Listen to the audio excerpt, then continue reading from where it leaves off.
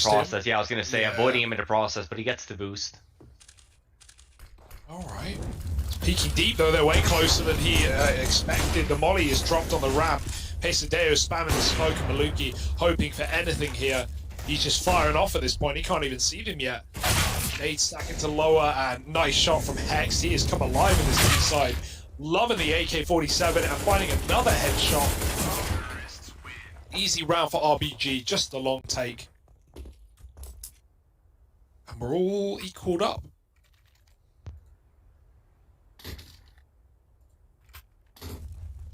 Yeah, was a ego though from Team 1, just AWP. But yeah, pick the right spot again. Hexed. Overall, just been very impressed by the guy from what we've seen so far. Yeah. Both of the 2 games we've had. Like a very smart player, doesn't just run and gun. Some clutches with the guy as well. Oh, the molly. I mean, they can't do anything about it. They can't react off of it. The flashback in to get the AWPer off, but he's going to go back for a repeat, and so caught with nades out. Didn't go well for Malbs. Still got Pesadeo here. Maybe he can close peek this AWPer, but as that smoke fades on his right, there's going to be players to deal with. He turns because the flash pops, and he hears it, but then he gets peeked from the doors. Ugh. Could not have gone worse for him, and they are already trying to save, but you got a man here in the form of Classier to cut that contingency down. He's trapped them in B, although they don't know it. And as long as his team get the bomb plant, Classier can frag out.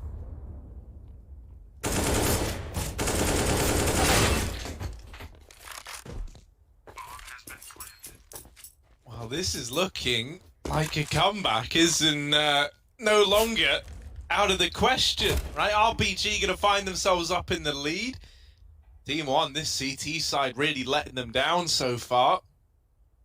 Just feels like they can't set a foot right. They even hunt down the one org that's trying to save.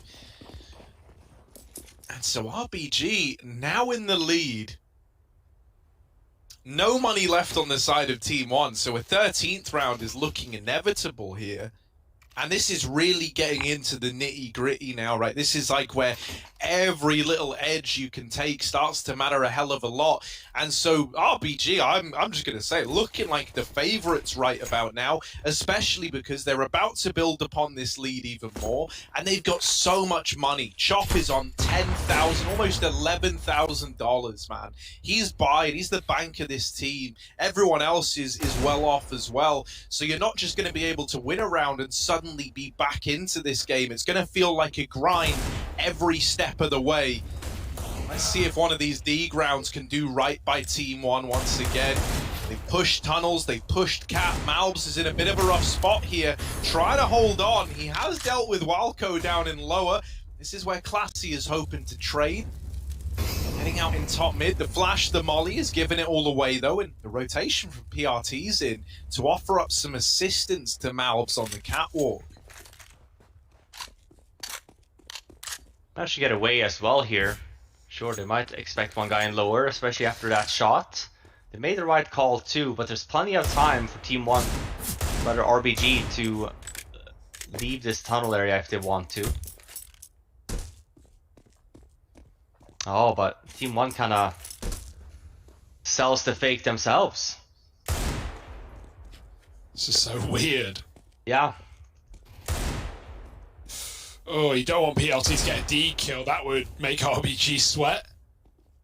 But now all of a sudden they made the right choice for Team 1. The rifle. Oh no, Malbs can win this entire round. My There's 20 God. seconds. They're running Malbs into him. MD. Oh no.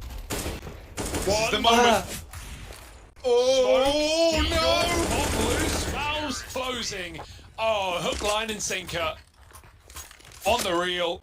The Out of the stuff water. of nightmares. Call up Wow. the Pesadeo. Sorry, I should have kept going with the fishing analogy there for you, Hugo. No, that was Hook, fine. line, sinker, tackle box, copy of angling, Yeah, time. that's Tackle box! You're already way ahead of my terminology. I've only been fishing a handful of times. I assume tackle box is a thing. Yeah, no, it is. You nailed it. Perfect. I used to be a big fisher when I was Really? young. Yeah. When I was your age, you're about to say. No, when You I was look younger. like a Oh, fisherman. wow. But now you see, I'm like, you know, completely different to that vegetarian guy. You know, all pro animal rights. Don't want to be taking fish out of their habitat Good for and you. putting a spear through their mouth Fair enough. just to look at them and then go, well, back in you go, guy. What a waste. They called you the Trout King of Brighton, Harry. The Trout King, yeah. That was unrelated to his fishing. Yeah. Just That because he was- stunk, actually. Yeah. I like the smoke as well. Yeah, That's just off the Molly. crippling body odor it was. Yeah.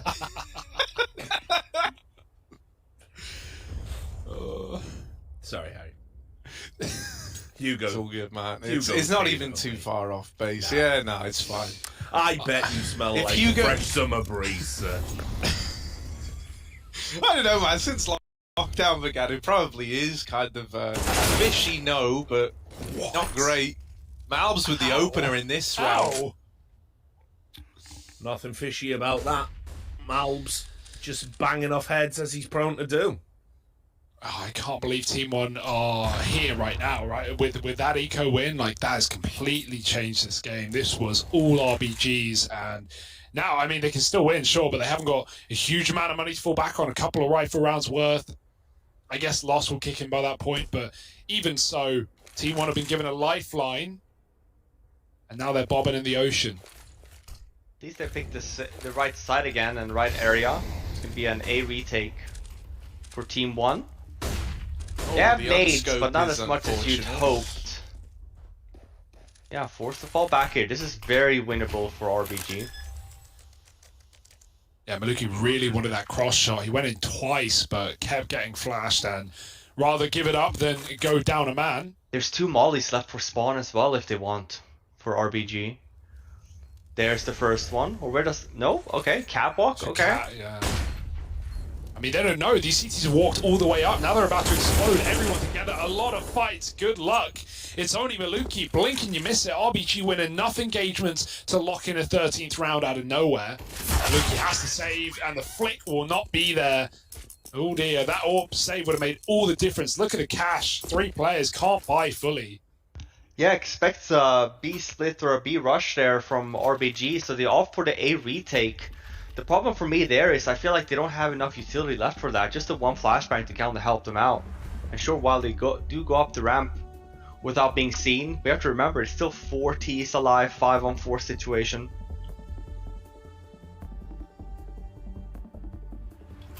And that's not the first round we've seen RBG making the right call on as well. On where to go.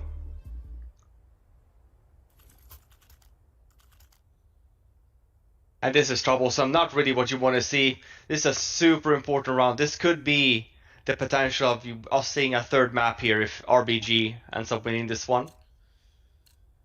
No money left on Team 1's end. They've gambled now with the double op setup. 2 deagles. Yeah, they've all in this, right? This is all or nothing for Team 1. And the double orbs, a risky investment. But scared money don't make money. That's what they say. Buy a Liege coin now. A liege coin. It's Trump going coin. to the moon. Going straight to the river.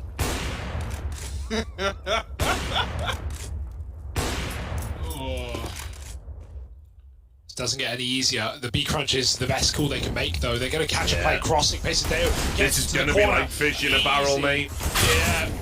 And I can't imagine that's pretty. Oh, That's just a big, soupy, bloody mess. And right now, it's the same for Chop in his Soupy, bomb site. bloody. Fishy. Messi. What a goal. Ronaldo. Yeah, there it is. Chop in the sight. Cavani. Not long for the world, Beckham. apparently.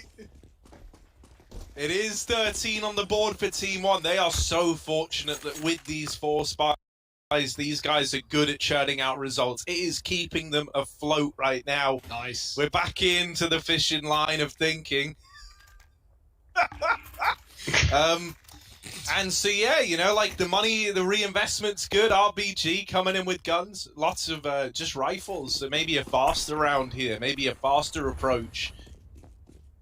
Oh no! Oh, It's fine. No damage done. No damage no done. damage done. Everyone, stay calm. Don't peek. Let's just play out the rest of this, and then we'll arrange the rematch. Yep. 48 See you Wednesday. hours later. See you Wednesday, boys. Team 1 have chosen to play the last 6 rounds out. We were gonna play that one round again on Wednesday. That's what we'll do. On Wednesday, just the Yeah, one just round. the one though. round. Just turn up for the one round. And go. Right. Back to Mine Cop. Oh no. Don't even need Mine Cop. It's all good.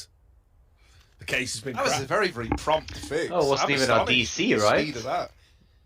Just something like that. Maybe Don't he know just, what it was. had maybe to he use the just bathroom. froze, right? I feel like you could call a pause for that. You know, the good old day of a tech issue, Real Teams- gamers- TeamSpeak issue. Real Oh, gamers died. piss themselves, Hugo. You would know that. Malbs Would I? over Oh, on the dear. short Oh. side, and Maluki's all This is a buy tearing round. through RBG. RBG are This pissing was- themselves, mate. This is a nightmare. Oh no, they've been so caught off guard by like out of the spawn Oh, getting hang faced, on. right? This is nice, but it's not going to mean much in the grand scheme of You things. sure, Hugo? You want to Yeah, stake get your whole bombs down reputation in on this, saying that nothing's going to happen from this sick flank out of class Not here? what I said, but yeah. Oh Lord. Oh. You were saying, Harry, could you repeat yourself? Yeah, man. Well, you know, he didn't risk it all. He's Okay. been promoted to Trout Prince. Not only now. Hugo goes back on his words with the bets. He doesn't want to Yeah, stake he his does. career He's on a bit of a Hugo Well, is sure, just isn't a he? very Yeah. slimy I changed individual. one goddamn prediction. And Right. then he's too scared to say yes to this call. Chop has 3 I'm HP. with gonna Class on do spot. this thing though, because what if we get a heroic style moment here? Chop's got the 2 kills. Oh yeah. Yeah, you haven't started. Did you hear about the Do you time remember that chop clutch? Yeah. Do you remember when he clutched it 1v5? I do And actually. we were all thinking, no way. And- Was he 3 yeah. health, Richard? It was something like that. Yeah, right? it was mental, mate. It's one of the best clutches I've ever seen, actually. It was just the way that he just got a series of 1v1 fights on Dust 2, it was, I think, as well. So people were just over peaking, and he was just so controlled with his trigger discipline. Yeah, it's all right now. We don't have to do that. Yeah. That one I was was a all bit geared up, far, not like maybe. this. I was all geared. But no. Oh my god! Like, let's remember how Team 1 got here, right? Off the back of that force win and so many opening kills as well. These orbs have just been lights out, like peeking B, getting the long pick. Their Maluki doubles up in middle, and we even have a cat boost to show some aggression as well. Like the aggression is there. It's catching RBG out of the gate. They're not ready to be fought so fast, and in back-to-back rounds, they've just gone down 5v3 instantly. So it really doesn't help their cause, and well, their cause might be a cause for concern with only a couple of rounds left of gameplay. It might be donezo. Yeah. Definitely up against it now. Oh, the eco for 15. Oh. Yeah, nobody likes this. No No. one. This is the hurt locker. Get the Not- bomb suit on. Yeah. Yeah, not even that much loss bonus coming in either, so very unfortunate here for RBG. Really want to hope for a plant here, maybe instead of a molly. Would have liked to see some flashbangs. But hey, there's a plan. Back a plat. Well, I like this. Oh, they try something tricky. They try to get cute with it. And PRT, one step ahead, a little too fast on the AWP. No luck with the Deegs. Going to be blessing RBG by the looks of things. What they got? A little run boost? All right, I'm intrigued. And there it is. We're off to the races, ladies and gentlemen. Classier with the opener. Can you believe it? Oh, and there's the round in favour of Team 1. Like we all expected, 15-13. Here it is. And this is now do or die for the plucky RBG squad. Yep, remember, they came in all the way from the open qualifier. Surprised to be here. Perhaps fortuitous with how it was all laid out, sure.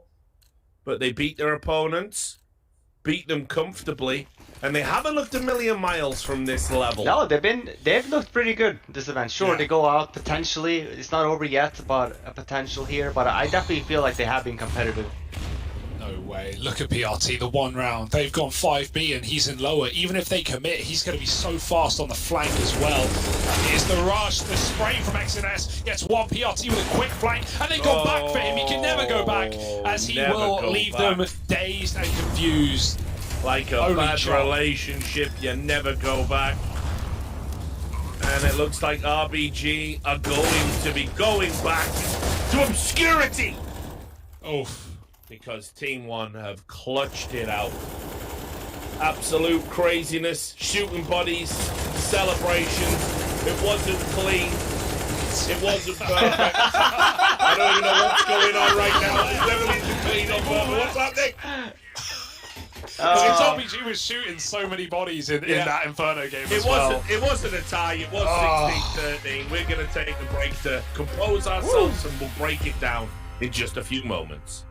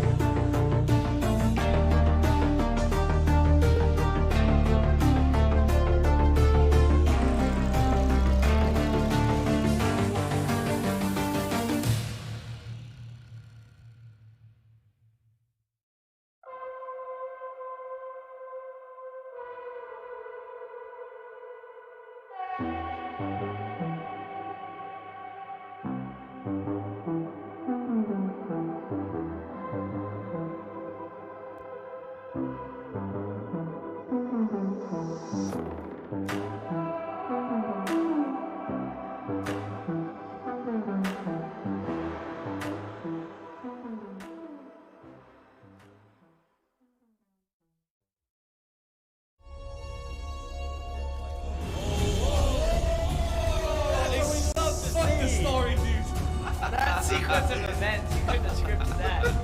He's gonna do something insane here. 1, 2, there's more to be happened. That was just like pure dancing. Yeah. With someone HP, he's gonna find that flag. Okay, and you're a white guy. Oh my god, this nigga, they're gonna win.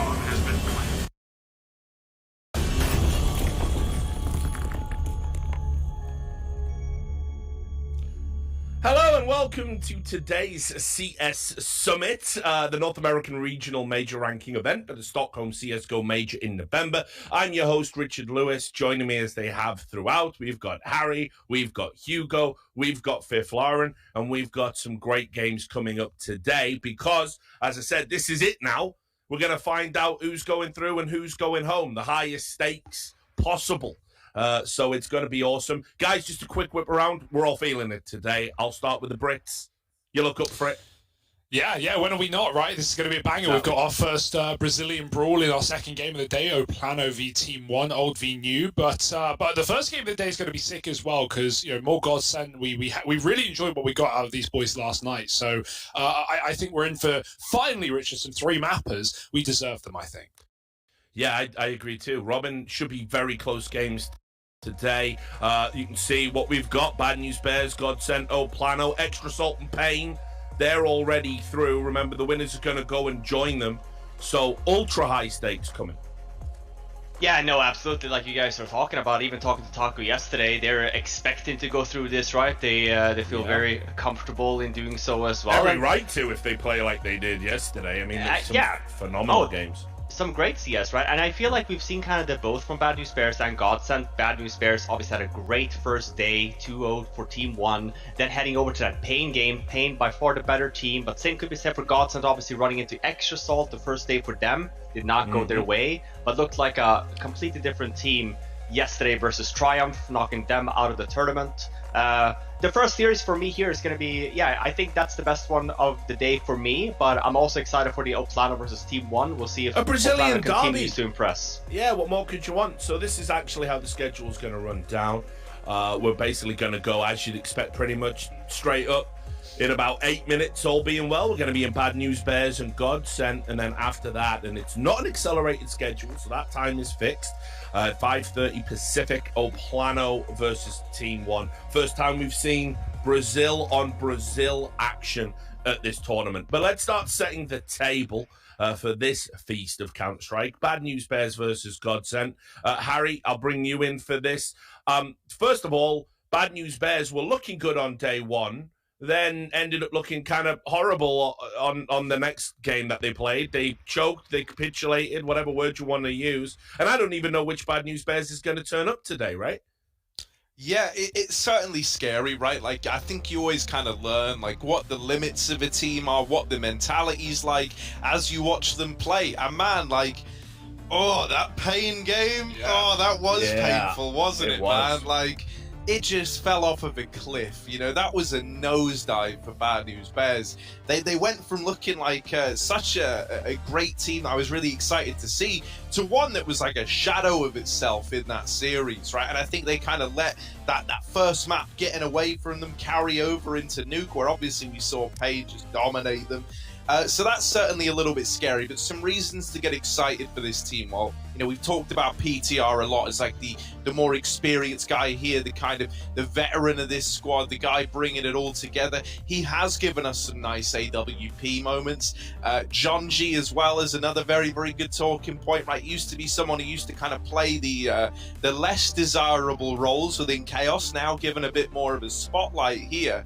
But I do think one of the real players to keep an eye on would be Alter. If we remember, it was him in that series where they really, really struggled struggled versus Pain, who was never in it and just continued to be out of it through that entire thing. 12 As one of kills, the I least think it was, on 2 experienced maps, guys. mate. Yeah, You know, yeah. all shocking. Well, Yeah, even on the heading into the... Oh, sorry. I was Go going to ahead, say, Robin. one of the bad news, well, bad news for Bad News Bears here, if we do look at the series, how it went, and we look at the GODSENT maps that they have been playing, Bad News Bears, the first day that they had 2 separate maps, right? Heading into the loss yesterday versus Pain, one of the maps is Nuke, one of the maps that GODSENT likes to play. Bad News Bears don't play Vertigo either, so probably a guarantee today to be seeing that map. It's a map that GODSENT has played twice so far this event, 50% lost to Extra Salt, but looked very good on it yesterday. I worry here a little bit for Bad News Bears, just solely from what we did see and what we've seen from GODSENT here. But excited to see where the veto takes us. Yeah, well, we'll find out shortly. I mean, GODSENT. Here's what I think is interesting, and just to remind people who maybe didn't watch yesterday, we did an interview with Taco after their win, and he turned around and said, in the past, where we've gone wrong is we've tried to anti-strat our opponents, right? We've tried to counter what they do. We've now decided we're just going to play our game. We're comfortable enough to do what we want to do, and that's what we're going to do today. So, you know, but it is bad news for Bad News Bears, because I think if GODSENT play like they did yesterday, I don't see a world where Bad News Bears can win, frankly.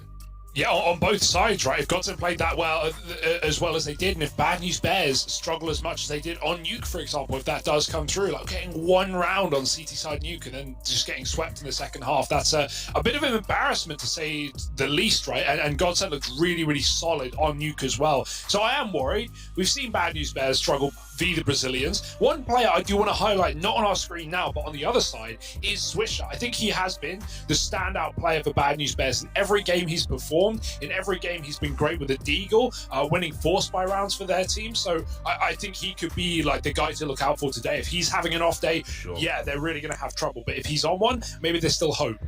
Yeah, I mean, same can be said on GODSENT side, though, right? I think Dumao has really showed up. One of the question marks for us yesterday was Lado, but he had a good series also. And Phelps, I feel like that, except for the MIBR game, teams, I feel like you always kind of know what to expect from Phelps. He's very consistent. I think he does a really good job in especially teams like this. So he has also had a really good event so far. But I agree with Hugo. I think the Swishers had a fantastic performance. You're expecting PTR as well to show up. John G obviously very upset on Twitter after the loss that they suffered versus Pain yesterday, rightly so. And here we go. We see the maps. Yeah, it's interesting. Interesting. Yeah. They get away with a Nuke ban. I'm surprised by that. Yeah, I that mean, is a for that surprise not to be for sure. picked first, for sure, and Levine does too, and in short, it's a map. I don't know, I feel like it definitely, I'm not a fan of this veto, honestly. Just looking at it, Bad News Bears does too is a really good map for some of these players. GODSENT, I think, showed up tremendously on a map like Nuke, and not to go for that. I was expecting them to win this veto, but I actually do think it's pretty even. Five bet odds don't agree with me, but that's okay. I just think it was always going to be hard for GODSENT to win this veto on paper, because their map pool isn't really there yet, right? You were always going to end up on either Train or Dust 2. One of those maps was going to come in as the Bad News Bears pick. So they've lent it in the way of Dust, right? I imagine that means they've probably prepared some stuff. They've gone and researched Bad News Bears a little, but not to the point where I think they're going to be coming into this anti-strat heavy. I imagine a lot of this for GODSENT has been just gearing up for this Dust map, knowing it's going to happen. And in a way, that's a nice element of control to have over the veto, knowing that the 2 maps that you don't play and haven't played are going to be, the go-to picks for Bad News Bears. It meant that you had a certain degree in where this veto went. I do agree though that the Nuke skip is an interesting one, right? They've gone for Inferno, which is been a bit of a rough map for GODSENT in times gone by. Well, I mean, I was just going to bring up, I thought they had a pretty good performance against Extra Salt and Inferno. It was double OT, and I think GODSENT could have potentially won that map. So maybe they're feeling it. Maybe after that performance, they're looking at that and going, hey, if we can take Extra Salt all the way, we can definitely do a number on Bad News Bears. So I don't know. I think maybe we're getting ahead of ourselves a little bit, honestly. I think GODSENT have a chance on that map based on what I saw on day one. Yeah, I think it's just worrying that they haven't played it once, right? Like they haven't touched us too. So Right, sure. I don't know. I don't know what to expect from GODSENT on the map. Obviously, as Harry said, they're clearly coming in prepared. They're coming in expecting it. But to see Nuke get skipped when not only GODSENT looked amazing, but Bad News Bears frankly looked trash on that map. Obviously, I think mental state played into that series for sure after the way they lost to Pain in the previous one. But we saw absolutely nothing in that game from Bad News Bears. So it feels like a bit of a swing and a miss for GODSENT. But maybe we get proven wrong, right? Maybe their Dust 2 is incredible. Who knows? I mean, not to mention, it can just be one of these situations where, like with GODSENT, we don't have the biggest idea of where the map pool is at. There might be one of these situations where, like, the stats might not support how the players feel in the server, right? You might just feel like Inferno is a more consistent map for you. And, bearing in mind the comments that Taco made after that Extra Salt game, or, regarding the Extra Salt game, I guess, and saying how, they kind of played into Extra Salt's game by trying to anti-strat too much. I am excited to see what GODSENT's idea of Inferno is like, because that was already a very, very close map. So, I don't think it's like the end of the world. It's a shame that we don't get to see Nuke, like that's the thing I'm more sad of, because it is, usually a good map for both teams, as Bad News Bears would try and dupe you to believe the other way. No, man, I don't know. I think this is a pretty decent video. I'm very, very excited for the Inferno game and seeing the revised GODSENT game plan, and to see what this team is even like on Dust. Like we're already writing them off just because they don't have any maps played on it, but maybe they're sick. Yeah, maybe. Yeah, but listen, Harry, that's the point, right? Like, we don't know anything. So we talked about that yesterday also when it comes to the map choices there. I think the difference here is this is GODSENT's map pick in Dust 2, and they have 0 games played on it. So again, we talked about it, right? What you see on practice versus what you see in officials, it could, flip a 180 completely, right? So I think to not go for a map that you have played at this event and you have been really good at it, and then seeing on Bad News Bears side, very weak on Nuke in general, I'm surprised. I'm hoping that they have, something in store for us. Definitely to Richard's point, Inferno was definitely no slouches for GODSENT either, that overtime versus Extra Salt. And then heading to third, if we get to that point, I do favor GODSENT a little bit. We saw them on Mirage yesterday. They looked very polished. Very good. Their guys showed up as well. Phelps and Dumao was just ruined. This is the time when Taco had like 2 kills, right? Remember, they never hit the B bomb site. It was just a Phelps and Dumao show. So I think we're about to go live with the first map, though. Yeah, we are. It's we're about to get into the action, guys. Just as well, I noticed that our sponsor Vibet, they had GODSENT as clear favorites for this one, so they're feeling it. Let's see how it goes. Yeah, no waiting around. First pick of the series, and it's Inferno from Bad News Bears, and they start T-side.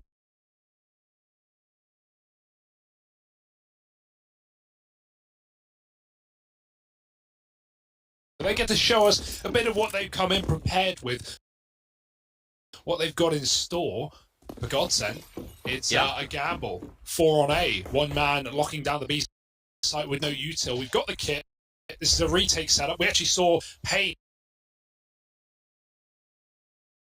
run this exact same, or was it Team 1 rather, run this exact same pistol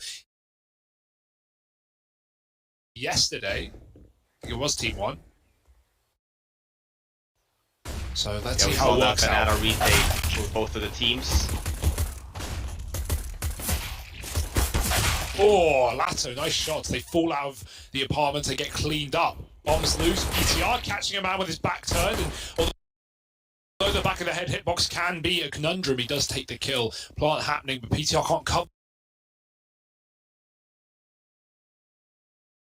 He's letting them go by. They're going to chase down the plant. A great reaction from GODSENT. They just need to kill quickly. Alto just trying to stall and survive. Taco's got the shot. PTR 1v2. Bomb isn't for him, and the molly makes matters worse. He has to smoke it. It's not a stick though, and he's calling that bluff. He's not rushing this one down. Taco with a no kit gets on the bomb. The kit was dropped in middle, and they're on a 10-second stick. PTR gets a and Taco, low HP, being played with. PTR won't give him the satisfaction, and it's going to be a BNB round. How the hell does PTR recover there? Yeah, I think they had a kit on Phelps, but I wonder where he died. Everyone died in mid, in the choke. They must have ran right past it. And it's interesting here as well, Taco does drop on the defuse. He has about 4 seconds left, expecting PTR to obviously peek him there. Wonder if he would have actually done this so though. Nonetheless, it's a nice start to this series for Bad News Bears and the PTR especially. Getting away with that clutch. Experience showing through. Yeah, there's GODSENT picking CT side here, obviously being Bad News Bears map choice. They got to decide.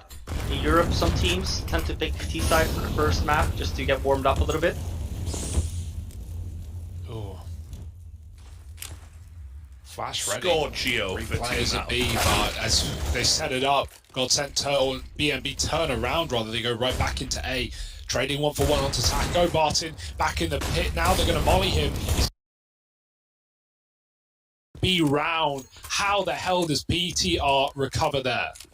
Yeah, I think they had a kit on Phelps, but I wonder where he died. Everyone died in mid in the Yeah. choke. They must So have ran that's- right past it. And it's interesting here as well. Taco does drop on the defuse. He has about 4 seconds left, expecting PTR to obviously peek him there. Wonder if he would have actually done this though. Nonetheless, it's a nice start to this series for Bad News Bears and the PTR especially. Getting away with that clutch. Experience showing through. Yeah, there's GODSENT picking CT side here, obviously being Bad News Bears map choice. They got to decide. In Europe, some teams tend to pick T side for the first map just to get warmed up a little bit. Oh. Flash ready. Scorchio Three for players Team at B, but as they set it up, GODSENT or BNB turn around. Winnable.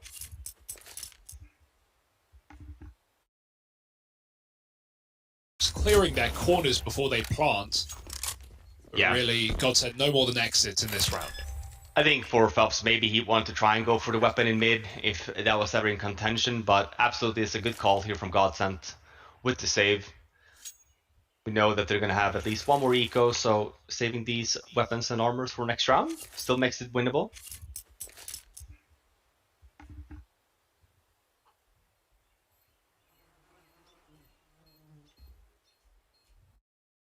It was a close game, and Man, sure, when- Anonymo feel a little bit aggrieved and sore, but they showed what a fantastic side they are. It was good to see Snacks looking like his old self again. Yeah, rolling that was back the crazy. years, like Right? Nick I Hucknall. know. That pistol ace.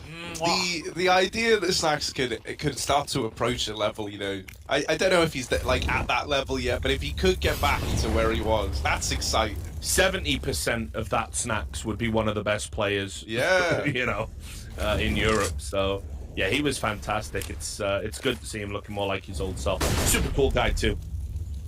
Yeah, talking Yeah. of Polish talent as well, waiting in phase 3 of this tournament is Mihu, over in EG. Oh, good That's something to keep thinking. in Yeah, mind. I always forget that even Yeah, happened. Like crazy. what a roster move that was. He was, happy it for was a him, bit, man.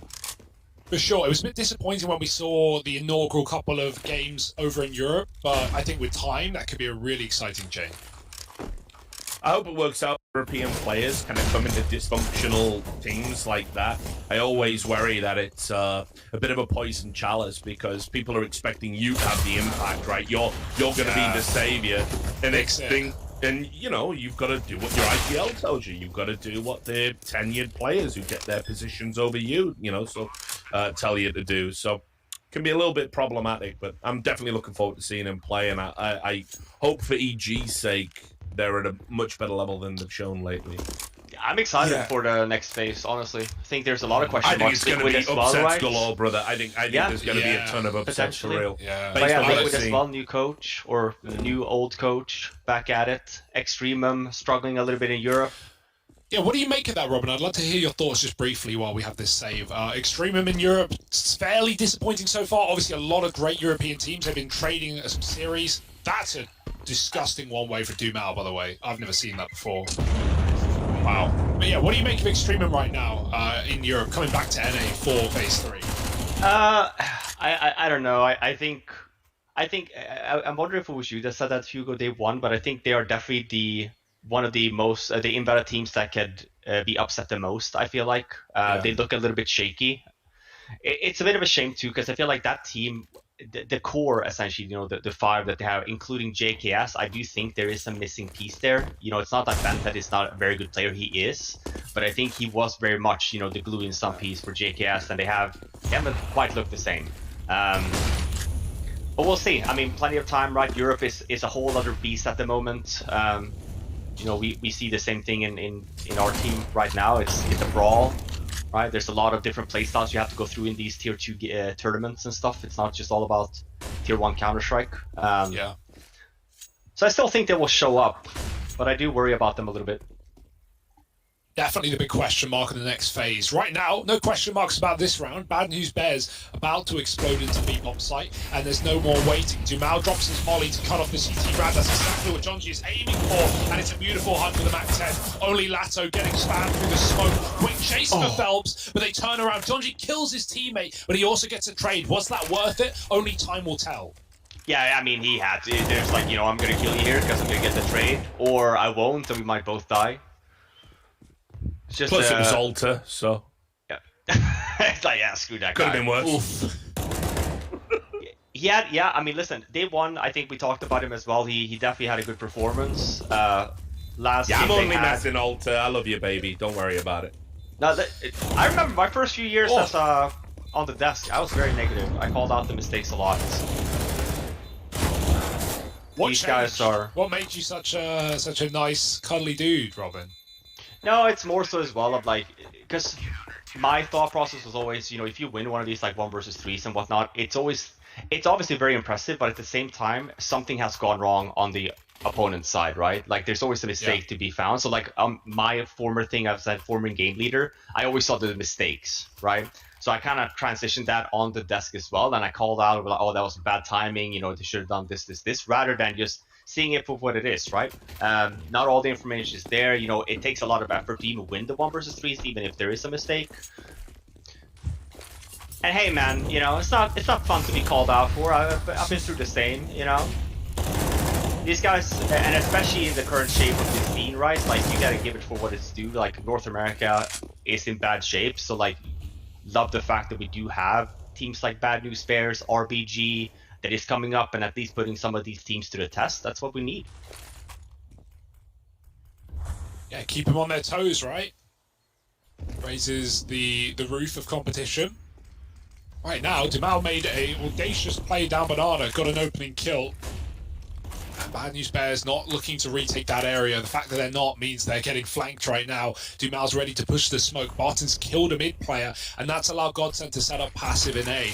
This is a perfect round for GODSENT right now. Bad News Bears need fast entries, and they can't afford to get traded. They don't have the manpower for it. Swisher with the one-way out apps might just jump up on the balk, but Taco is tucked in the site. No one giving away anything here for GODSENT. Barton down in the pit now, and lots of damage done. Swisher finished off PTR, 10 health on that AWP, and they might even bail. They turn around. Spongy's got 1 kill, and they're getting flanked, as said. Dumal sitting in middle, waiting for that rotate out.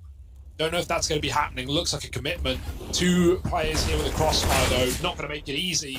Nice entry. Spongy's on a double. Lato trades. PTR now with the bomb can plant, or at least tap it. But he's read the wrap. He's going back for another clutch. However, he can't find it this time around. 2 for GODSENT. That got very dicey, considering how favorable it once was. Absolutely. He wouldn't have had time to rotate back to B there, so you still have to find Taco. But again, PTR making it winnable. Comes from a good early hold here as well, but 5-on-2 makes it a 2-on-2. So good thing for Bad News Bears at least is that they're keeping GODSENT money pretty low, and it's another buy. Mac 10 on John G. Watch out for a potential fast round here, or at least a fast map control take.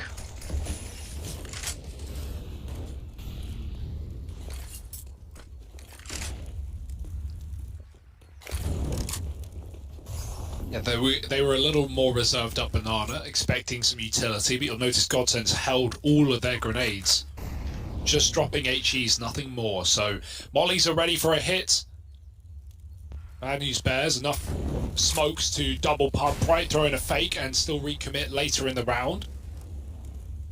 And in fact, even if they don't want to do that, their hand may be forced by the mollies, by the smokes left available for GODSENT, if they can get them down in time. Otherwise, Bad News Bears are just going to go. Oh, Lato churns them Oh. up.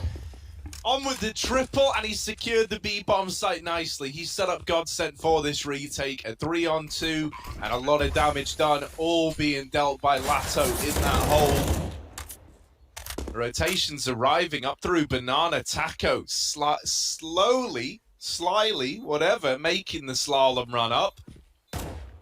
The retake, slow approach as they wait to see if they're fed any more from these players in the site. Taco's going to molly you out into the open. Oh, it's not wide enough for PTR, dead on the swing. Barton never takes his eyes off the prize, and the defuse is in for GODSENT. They get themselves up to 3. It's a nice retake, a good B-site holdout of Lato. Yeah. And a great call to wait for Taco to get into position with that Molotov, knowing it was going to give you a gunfight and essentially, you know, win you that retake. Yeah, any questions on Lato's performance? Answered immediately. That was a really, really nice transfer. 3 kills, back from the pit. And as you said, really methodical retake. So that's going to break the money once again. Pistol armor. Even with the plant, it's not enough. Phelps now with the orb. Imagine it's just spawn-based. Might be throwing it back, but we know this guy is quite the talent. He can do whatever the hell he wants. He'll be keeping it for now. Somewhat position-based, potentially. Just want that orb on A rather than in the capable Doom out on the B-bomb site.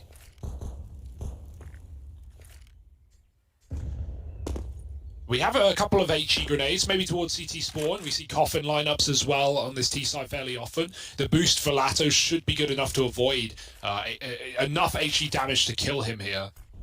And they're going to throw it lower as well, so no worry for him. Bit of a tickle, but he'll live. And back to A, where this crossfire is about to explode. 2 players on the long side ready for contact.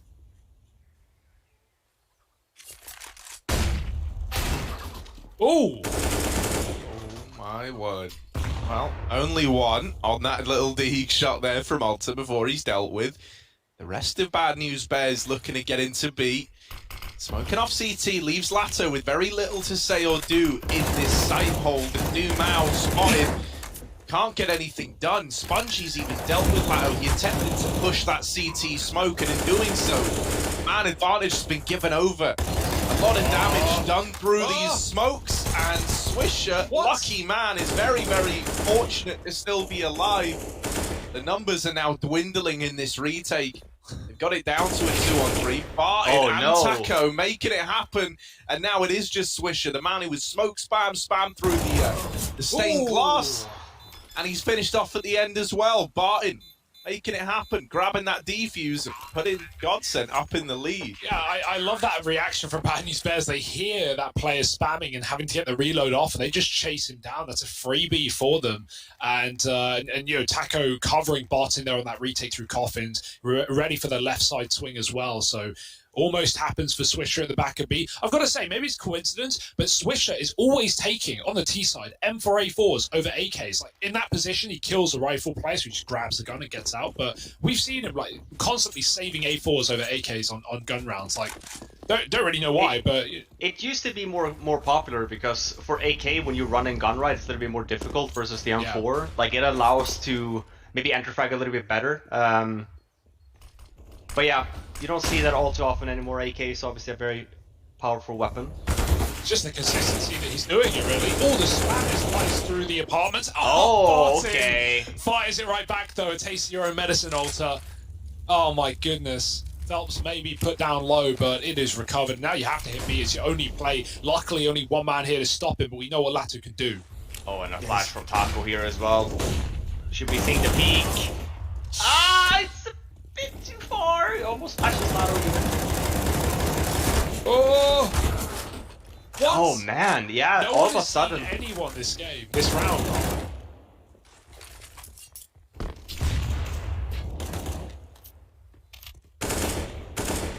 Yeah, this is a safe call here from GODSENT. Because of the damage Bad News Bears have done to GODSENT's economy, they're forced to save here. Can't even gamble, rather just save the weapons for next. Yeah, even though they get the 5-on-3 immediately in apps, Lato is alone at B the entire time. He just needed one kill to tempt him back in. That was all they would have needed, really. but nothing of the sort.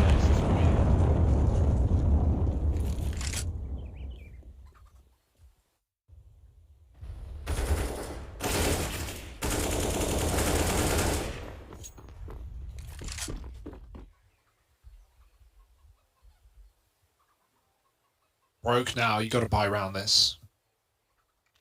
Taco is going to struggle. Lato has got a FAMAS thrown over. And BTR back on the AWP. Yeah, Switch has done it again. Yeah. Fair enough. It works. Like, he's getting frags with it. Yeah. Like I said, it allows him, you know, to kind of you crouch up and keep walking, essentially. He's not as well. We see John G here going in first, but Swisher has been pretty aggressive throughout the series that we have seen him in. It wouldn't surprise me. We can pay that attention to the other side. He probably does swap to the AK for CT side. Oh! Close. Man, this was, you know, a pretty broken buy for the most part, and yet the Deagle, good for one still before getting traded. Spongy's now down in the pit, but the bomb is loose in middle. This is a very, very weird round. Spongy might have a lot of pressure on him in this position to try and make something happen. PTR feeling a little useless, is having to worry about Banana, having to worry about Apartments, pushes in through Boiler, and so he dies to Phelps. Spongy is the man who's going to face the bulk of this round, and he's dead on the peak as well. A great round out of Phelps there, right? 3 over in middle, lights up the scoreboard, puts a stop to the mid-rush. And in a round where you didn't have much to go off, yeah, man, it's a huge debut from Phelps there, right? Given a chance to shine, he's saved the money of GODSENT, and in doing so, you know, he's set them up to potentially start to field a very, very good CT scoreline. We should remember as well, this is the last North American hope in this phase. 200 Brazilian teams in the other lower bracket, so if GODSENT were to win this one, it would have been all Brazilians except for Extra Salt making their way through.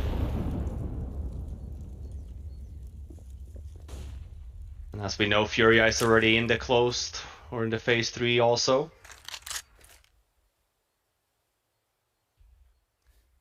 Another one of these apps pops leading into a B play though.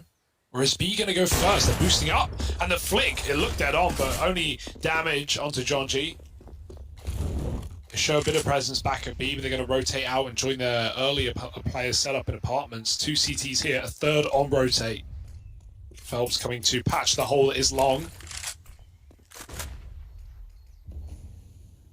In no hurry though, despite these smokes going down. However, this will be the A play. Taco up on the balcony playing a smoke. That is unbelievable from Alta. Hitting the headshot, 6 health, Martin spraying. All he needed was 1 bullet, and instead the flashes from PTR have left him useless. Alta with a double opener, and well, we all have played Inferno before. Time to throw in the towel, play the money game, call up the accountant even.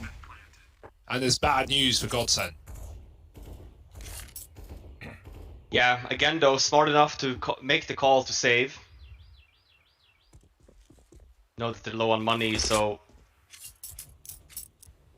anything helps. As we saw last round, there was another one of those where they get the weapons saved, managed to convert that round still. And the difficult position to be in for Bad News Bears here in rounds like these is you kind of want to chase, but at the same time you're also broke. So you're also kind of just forced to just allow this to happen from GODSENT. Same could be said about a map like Dust 2, for example. Rounds like these tends to be just very difficult to then convert for Ts. You really want to get to a point where you start collecting some money, and that way allowing yourself to be able to chase down the guns a little bit more. Give yourself these easier rounds, so to speak, which is a full save rather than as the buy we kind of see now from GODSENT. It's 3 saved weapons in with 2 SMGs and a lot of utility to kind of cover this out as well.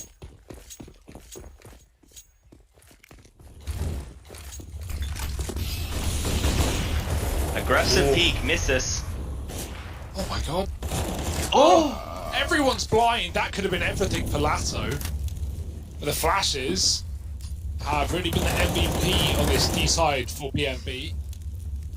Dumao still a bit miffed that he's not up 5v4 after that attempt down banana. He's going to give it another go, catching maybe players Nate out. Jonji through the smoke, dropping a smoke in a choke point as a T. That's when you really don't want to get re-aggressed upon, and well, that's exactly what happens. Rotating back for a double setup into A. It's only Barton right now. He's got to consider everything, including the long wrap. Now patched up, but Barton, with only an SMG, has a lot to do.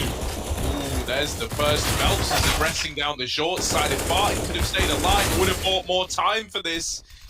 Instead, Phelps gets there moments after he's gone down in the site. They're already looking and considering these other angles, these other contingencies. It's all left on to Dumao in the 1v2. AWP in hand, and both players tagged up already. Right now, they're just tucked in this site, not looking to give the gunfights over. And Dumao, on the back of not being given anything, decides that saving will be the best call here. Holds on to the AWP at least, so that's something for GODSENT in this next round. But it is a Bad News Bears lead taken as they move up onto 6. Nice little response out of them there, right? Pieced together very, very quickly that B site was looking stacked. You know, the double peak down banana. Usually you have that kind of control coming in if you've lent 3 towards B early. And that's 2 rounds now that GODSENT have done exactly that, Harry. Move players over towards B, not necessarily even out of spawn either. Just, you know, after about 20, 30 seconds, starting to stack a site and then being left with 1 man on A. That's 2 rounds. The BNB have gone A into what was initially a 1-man hold and, you know, broken their way through. So these early rotates to B have proven to be quite a problem for GODSENT, if anything. Especially when we've seen their willingness to play retake, and retakes actually look pretty good on the B side. So it's a surprise. This time they've done the opposite. They've put 1 man on B, but that man is Dumao with the save door. Navi used to do this a lot back in the day, stack bomb side a lot, so if you didn't have a lot of info, it's always a 50-50, and expect to retake the other site. And we see this from GODSENT. I do appreciate the smaller gambles, but it's rounds like these, right, where sure, it's an eco, but even had this been a weapon round, yeah, they have the bomb site, it would be a 5-on-4, probably you just end up calling for the save there, you save the weapons for next round. But yeah, I agree. Very nice reactionary play here coming from Bad News Bears, even for the previous round. Make the call, see the opera at B. Still expecting them maybe a third, or heck, even, you know, only 2 players at that A bomb site, just being very snappy with hitting that. Yeah, Jonji seemed pretty aware, right? The second he got that kill on Dumao, he just ran CT with a MAC-10. Didn't give away the kill as he saw 4 players, but they're just looking to get exits now, knowing they're going to get hunted by the MAC-10. Here it comes. Yeah, this is kind of the rounds we were talking about, right? Getting to a point where GODSENT is not allowed to save any weapons, so they're forced on the save, which allows Bad News Bears to go a little bit on a hunt, collect some more money in their bank. And I think it's good enough now to a point in which they should be able to buy out throughout this whole half. Been a good side so far for Bad News Bears. Good T side. Yeah, really good flashes as well. I think that's been one of the main things, right? Even just there, Dumao gets completely whited out on a limb in banana. And especially when we've seen these apps drops as well, site players have often been completely white as well. So yeah, good stuff. 7-5. This is a change. PTR right at banana with the orb, waiting for that re-aggro. But he's not going to get it, not yet at least. 3 players at B from the get-go. Org scoped up, and the orb is fast. 1 bullet is all you need. Jonji jumps the corner, but no one's there to trade. Lato could have been a dead man if there was just 1 more T giving that a peek. Instead, it's a 4-on-4, and GODSENT get the chance to cut off the angle with a smoke. That being said, Bad News Bears have been great at regrouping, resetting, and hitting a bomb site in the late round, so they're just going to hold off at B while the boost comes in and set up the smokes. Yeah, and I mean, if you expect anything from previous Bad News Bears, they would have gone back to A now. But the fact that GODSENT still keeps 2 members here at the B bomb site. They haven't caught up Lado yet on the boost, but Swisher with an M4 on that T side, as we discussed, leaving only Phelps on the bomb site. He's also going to go down. It's another round from Bad News Bears. Barton and Taco are trying to get away.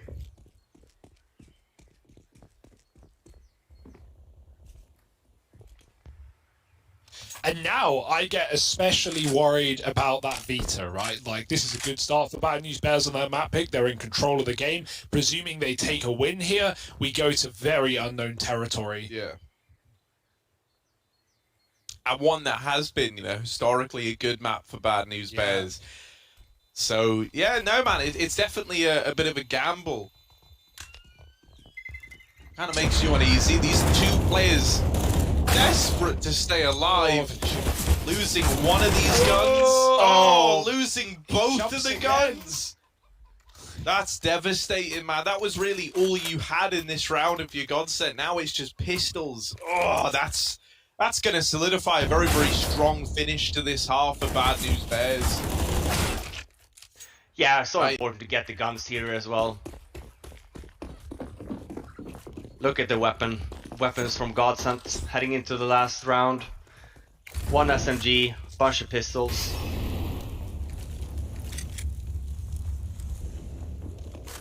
Yeah, a couple of smokes as well. Maybe they can stall things out here on this T or CT side. Phelps eats a grenade, and Dumal, well, he sits in a molly. Smoke will have to be used. Bad News Bears in no rush. They know that the economy they're up against is going to be pretty weak after those exits, so they're taking things nice and calculated, nice and slow. Got that early rotate back to A for Phelps. And it's a good read. But even with the read, man, you could have all 5 players here. It's still going to be very difficult to stop these rifles getting into the bomb site. Oh yeah, Taco gonna be this first point of contact. Tries to take a flash peek in through the short side, and he falls down to John G. Phelps now in the sight with Barton and Pitt playing this crossfire. Phelps is going on a bit of a tear. This MP9 was the only, you know, I guess you'd say primary weapon in this round, and it's done good damage, but that's really all that's been found here. 9 on the board for Bad News Bears, unless Lato could come in big with a 1v3 that should never happen. And it probably won't. I hate to break it to you. Right, something would have to go very, very wrong in a moment like this. So this is now 9-5, and a chance at reaching double digits before this first half draws to a close. Lato's just trying to get out of the round with something. He's making it expensive, at least. I think PTR's probably dead to the bomb now. He's going to run, yeah. I mean, you know, they have money, so he can die. As long as he doesn't give the AWP over, that's what matters. Oh, And he's good. It's a deep plant. Right, yeah. we're good then. I mean, he could die and it wouldn't change a thing. Nice save from Lato, but kind of similar. Like, also, they got enough to buy. It's last round. Like, all that would do is give you, you know, 1 flash worth difference of money. So, oh well. Could have got the AWP, though, honestly, off of that. I'm surprised they didn't. I presume that's on purpose, because they definitely had the money. The odds haven't changed much from Vibet. Still favoriting GODSENT here. Well, I like this. We're trying something new. Normally we see a banana push, but heck, we're down alt mid instead. Called this before from Bad News Bears. They've been really good on these snappy decision-making calls, reactive play, so they make their way over to the banana bomb site. And they're both in spawn, so they'll get this site for free. Yeah, Smoke Spam drops the bomb as well. Taco could go through with a flash and catch them trying to get back on the plant. They do, and Taco denies it. Traded by Jonji with great work to keep this round hung in limbo. 2 on 3. Jonji's got to find a safer spot to plant, but with the coffin smoke fading, he's open as well. It's getting a little dangerous. No more smokes down. Fights have to be won, and Swisher starts strong. 2 on 2 to get the plant. The molly's beautiful, and Dumal's got that one. But Lato to finish, and somehow GODSENT recover around the aggro playdown. Ult works wonders, and they finish it off at B. That being said, first half looking good for the North American side. We'll see if they can keep it going in their map pick after the break.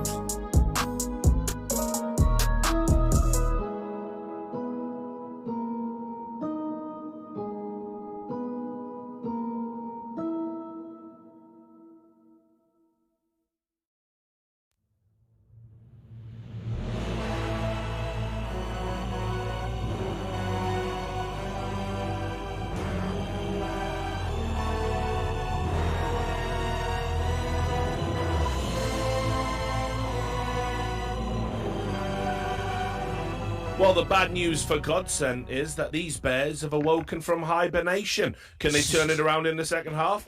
Let's find out. Just Double fantastic smoke. stuff. Yeah, 2 sets of nades for both of these two teams.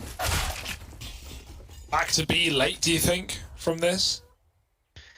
No mollies. 2 nades. Yeah, it could be a back to B. Could also just be... Oh, he's throwing it up. I was going to say, it could also be a smoke play up towards mid. Block off Moto and Pit maybe. And then head over and try and hit the bomb site. Here we do see it is going to be an A play. He's changed his mind a few times here. Here we go, the first smoke is down. Towards that arch area to block that off so they get up to mid right. And here's the second one. Yeah, it does land in Moto, so... Oh, Okay. Okay, Alter. Well, the GODSENT are trying to put together a cool pistol, but it's not really been allowed. The quad A stack and a couple of smoke shots here and there have completely uprooted this pistol round. It was meant to be a cool little smoke execute into this A bomb site, and yeah, man, there were executions and there were smokes, but it's not really what GODSENT were hoping for. Left on Lato, all alone, the bomb lost at long, and he's just looking for kills to try and make this one doable. found an opener, but they're going to triple peek him, and that should be the be-all and all reload for everyone. They're still hunting. Jonji, with the reload, is chasing the kill, and well, there's no time for this round, but Lato has at least made it scary. Bad News Bears both put distance between themselves and him. They're going to kill him after time. If he doesn't run away now, he will die with no armor, nothing. And so instead, he has to save his pistol. That's like humiliating. He's going to die anyway. Why run away if you're going to die anyway? Yeah, it's confusing. I will shout out there, GODSENT did have a plan there. It's Bad News Bears. They threw a smoke by that lane area when the other two smokes from GODSENT comes in, so they cancel the push towards that A bomb site, decides to go through the smoking archway instead. That's where the wall was. It's a good idea from GODSENT. Decide to cancel it halfway through because of the smoke. Don't want to run through that. Oh dear. And it's a buy without the bomb plant. We don't tend to see that very often, but they probably just bought for Lato's sake, right? yeah, he was already at 0, so why not, right? Just reset everyone. Hope that you can maybe potentially win this one. He does have a P250 at least on a pistol round. Could have been worse. Right, flash for the halls. Smoke drop by Spongy, and the good timing on the short nade as well, but nothing too dangerous. He's going to sit back in Grave and do some damage on the way out.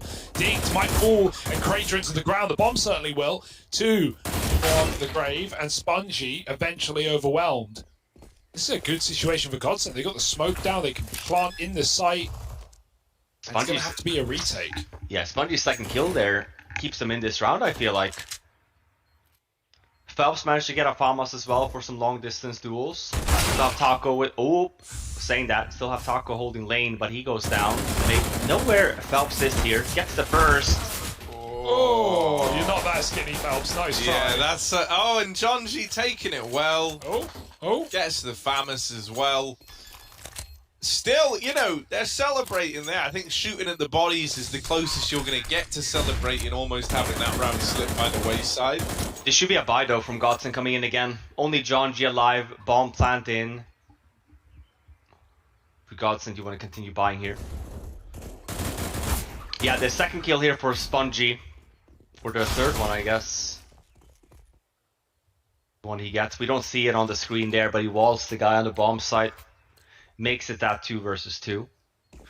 But yeah, again, we see GODSENT buying. Good decision. Even compared to buys as well, we have just a 1 Mac-10 on Lato. 4 rifles. Not that much utility though, so let's keep that in mind. No flashbangs, just 2 smokes and a Molotov. So these are dry peaks we'll be seeing. Excuse me? He's like, the volleys there, he can't be pushed. Jonji, it would appear that you don't have a ticket to ride on this train. No What? way! Actually, Swisher bails him out. I am kind of at a loss for words. GODSENT, this is falling apart at the seams. Oh my god, Jonji is still pushing. How did Swisher know?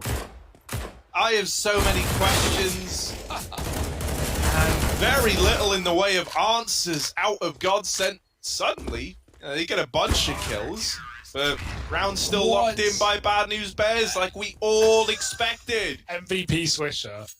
No doubt about it. Like, yeah, Jonji knew. Jonji had an idea. He was looking back. Not Jonji, sorry. Dumao, rather, was looking back, was keeping an eye on Banana. He had a feeling something had happened, but you can't expect that play to come through. I think he was just going to ask for his team to check the corner. Instead, dropped, and Jonji doesn't stop. He just keeps pushing the smoke. That round is something, all right. 12-6, and GODSENT another buy back in. Damage was enticing, and they're going to do something fast with it. High flashes, mollies at your feet, nowhere to escape for Jonji. Swisher needs a multi-kill here. He's taken his first AK of the game, maybe even. And they're running his way. Good start. Smoke's down though, and they'll be able to flood in.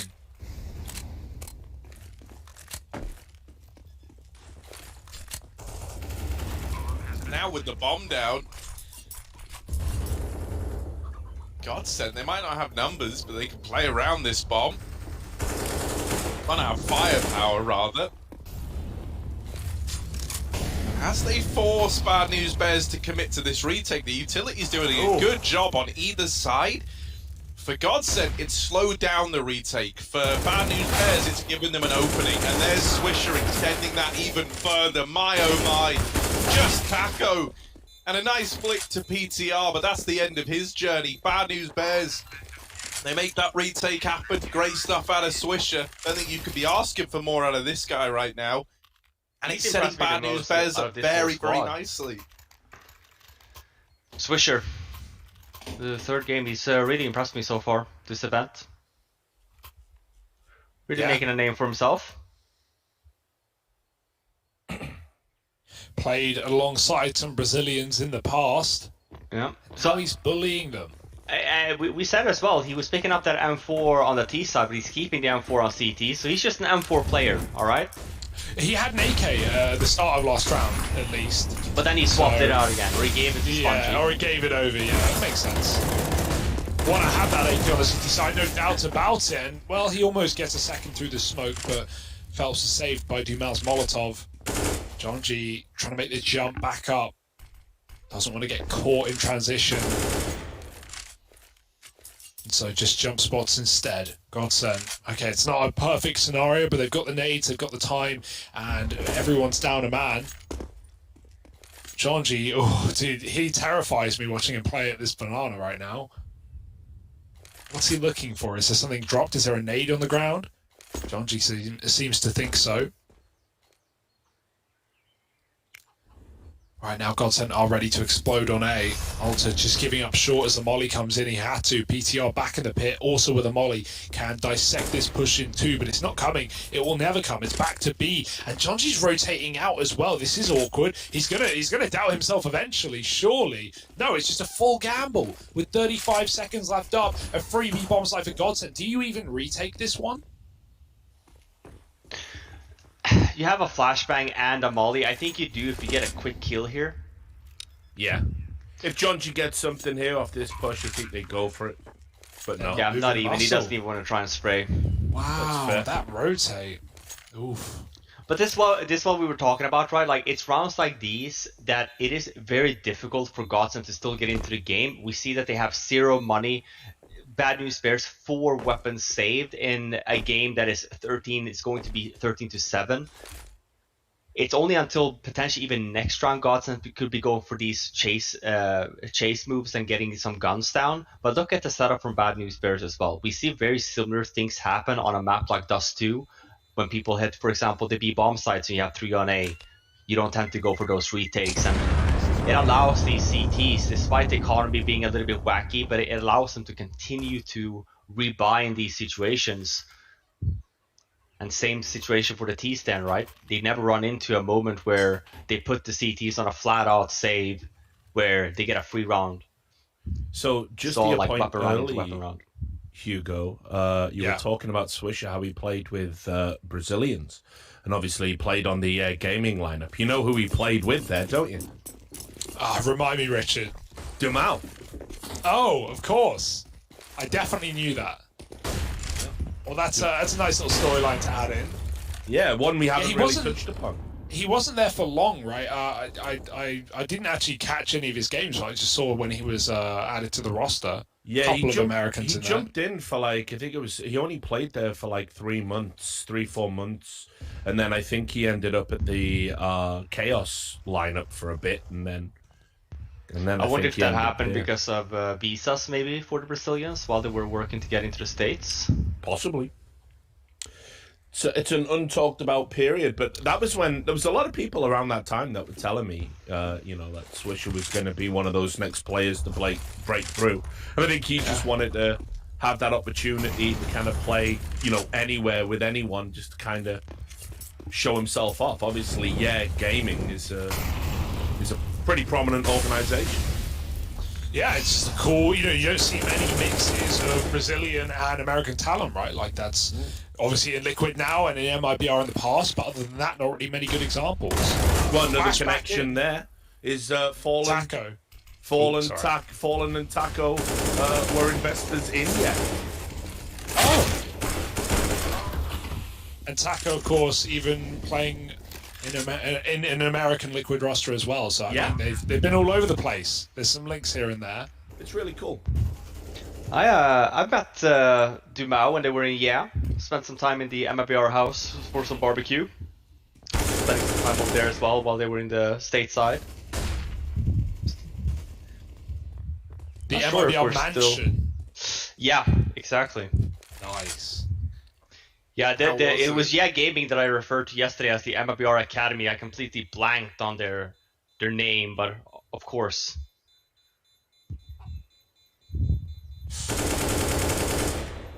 Oh, that's a path to a save opened up if he takes it. But Gotta watch his Dumau, back. yeah, like Jaws. Oh no! Oh. Well, Jaws does get got at the end of that movie. Spoiler. Whoa, spoilers. Harry hasn't seen it yet. I haven't. And I am the Trout King. I think it's important to remind all of you. You got demoted to Trout Prince, if you remember. I know, well, yeah, but I'm Let's not. reclaiming my throne. You haven't seen Jaws. Are you really a fisherman? I just, I like that they named the shark Jaws. I think that makes a lot of sense. I mean, look at Because they his do have big jaws. teeth, Yeah. right? And it's like the Bond villain was also called that, right? True. Or like Sutton. Look at his jaws. And he had big teeth as well, so I'm noticing a reoccurring theme. There was a guy in He-Man called Trap Jaw.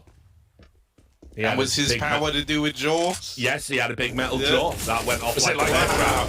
Was it like the saw trap, that like rips your mouth outside? Or Well, hilariously enough, there's actually a film called Teeth, and that one's got yeah. nothing to do with Jaws. maybe So a maybe, jaw maybe wet. that one, Watch that one, maybe. that one kind of breaks the streak we were on Yeah. of iconic tooth-based villains.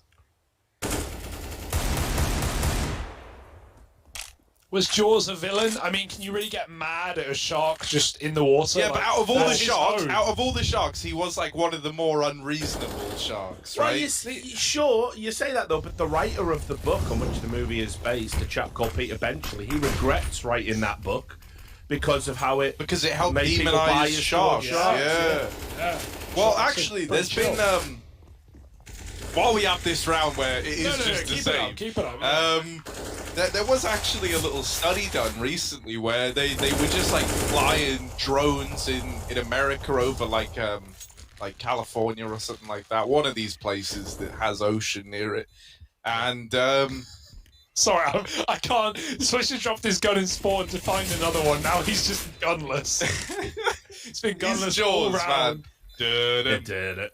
So, He is. Is he gonna go? Is he gonna go? Get a kit, maybe. he should tap it and they'll come running back. Or can he find anything?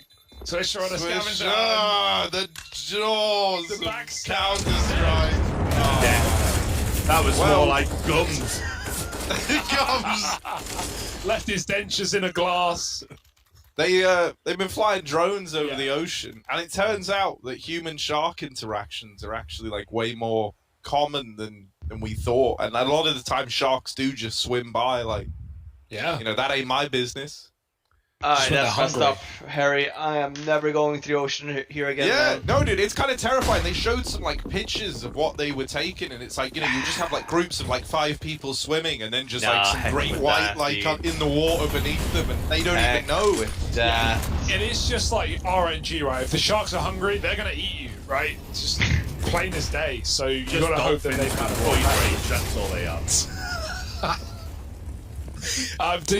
Dolphins pass round pufferfish. Is it pufferfish? It's one of those fish. Oh, to get high. To get high, yeah. Yeah, with the poison. Dude, that sounds sick. Hang on a second. Yeah. Wait, what? Dolphins are actually really messed up. gives a whole new meaning to the phrase "puff puff give," which I've never heard before at university. In the womb, dolphins have legs. That's a cool one. Yeah, well, Oh, wow. cool. Now that's broke me. I'm out. I'm gonna... Actually, go and look at the size of a dolphin brain. It's like 2 human brains next to each other. Dolphins are like twice as smart. What you if go off of dolphins brain were mass. the aliens the whole time? Like all these Ooh. UFOs and stuff. I've said that. I've said that. I believe you. Oh, well, let's see. Hang on a sec. Look, we'll revisit this, because right now, Alter, I'm loving where we're going. Back to the game. he I think. has got a dolphin dive off these boxes, get Perfect. himself a double, but instead, he's had a hole blowing in him. A blowhole, if you will. Swisher over here at the long side, not exactly having a whale of a time. Spongy's moved in alongside him, and they're going to throw this little boost up, taking a peek down into the Mariana Trench of pit, but from underneath him, Swisher's been knocked out, and so this will just be a save. GODSENT up onto 10, and Bad News Bears are left running away.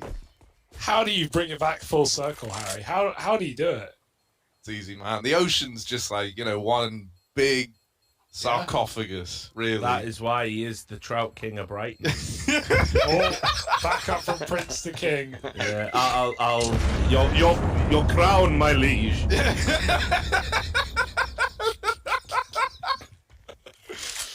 Oh, Well, right. GODSENT playing like kings at the moment. yeah. Back in the game, very much so. Yeah, looking like a nice little comeback. It's 4 rounds in a row with bombs down. Good money on their end. And it's a half buy for Bad News Bears. We're gonna see. We have been asking for it. Some more 3 mappers. Yeah, we've only had 1 3-mapper this tournament so far. Yeah, and that was Yeah, with the day we Plano. did, we finished at like 8 a.m., so that's pretty cool. No point in even going to bed at that point. No, I mean, that's what I'm thinking. Power through, get the lattes in. Now, I am starting to get worried for Bad News Bears, because like in the beginning when they were taking all these saves, when they, would write off rounds, they were just kind of playing a numbers game. They were playing it safe and going, look, man, we're just going to try and have rifles, try and put together full buys wherever we can. And, if we're not in situations or kind of risky situations, like 50-50s, we just won't give them a go. We'll just play the long game. But hell, man, GODSENT are playing the long game as well. You didn't account for that. They're going to move on to 11 if they pick this up. And at that point, 1 buy round effectively stands between you and GODSENT tying the game up, which is a very, very scary spot to be in when you think about how, for Bad News Bears, it looked like they were about to just run across the finish line here. And if you recall how it started, it was off the back of that random gamble rotate for John G in a 4-on-4 that lost the B, and they haven't won a round since. Bye-bye, Swisher. Going to get close peeked. They walked up on him as he drops that smoke, and so the round is lost. Spongy absolutely saving. Maybe his teammates can go for some exit kills, grab some guns. More likely to see them just bodyguard their teammate in positions like this, make sure that no one can get to him, and remove that rifle. the early warning, the scouts here on the CT side. But regardless, 5 in a row for GODSENT, and yeah, the comeback is well and truly underway.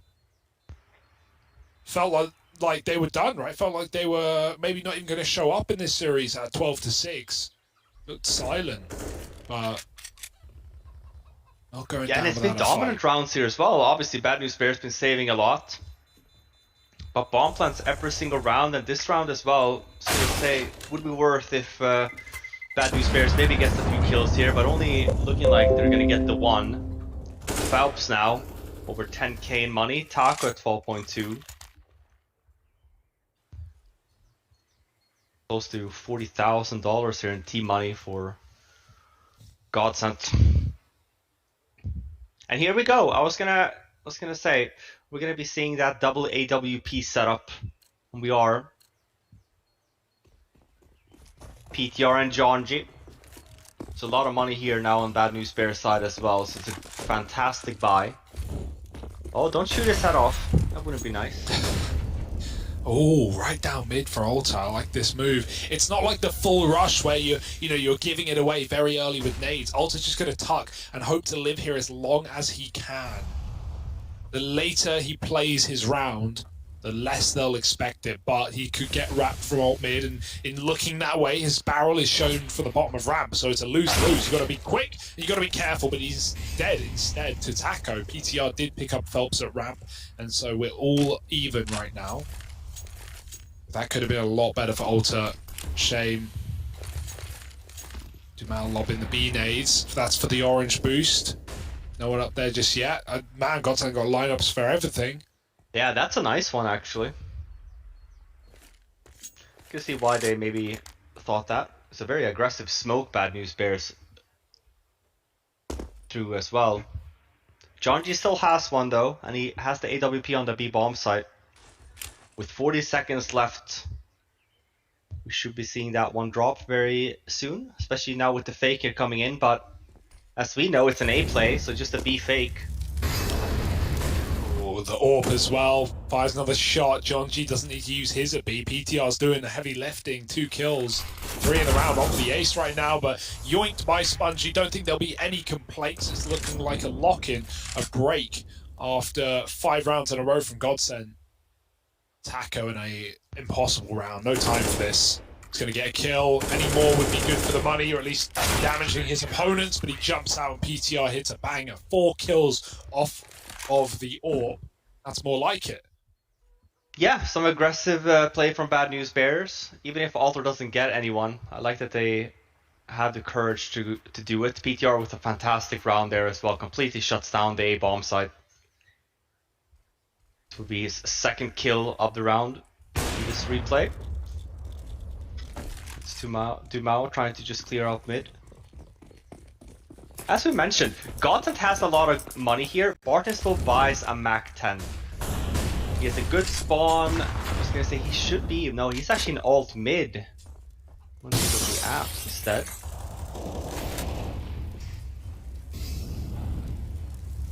Maybe it's a apps round here. 3 apps. We saw that from GODSENT, I think.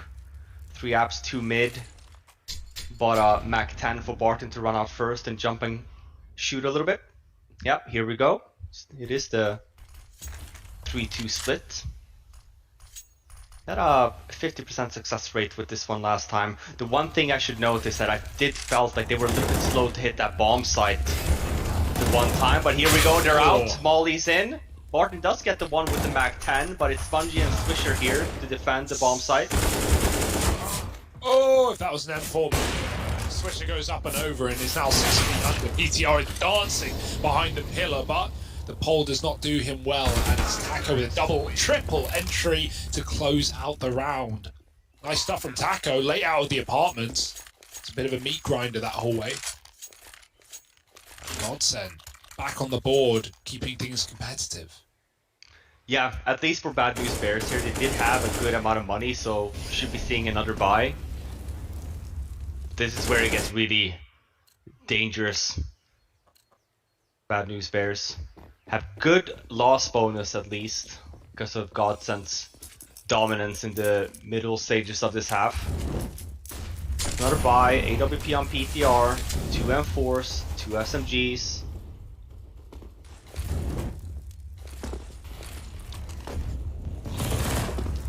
It's a banana going take with through. 3. Oh no, that's 3 mollies in banana right now. There's a bit of, you know, a bubble, a pocket of air for John G. And the other one, a 4th molly, and he's going to get moved out, pushed into the smoke. A single bullet would end his life. Yeah, back out, John G. Get Just out of walk away. Walk away. There's No. nothing wrong with that. Be the bigger man, John G. And walk away from the bad guys. They're all waiting for you, John G. They've got more mollies. I'm scared. There's more where that came from. And he's calling for backup. Don't bring Swisher into your horrible mess as well. Oh my god. Okay, I like this though. John's just going to play first. He's going to Yeah, die. try and bait and switch. And especially with Spongy up on the boost, if Banana is getting taken, which looks likely, like this tuck from Swisher could be huge. Yeah. Or... Oh, he baits it like that instead. Okay. Okay. Oh. It's Oh, Dumao. ugly. And Dumao has absolutely ruined their day with that flick between the half wall. And then, you know, back into logs. Alter tries to get here early. But Dumao is on a bit of a tear. Bomb dropped by PTR. Alright, things could still get out of hand. Oh my goodness, Dumao is here all alone. Barton is having a run up banana. The bomb plant is delayed until Barton's here to smoke off CT. This is giving PTR time. That's the one thing he's got on his side right now. They are planting and he denies this. Oh. That's the round. That's 15 secured, baby. And PTR, the man to get us there. Cool head on his shoulders. Plays it to perfection. And Bad News Bears are now 1 away from stealing this map of Inferno. Getting the team hyped, that's good. All in good spirits as well. What a massive round to pick up for PTR. So good in these clutches. Everyone's happy. I can see that. That's a tough one. Yeah, there we go, John. Yeah, bro. The clouds Right come on, back. man. Hugo, give us the sound effect. There we go. That's He's not a only puffer fish. Pass it around, man. Yo, man, you mind if I have a hit on the fish, bro? Like, apparently that's fake, by the way. Someone said. What is fake? The pufferfish story. I don't know how. I don't know. I'm trusting. Who's someone? I'm Is that trusting your a rat. source? Yeah, That's your source? I don't know, Harry. my source is tartar. Actually, Yeah. that's what they have on fish, right? Yeah, I've heard so. A fine sort, an underrated condiment, for sure. But yeah, what a round to lose there for GODSENT. They wait for the smoke. You would think that maybe we cover the spools area there as well, and the smoke through the spawn site. By nice shot from PTR. Dumao is low as well, which makes that kill happen. It's a leg shot essentially through the boxes. Blowfish contain a toxin known as tetrodotoxin, which is lethal for humans, but scientists claim that small doses in dolphins puts them in a trance-like state. Yes, someone. I wonder if they're What have you got to listening say about to- that? Yeah, Someone. Yeah, well, you know. Yeah, but we were talking about it like they were passing around the pufferfish. Yeah, you know what I they- mean? They are. They do. Blowfish, apparently, not pufferfish. But not far off, right? Well, GODSENT need to break out of their trance-like state if they're going to take this, and that's a great start from Dumao, picking up ETR through the smoke. See, guys, I picked it up. Yeah, thank you. Okay, not the start they wanted, but John G, he's had a double up. He's not really had many rounds to do anything with it, so now he's picked it up, and maybe we get to see a bit of the old John JWP. He was the hero of last round, right? Dying to sell the fake in banana. Didn't really work as well as they would have wanted, but still left them with a 1 round, so swings and roundabouts.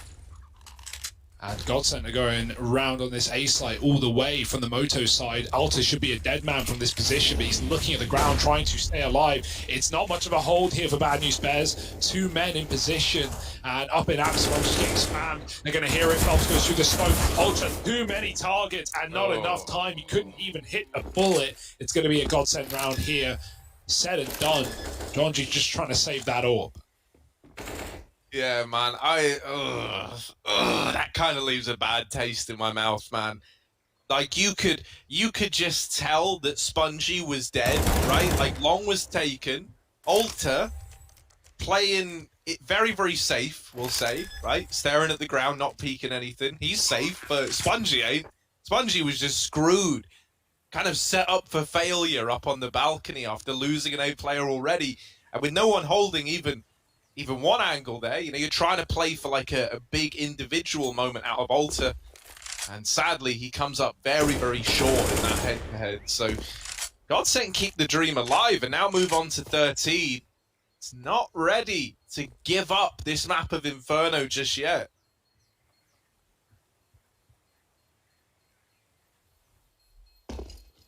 Yeah, makes it 13 and next round for Bad News Bears. No wonder they want to be saving these weapons.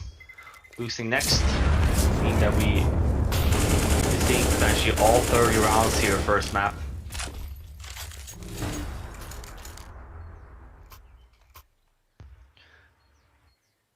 Banging game though. We're getting, you know, exactly what we wanted. Obviously, we saw GODSENT take extra salt the distance to a triple overtime on Inferno in their opening game. They lost that 2-0 sadly, but we wanted a bit more. We wanted to see Inferno again from GODSENT, and right now it's living up to the hype, even if they're only just holding on. Still giving us a damn good game.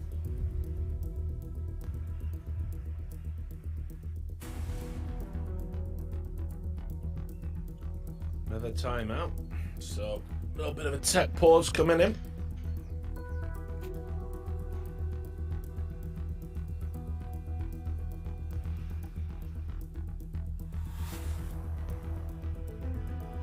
Oh, we've got a tech pause. Must drop PTR. Richard, you been cooking up any more, you know, new episodes of Minecop, or are we not revisiting that? Oh, Minecop will come out later on, I'm sure. It arrives when it wants to. The Ocean Edition, you know. Yeah, Beach bound. Yeah, exactly. Like this is like Minecop Miami. Like yeah.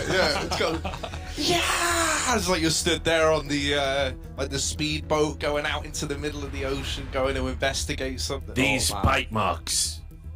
They weren't made by a shark. They were made by someone with shark teeth in a human mouth. Like he's becoming. He's changing. He wants to be a shark. To the beach, Janowski.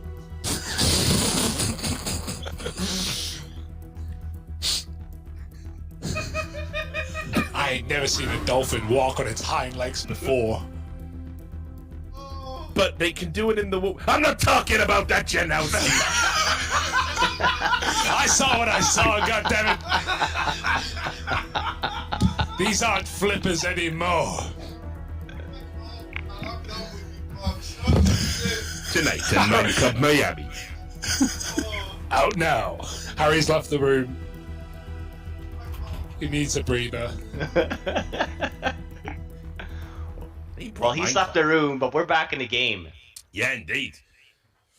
And what a game it is. This is delivered. It's as close as we thought it was going to be based on the GODSENT extra salt performance, but they're up against it right now. Bad News Bears, now that PTR's back on the server, going to have that all, and we're going to see what they can do in this round. Yeah, that's a good shout, Richard. GODSENT had the overtime here versus extra salt on this same map. Absolutely. 2 overtimes at that. Maybe even 3. Can't even remember. It's a few days ago now. Yep, and you can see a lot of pressure on PTR's ample shoulders as he's got the AWP. A lot of pistols here. Swisher carrying that rifle over. So, not a lot to work with here for Bad News Bears. GODSENT are going to be cognizant of that. I'm going to try and make it work. Flash is good again. Martin may be blind, but he's got the kill. Spongy doing damage, not to be converted, and the B pushes in. That's where all of BNB sit. And they might want to stay there. Keep these guns for a rainy day. Because right now, GODSENT looking like they've got their 14th. John G cut down, and as long as Swisher and PTR can get away with weapons, they should be fine. And Andy, that's an exit for Swisher. And now that's all that's done is ring the alarm bell. Out his position, and 2 Power runs the smoke. PTR, they're getting close, mate. Don't miss this one. Now they're trapping him. Does recover with a shot. Still got another one-on-one to take in B. Dumao has crept in. PTR has no idea. He's a dead man walking, surely. Oh, he slips the net, but unfortunately, still going to get caught.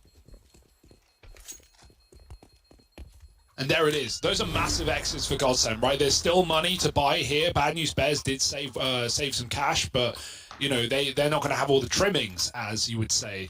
Maybe that AWP will even be lacking as well. So huge exits, and yeah, just rifles now. We got the util. We've not got a kit. Oof. Yeah. So look forward to that. Bad News Bears starting 3 on that B bomb site though. We'll be taking that over as well at the same time. So this is actually a proper one with the molly down in mid. But Dumao gets Johnny. He's been doing that a lot this half. Has been getting away with it, but not this time.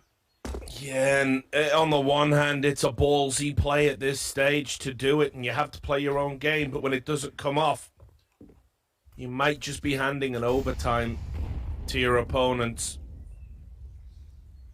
And hell, if we do this one thing GODSENT have experience in, it's these OTs on Inferno. Alta flash into middle, catches one up top bench, but won't get the kill.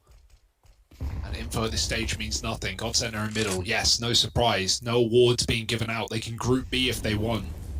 That's a bit of a read for BNB. They move PTR over. You'll notice there's no more utility left in this round. One flashbang, which should be saved for a retake. But I think we're in a position where if the bomb goes down, it's OT happening. It's over. Yeah, I was going to say, Bad News Bears, they have to gamble here. They have to try. We see here PTR looking into mid. There's no nades left, and for GODSENT side, plenty of utility here for that B2 coming in. Swisher, he needs more than one, he gets 2. Keeps them in this at least. But again, let's note, no kit. Alter does have the 1 flash left. And PTR's got the AUG as well. Maybe, yep, Alter's going to go and be the point man. Barton should, yeah, I was going to no, say, Barton he's should be dropping wasting some nade too. Oh, this is bad for Bad News Bears. TikTok. There Best we go. flash in the world. No kit in play. No! Spongy, dead, and Alta followed up onto GODSENT. They run it back. We're going to overtime. Woo! They're good at this, man. They're good at grinding these game outs on Inferno. They did it versus Extra Salt. Admittedly, it didn't go their way. But here versus Bad News Bears, they're giving us something to take note of. Their resilience to come back into this game, considering it looked like Bad News Bears were just about to run away with this in the second half, is stellar. And it's almost poetic that it comes down on one of these B retakes where money was once again a problem for Bad News Bears, leaving them with very little when it came down to it. Now money is no longer a problem, at least not in this round right here. You got that 10k start money, so it can start to become a problem. Bit of damage done through Banana. That's over here at the half wall. And it's Lato brought down low. Barton's holding for aggression in the apartments, and he might be on the money with that decision, as there are 2 players pushed in. Oh, the thing, he can't convert it. The bullet's soaked up into the wall. It's like the Matrix. Yeah. 2 GODSENT players though, headshotted and low. Well, Lato got double naded, I guess. Good start here though for Bad News Bears. Doing some chip damage. Having wasted 3 of the GODSENT players' nades as well. And here starting to pay off. 2 kills here for Bad News Bears. GODSENT tried to take over mid for free.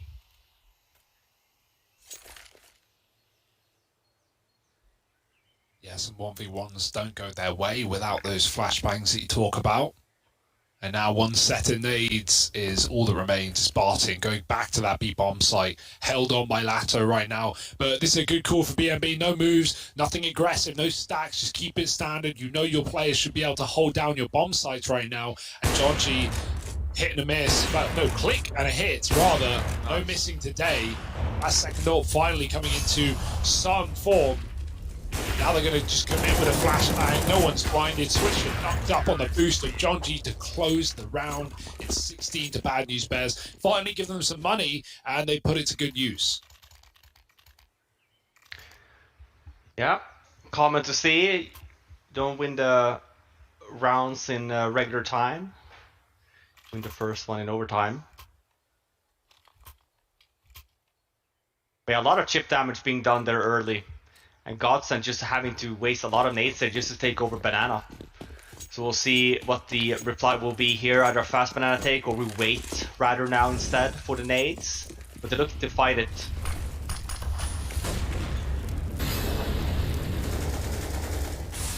Jonji taking a lot of damage here early.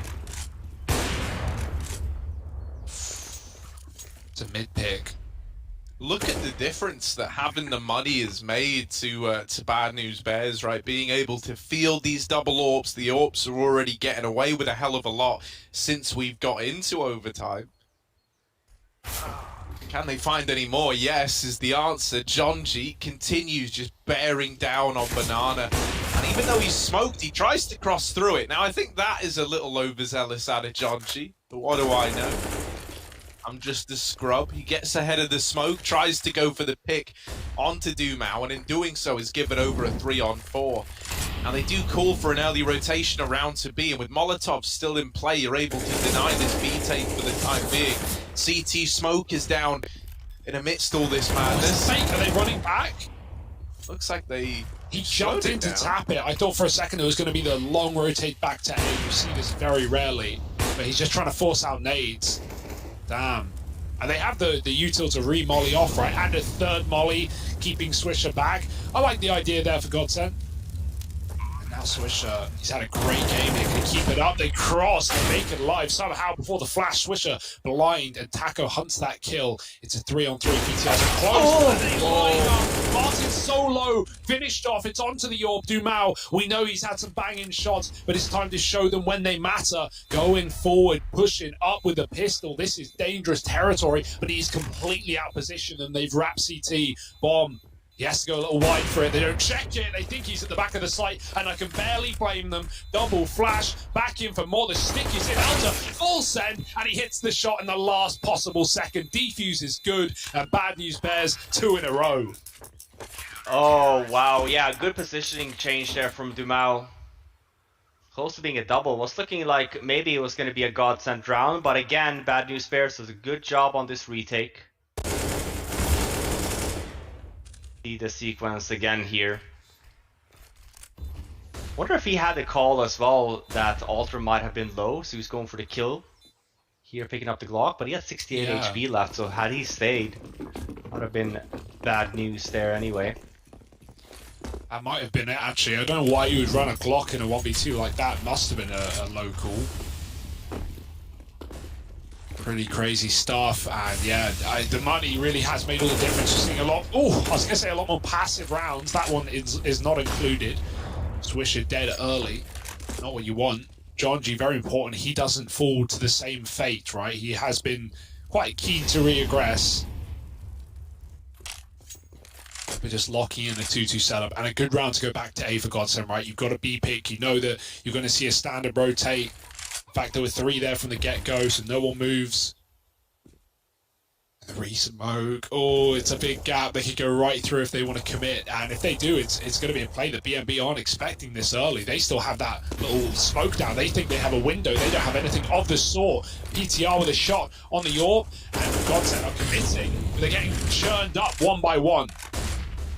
Yeah, a bit unsynced here on the executes. But they're down in pit at least. And still on the PTR here.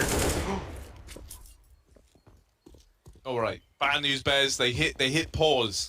They hit pause right now to group up and approach this in a 3-on-2. You know, going flawless in overtime would make all the difference. Taco up close and with Dumao to help him out. They're tearing through the Bears, but it's going to fall to Taco. Will he make a meal out of this one? Spongy on the other side, can't soak up those shots.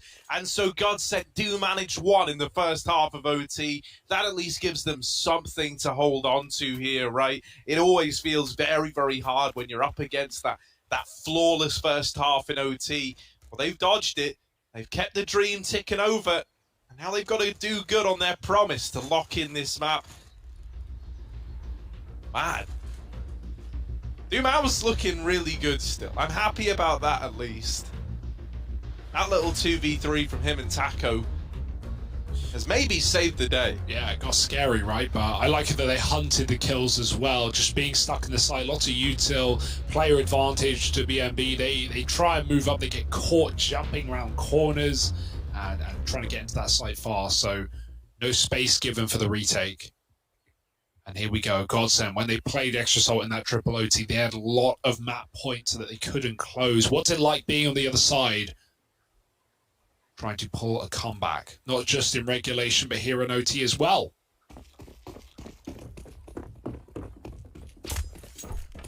Yeah, swapping over, won't see the same play, it's just Dumao with the AWP on GODSENT's side. Og on Phelps. There's a 3 banana setup for GODSENT. But Bad News Bears wants none of that. Looking like a pretty fast A-take here. Or at least a mid-take rather. Bomb still down in ramp.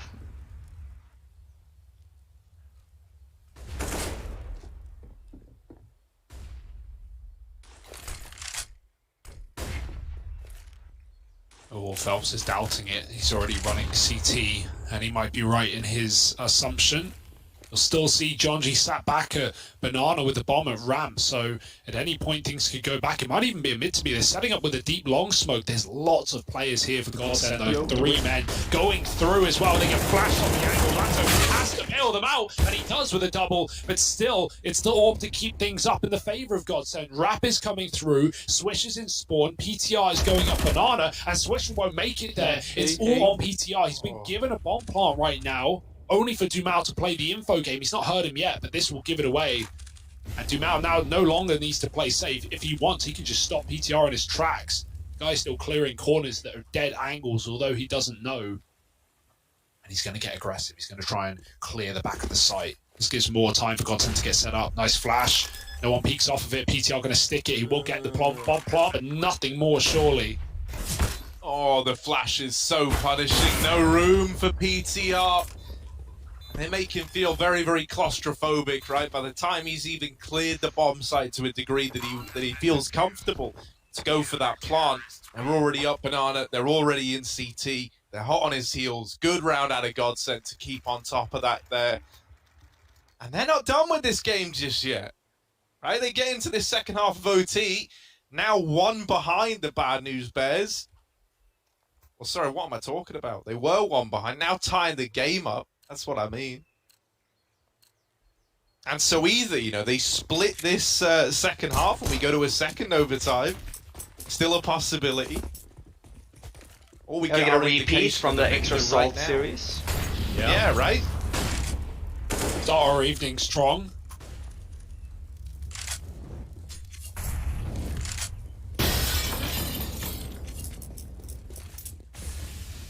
I love the sound of that breaking glass. I keep expecting Stone Cold to turn up every time, man. It's so good.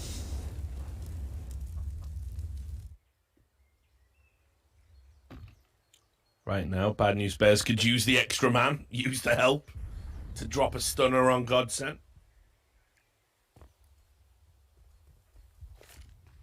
It's a very dangerous setup as well, especially with BNB just running that long take last round. If they went back for anything of this sort, they would get given that real estate for free, but it doesn't look like the case. Phelps coming in, needs to be aware from this point on, right? He needs to be ready for a player pushed up as deep as they can be. And now we already have trades up on A. Balk player has to do it all. Only man in the site right now is Barton. They run right by. They don't flash. He was waiting for a pop, and so they take it contact. What a perfect play from Bad News Bears to get the bomb site. 2-on-3. Worth going for at this point. They've got the util and the kits, but dear, oh dear. They're not getting given away back in.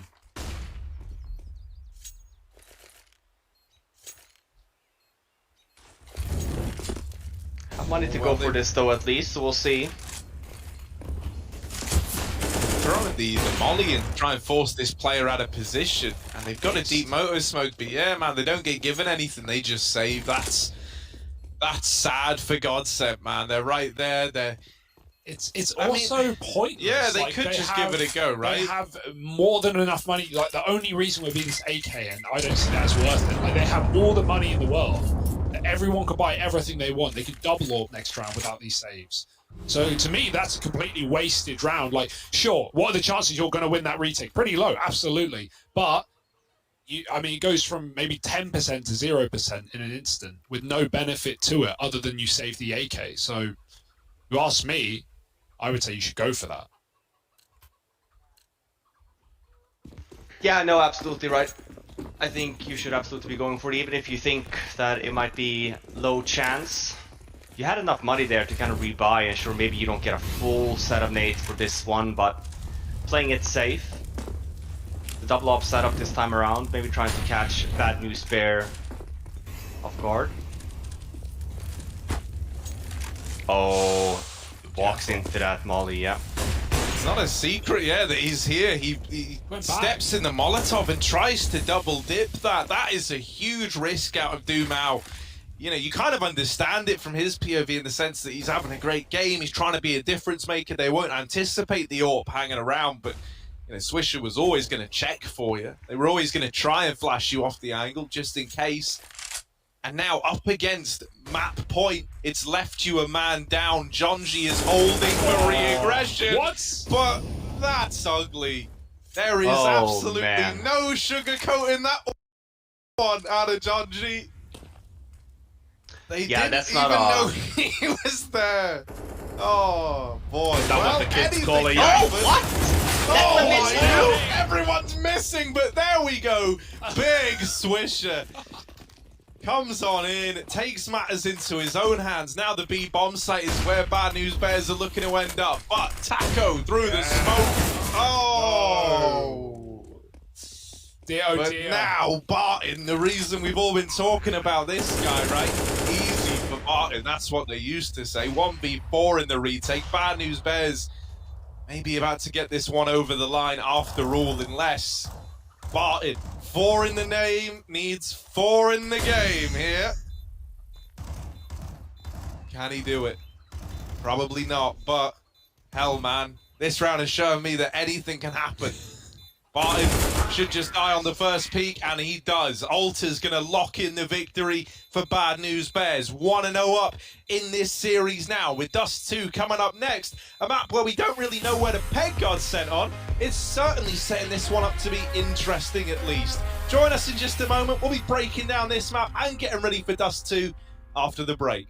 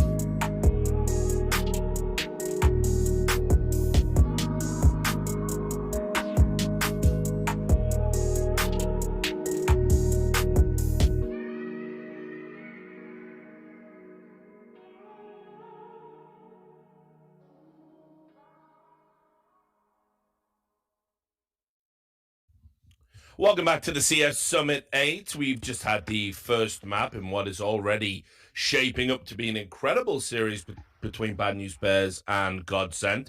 We did have some worries at the start about whether or not GODSENT were going to be able to sneak one against Bad News Bears, and it looks like the good version of Bad News Bears showed up. Only just, though. Robin, we'll start with your thoughts about this. Very closely contested. Yeah, absolutely. I think both of these two teams are showing up today. We saw the same kind of repeat from GODSENT and the same kind of sad story again where they make it to overtime, but they can't quite close it off for map 1. I think we see some pretty good performances here as well. Swisher is showing up. Nice to see that. A guy that we've talked a lot about this week. Sure. Pete Yara as well have a fantastic series. We even have a round here where he essentially kills the bomb planter and there's no time left. And we see the massive shout coming in as well. So super zoned in. Some freaky rounds as well. I think some back and forth for sure. A fun first map for the viewers out there. Yeah, Harry, you go. Very, very close and sort of a bit of negative deja vu for GODSENT in losing another OT on Inferno. Yeah. So close. Yeah, they've been here before, right? But there were really good signs for GODSENT. Even though they lose the game, right? They're the ones who were down so far. It was 12-6 when we had, you know, a John G over-rotate on one of those CT rounds and give GODSENT the 3B bomb site. They went on a massive streak from that point. They weren't even really in this game for the first 15-20 rounds, and they still made it OT. So they're going to be happy with that. I also think Taco deserves some credit as well. When we did see him in that extra salt game, he was the weak link, right? He was a loose end, and he wasn't showing up. But he had a great map here, at least a huge impact on those T-side, getting B entries in many key rounds, and that's one of the things that really led GODSENT into that second half, right? Constantly taking over that B site. I think the last round of overtime, the last round that we just saw there, the BNB closed with, was probably the worst round we'll see all tournament. Like the amount of players on both sides that completely whiffed and threw it away. I'm sure that Swisher's reaction after the last round, because that was honestly bonkers. But Bad News Bears, you take the win, they close it out, and they're going to be happy with that. Harry, your thoughts? Oh man, well, yeah. I mean, it was a real, like, you know, there was good, there was bad, there was ugly, right? We kind of had it all in that Inferno game just there. I don't know, man. In a weird sense, it's one of these games where it ends, and I find myself very impressed with what we got out of GODSENT, regardless of the result, right? I think they made a few less errors than Bad News Bears, but also, you know, they lost the game, so how much credit can I give them, really? I don't know, man.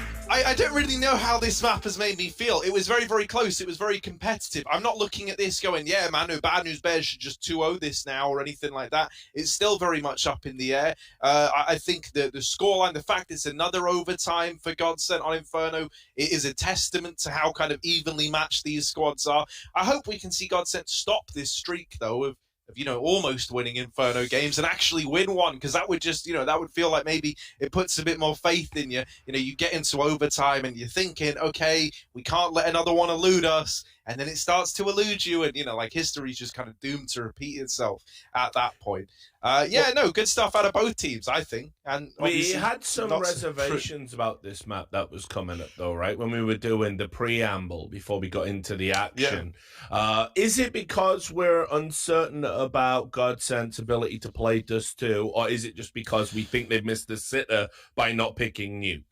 I think we could get completely proven wrong. That's one side of things, right? If GODSENT come in and look super well prepared, have great dry runs, great reads, like they've done some homework on Bad News Bears, who definitely do play Dust 2. Like, yeah, there's a chance we could come out and look like fools, but from what we've seen already, from basing it from what information we have, it does seem like a nonsensical pick. Or not a nonsensical pick, because as I said, that first point, but a pick that's dangerous, definitely, right? Like, Nuke is a surefire map for GODSENT. It's one we've seen Bad News Bears on Get 16-1 just a couple of days ago. So I think there is that risk. I will say the one positive for Dust 2 for me is the AWPs, right? Obviously, we got PTR over on BNB. He's damn good. He looked nice there. John G on that second up. Even Swisher can take it as well on that B site. But for Dumao, he was great, man. He had the best opening kill ratio in that game. He took the most opening kills alongside John G. I think he ended 7 and 6 in those opening battles with the AWP. So if Dumao can keep it up in this series, then maybe Dust 2 could be a pocket pick, a little ace up the sleeve of GODSENT.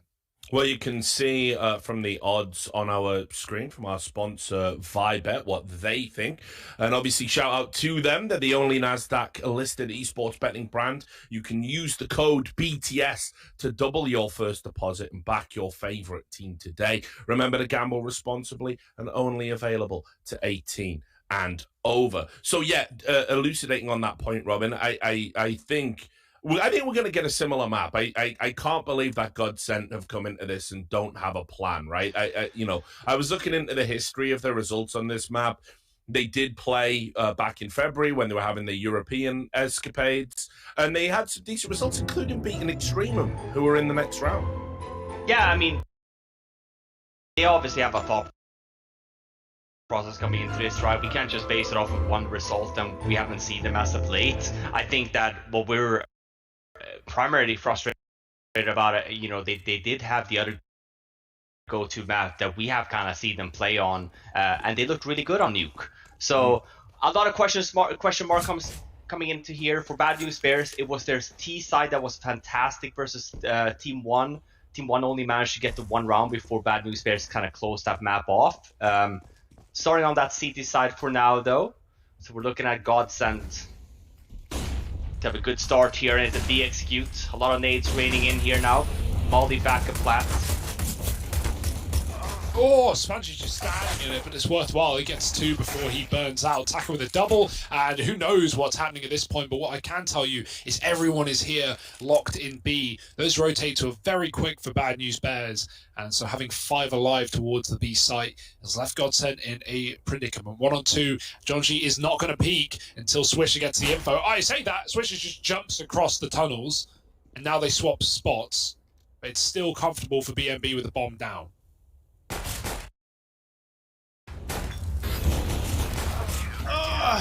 Well, the Molotov really did kind of seal the fate of Doomau. Not much he can do all alone in that spot there. But it's Bad News Bears with a nice beginning here. And, considering we've seen this team fall apart when they get off to too slow of a start, I think it's good for the overall series, right, that they're going to start off looking hot to trot here on Dust 2.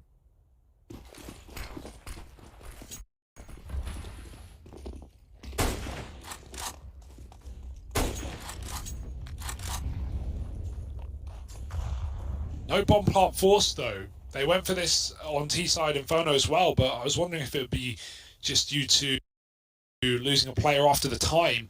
This time, no, GODSENT are just fully in for it, and I mean, good luck to them. These rounds can be very difficult. Just locked in middle right now. Maybe going for the mid to B. They've still got a man outside of a long. Late to the party is Lato. Spongy with a lot to do. Got to pick a side. The flash is good. And Jonji drops the bomb. But he will still... Oh, sorry. Phelps, rather, runs through the smoke and gets a double. I don't even know how that's happened.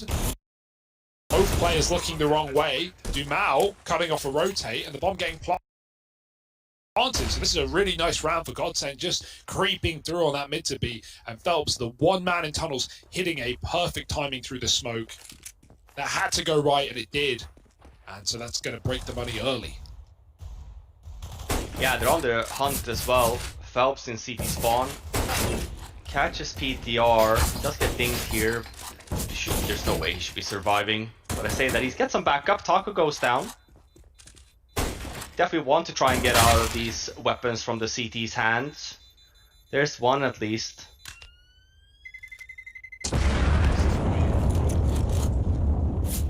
And they convert it. It's a force buy from GODSENT.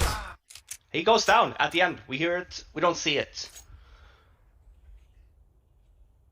And with that, I think there are question marks for Bad News Bears if they should be buying here for next. Should be a double eco nonetheless.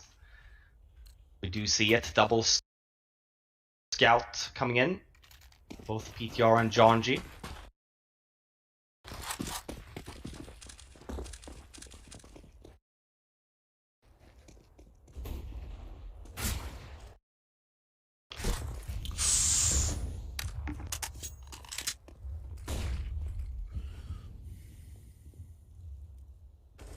Now it's left you forcing back in if you're bad news bears, which probably not, given that they're all in the server right now. John G has got this scout, and he's taking a little peek into top middle. Swisher. Here's the jump up. Knew he was there, but Alter has stolen his thunder. The Eeks Phelps out of the round. The man who kickstarted the force by success in the last is now having to watch from beyond the grave. Barton has retrieved the AK from his body. And the rest of GODSENT are going to move over here towards the B tunnels. But still too strong in this side of the map. Not an impossible round for Bad News Bears.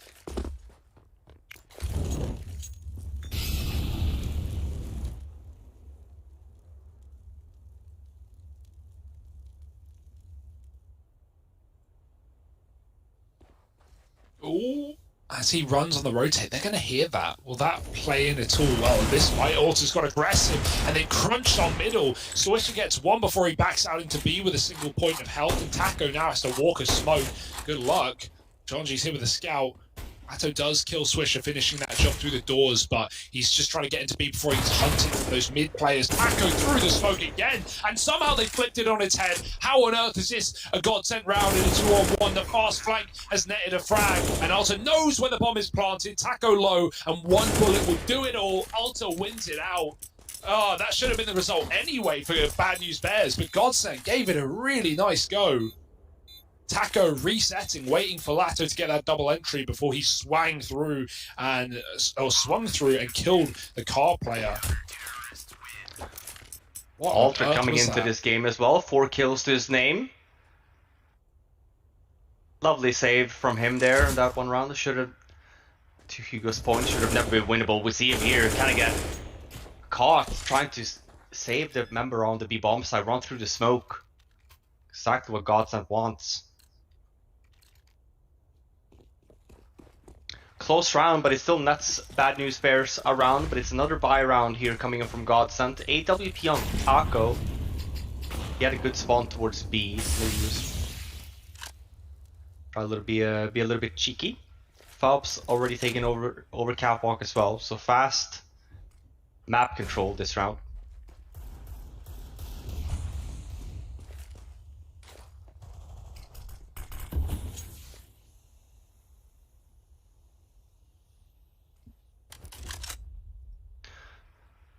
Still a lot of nades here on the GODSENT side. I wonder if they're just going to be pushing onto this. It looks like it. They do have a bunch of pistols. Oh, and PTR goes down, completely flashed. And that's the A bomb side. That was an A retake setup for Bad News Bears. Having 2 at B and 1 in mid. Not expecting PTR to go down there. Phelps' Tech 9 entry work has been sublime. Who would have thunk it? And look at this as late well. lurk as well. Swisher, oh my god. Even if he gets up here, he's going to eventually be put down from behind. Grabs the AWP, that's nice at least, but here comes Demau on that flank. Bye-bye, Swisher can't flick in time. Phelps keeps it up with a Tech 9, and it's all on Jonji. Just trying to get away with his gun. They're going to hound him down. One more frag, but it's an inevitability at this point, Jonji. And GODSENT win another. Trading rounds back and forth to begin. Certainly sets us off strong. But not the money of Bad News Bears, which is going to be quite crippled after that round. Yeah. It's really worst case for CTs, right? Always benefits the Ts, especially getting the bomb plants down. But for Bad News Bears, you get caught in this kind of moment where, like, man, we kind of want to rebuy, but it's gotten to a point now where GODSENT, they do have more money than we do. So while it is a double save, not a scout on BTR, he's a little bit smart here. Saves 600 bucks, have counted the money a little bit, making sure that he has an AWP. Not next round, but the round after, and some goods to go along with it. We don't see the same for John G though.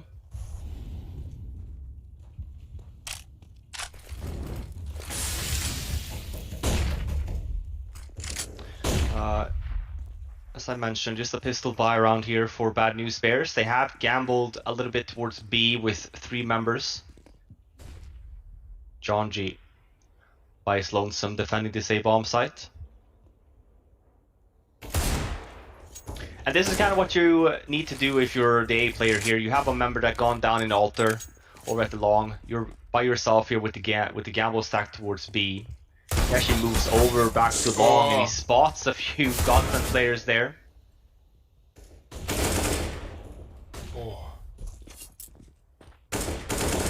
It's a very good anti-eco from GODSENT. Yeah, it finally puts these forces to rest, right? You win 2 in a row and say bye-bye to the reinvestment. Spongy saving armor, or at least attempting to. Would love to grab an AK, though. Yeah. And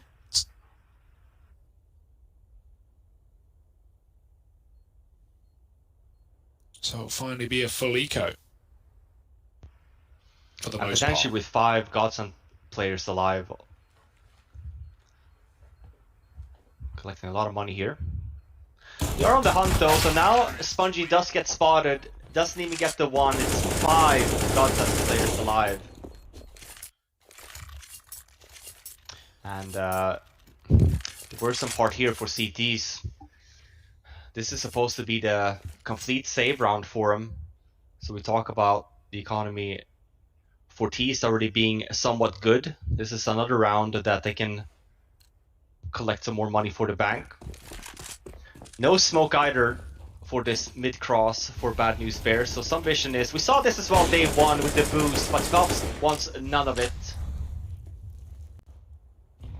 Jig is up. They spotted one jumping over. Won't be seeing a B-rush. Yeah, it seems like GODSENT have done their homework right, doing things like that.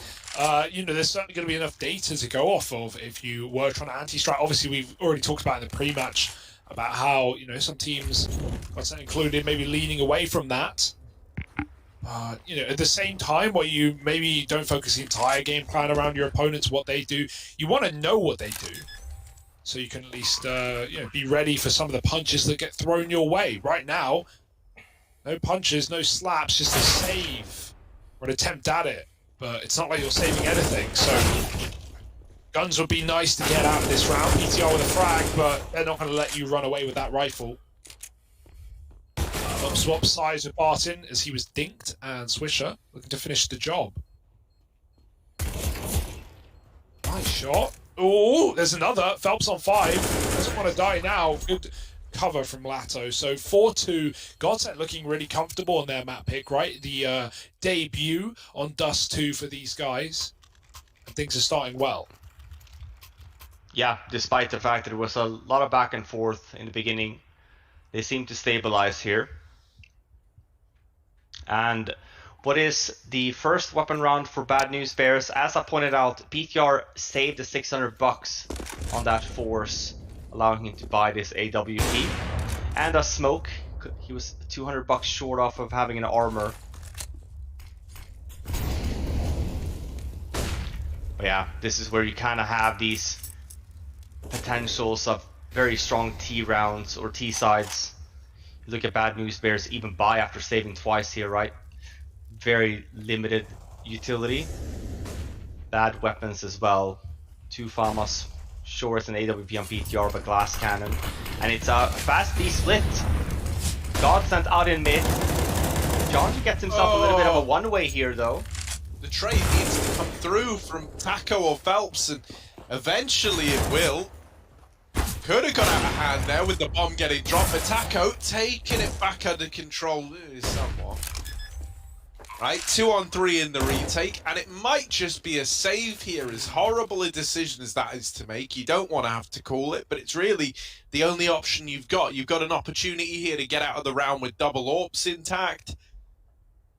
You know, even if your money wasn't getting broken, the 2-on-3 retake of the B bomb site is a round that most teams do just save in. Like, it's such a rough site to get back into, and that's before you even factor in the lack of utility, the lack of manpower. And so GODSENT are in a really good spot right now. And we saw both of these two teams kind of doing similar on Inferno, being very quick and calling that save round. Didn't see that many retakes. And sure, in a situation like this, saving 2 AWPs is not bad. will be probably dropping that. We'll see. Swisher has been picking up that AWP as well, so and he has the armor. We could be seeing a buy on top of this, 2 AWPs, some pistols to help support this.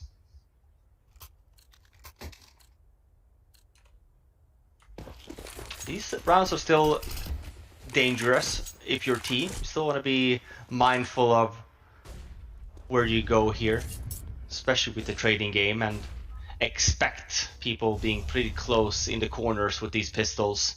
PTR goes down though, that's 1 AWP already. He got boosted in Cat.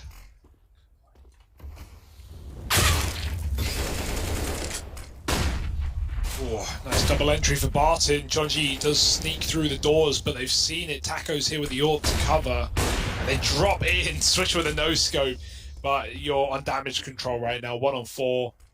Not really thinking about the round win just yet, just thinking about getting out with this gun, and they've got you locked in spawn. They know it. Swisher doesn't.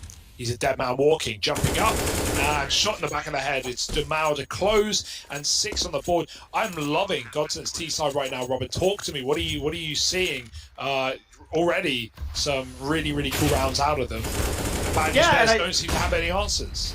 But I think it's unfortunate as well, right? Like the score doesn't always tell the biggest of stories. This is one weapon round from Bad News Bears only, right? Being 9 rounds in, this is the second one we'll see. I think that GODSENT ever since the 3rd round have looked very consistent. They've done a really good job, stayed close together, haven't been taking that many risks, knowing as well, kind of expecting Bad News Bears to kind of be on this kind of crappy economy.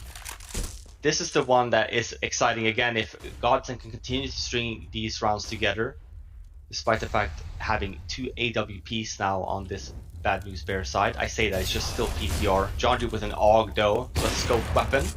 That's a good start for PTR. Gets a double Demao down to 14. All the spam. They're going to commit anyway. Demao on low health, as you said. A single shot could drop the bomb in middle, and it's going to be 2 frags coming in instead. Double trouble. Taco locked in this corner, 1 on 4. Giving away his spot now, and the B player could even peek him from the plat. Taco doesn't know. He's going to hunt it, and well, it's closed by Spongy. Can he grab the AWP? Yes. 3 on the board. Bad News Bears deal with the mid to be very well. Yeah, and I wonder if that's a call from GODSENT thinking that it would be a double op setup. B-split would be good for that. Trying to expect an AWP to be in mid, you kill that guy off.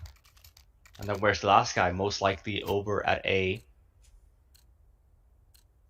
But yeah, that's 3 members alive for Bad News Bears as well, so it's a good buy here coming into round number 10. It's a long setup, and the GODSENT looking to want to take long here as well. No, it's a fake actually. We saw this, I think, from another team a few days ago, this long fake into catwalk fast. 4 members.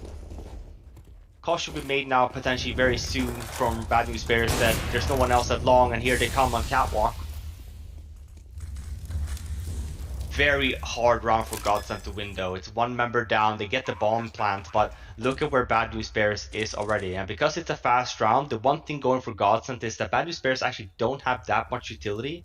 But there's no flashbangs here for GODSENT either. Would have to be dry peaks, and you could argue that maybe they would have to try and do something. And here we go, smokes are being faded now, so we should be seeing the move on here from Bad News Bears.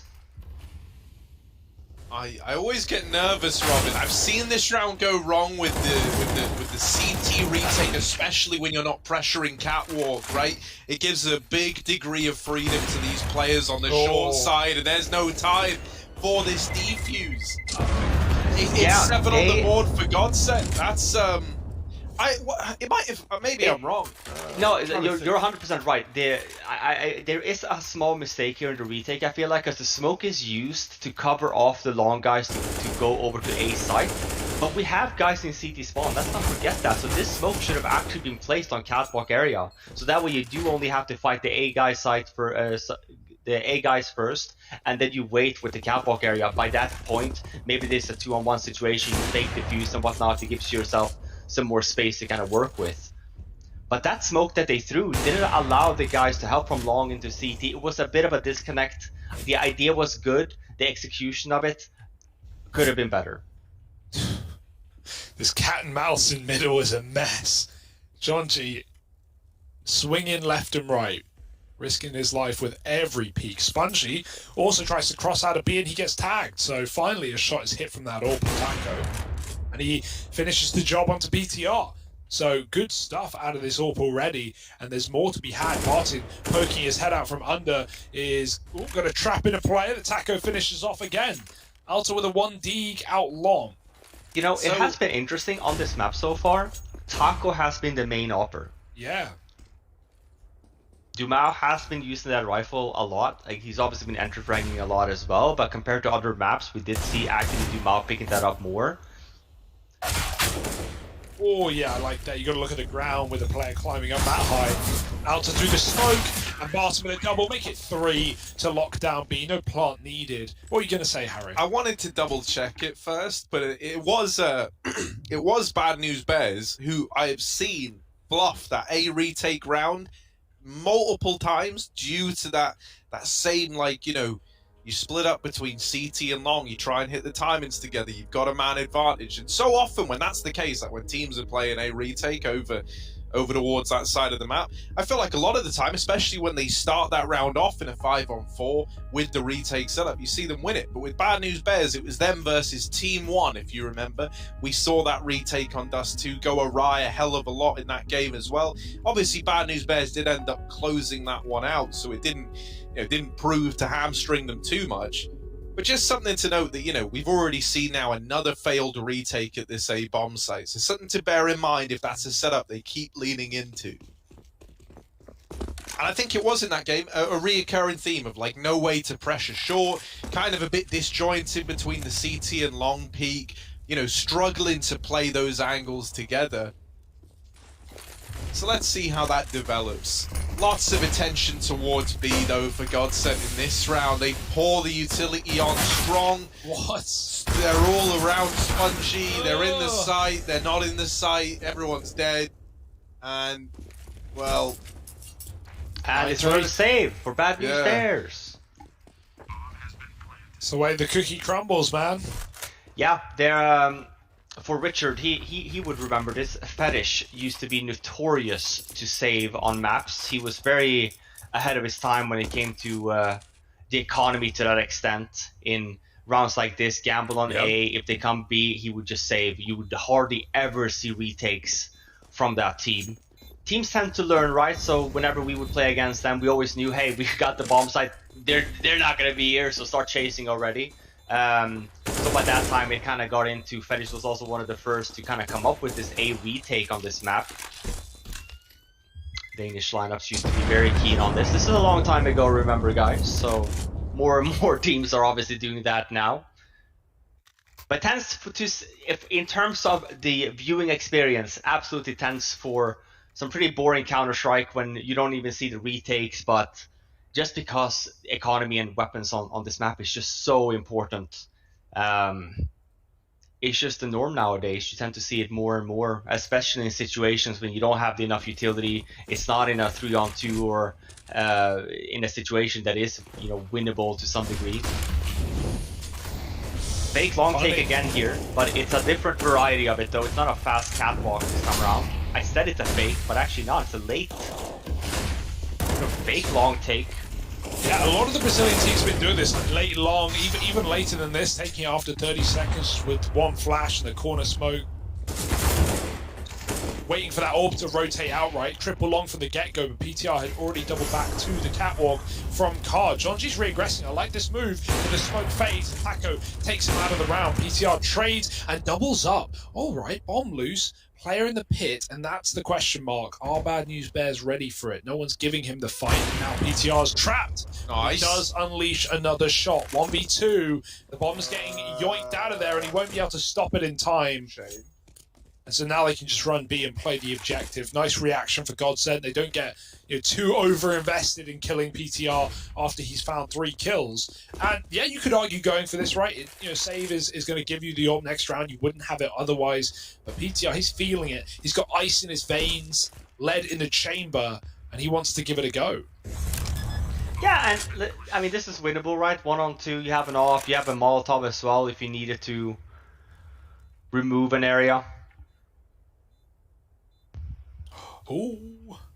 GODSENT playing this very smart. Look at this crossfire setup. Ladder will obviously get the first one, but you should see Barton now instantly peek into it. And with PTR having that AWP, it would require Barton to be whiffing a few bullets there, if even if PTR would have gotten Lato. Yeah, the 3 kills, I mean, you can't blame him for going for it, but if anything, it just sends him into B to lose his gun, and now they're even more broke. So, GODSENT, this is just a great T side. We had a lot of questions on whether this map pick would pay off, whether it would do them justice, why they didn't go with the safe decision of Nuke. But right now, it's working wonders. PTR doing a bit of a pep talk there too. I don't know if you guys saw. Yeah. He was waving his hands and everything. He's like, go over there. Kill some They're not in his room though. They can't, they can't see him. That's one benefit for GODSENT. They're at least boot camping. Not the case for. It looks like there's someone in John G's bed, hiding underneath the blanket. Maybe it's the coach. Had to find a way to get him on, right? He's in there, on Yeah, he's Skype just to the whispering boys. from under the duvet. Got a torch under the bed. Go B. You would think maybe under the bed would be a better place to. They all float down here, John G.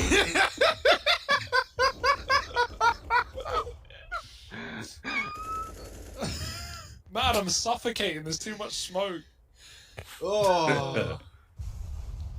Oh my god, look at this switch. And they're holding it. Oh, that's a kill that makes you rage.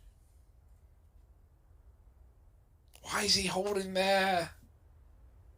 Yeah, you listen to a lot of the BTS classics. What's all the car lines, when they're talking about the cars? What, the Ludwig one? Yeah, the Ludwig one. He's just selling the car, isn't he? I couldn't do it justice. Wow. I don't think. I couldn't do it justice, but do check out some of the content that BTS have on this event. Not just the old ones they've been playing in the breaks, especially after our 2-0s, but there's some new things coming up as well that you haven't seen yet. So keep your eyes peeled on the socials. Yeah, I'm curious where Arsenal is. Maybe in the bin where it should be. Yeah. Maybe. But right now, BNB in the bin. Sell the coin while you can, because right now they got nothing but chump change and a couple of saves. Spongy trying to get out with the orb. Yeah, it's been a great tier side here from GODSENT.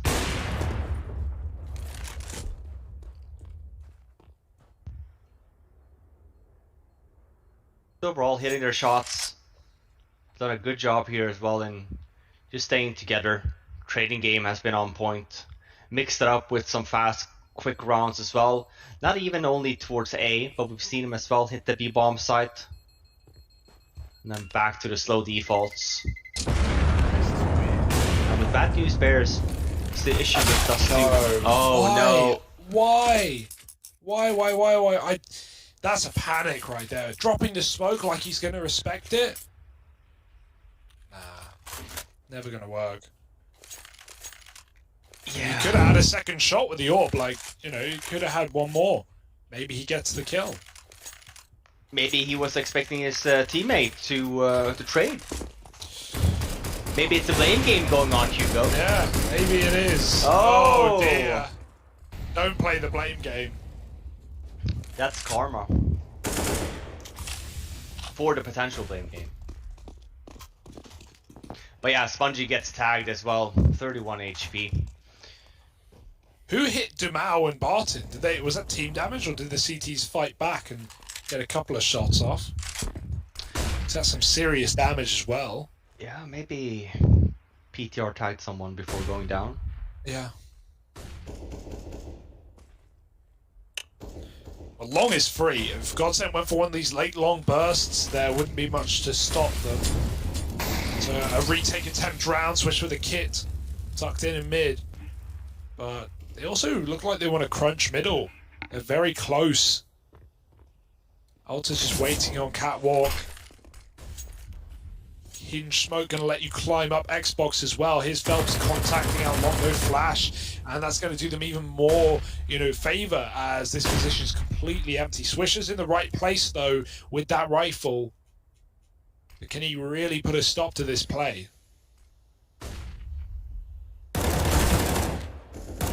Okay, that's nice. However, losing his teammates and just everyone actually in the blink of an eye leaves it all on no one, wouldn't you know? 12-3, GODSENT, an incredible first half. We didn't know where to peg this dust to from them, and my oh my, have they surprised. They're looking good up at 12-3. Nothing could possibly go wrong. We'll be back with that second half of play after the break, so don't you go anywhere, because I'll know about it.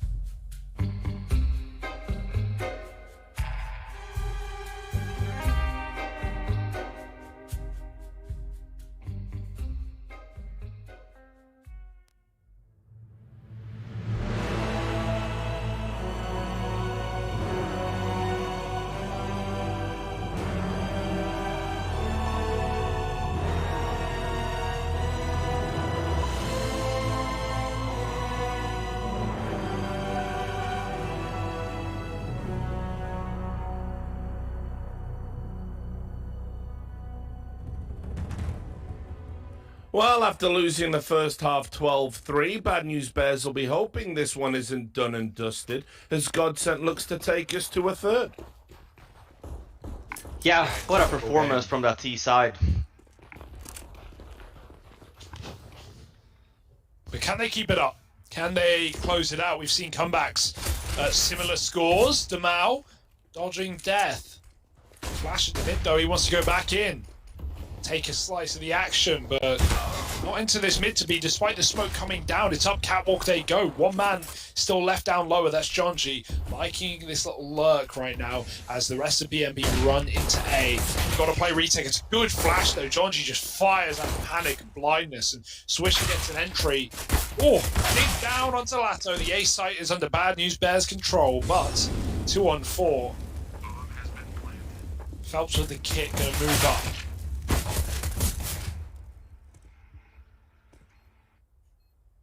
chaotic round. I feel like even for Dumao, who got boosted up in Cat and he really wants to take the fight, we get a one flashbang.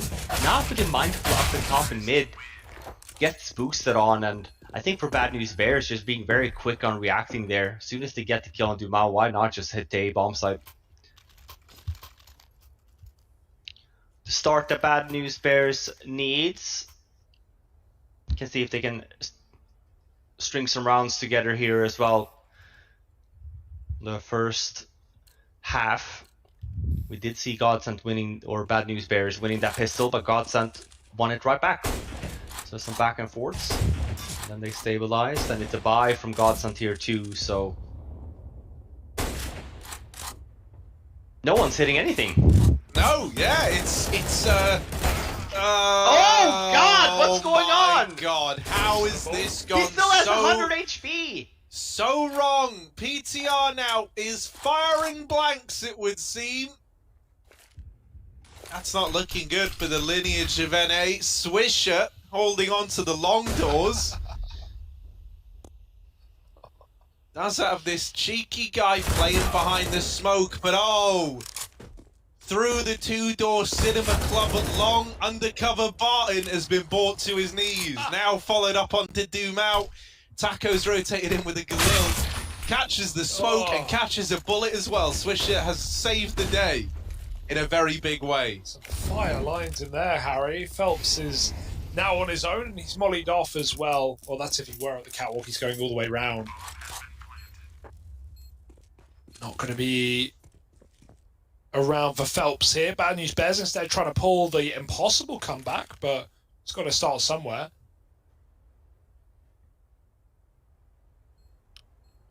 And this Swisher kid, so good. Yeah, just get him an M4. Someone needs to find that. Harm him dangerous.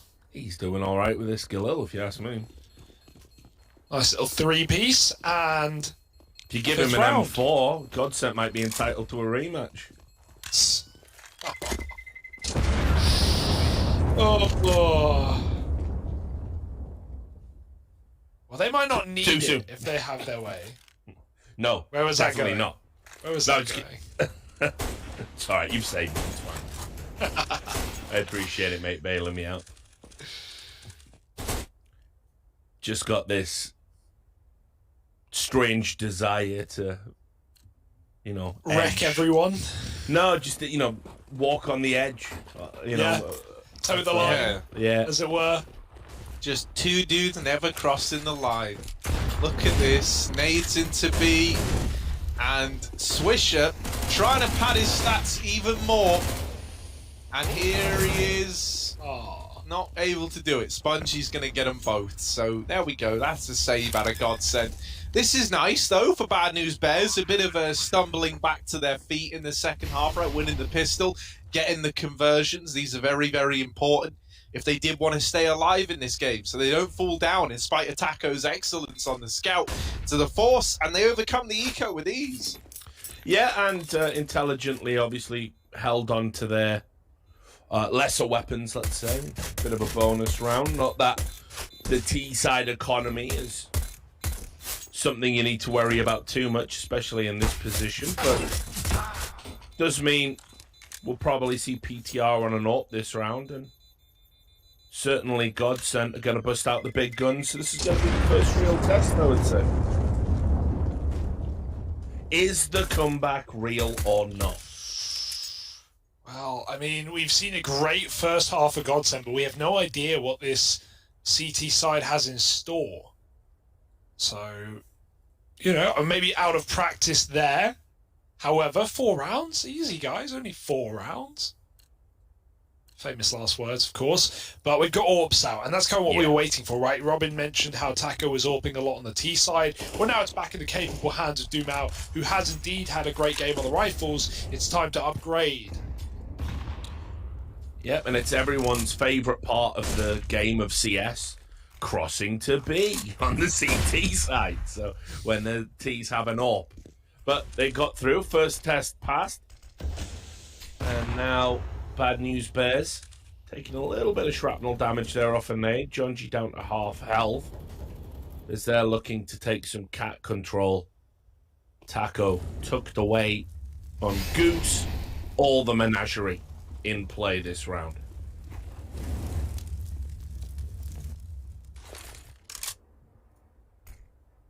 They can drop down into mid to B, but they still have Swisher outside long, so it looks like an A take. Palm tree flash with Dumao getting mollied off again, looking for that CT drop. Forced out of the flashbang. Taco mowing them down, 2.5. Damn good hold. Now the AWP fires off and finishes PTR, winning that head-to-head. It was about time. Dumao, can he find another? Oh, that smoke's not good for him, but he's still got the shot. Swisher in a 1v3, late up short, is not getting anywhere fast. And GODSENT, well, they've ticked off the first box out of the 4 required. Yeah, and you can see they just didn't anticipate the Taco aggression there. Bad news bears, and it was a great intelligent play from the veteran to make that move out of Goose. He knew Dumao was going to have a little bit of trouble. There was flashes coming in, there was mollies coming in, smokes were down, and to support his AWP, Taco makes a great support play. His bread and butter. He's been doing that for years. Picks up 2 kills, and the round is won. Yeah, he may have got molly, but I love the flash he throws over the palm tree. Yeah. From the T's perspective, they just can't see that coming, right? The tree model is only visual, it's not physical, so the flash can't hit it, but it will pop right in the middle of it, and everyone just whited. Sets Dumao up for a double as well. And that's you don't see A-holds always go that way, with 4 kills coming from the 2 site players, often left in retakes, with the AWP backing out and going the cross back to long. Not today. So here we go. GODSENT. They win a follow-up round and get 14 now. It really forces Bad News Bears' hand, because they've all in here. They put all their money into this round. It's a worthwhile buy, sure, but it would leave them with nothing, especially without a bomb plant. So this looks could like we're going to get another go-around as well, Hugo. They're feeling this cat control. Dumao in a different position. He's not at the box. He's obviously gone long. Gets flashed off the shot there. They clear out Goose. So this round, very different. Jonji takes Taco out of the equation, and these are a couple of big misses from Dumao. Sure, the first one he's blind for. It's a timing, it's instinct. That one was a free look. Yeah, it's a little bit awkward. Don't need to get ahead of ourselves yet, Jonji. It's fine, right? Left. I was hoping for maybe a trader as well, like maybe a double push there.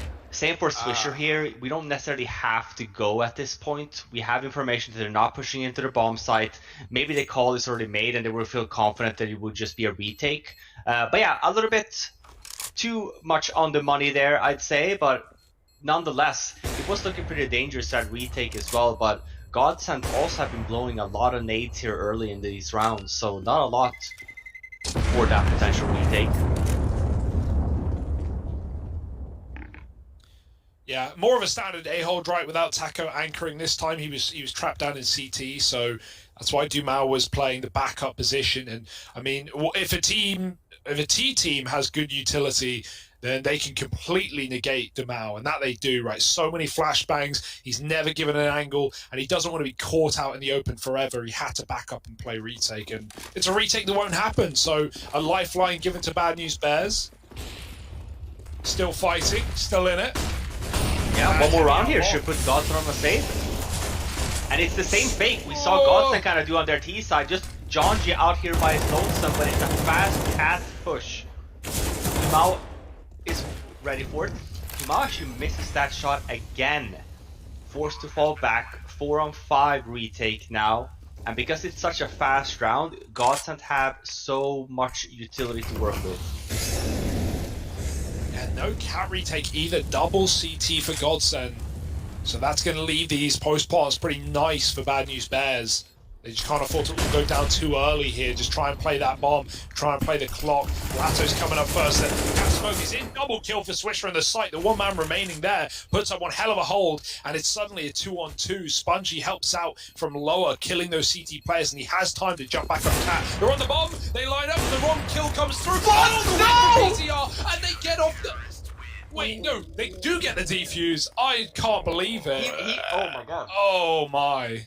Now, it's been an overused word on this broadcast. That's a chaotic round. That is mental. it looks like he gets a double here, but he just gets the and look. Oh, I can't believe it. Wow. Dumao, big balls sticking that bomb. I can't believe he's firstly not on line up for a 2-for-1, but even after that, he has a second shot, he has time for it, and it just goes nowhere. It just gets sucked up into the abyss.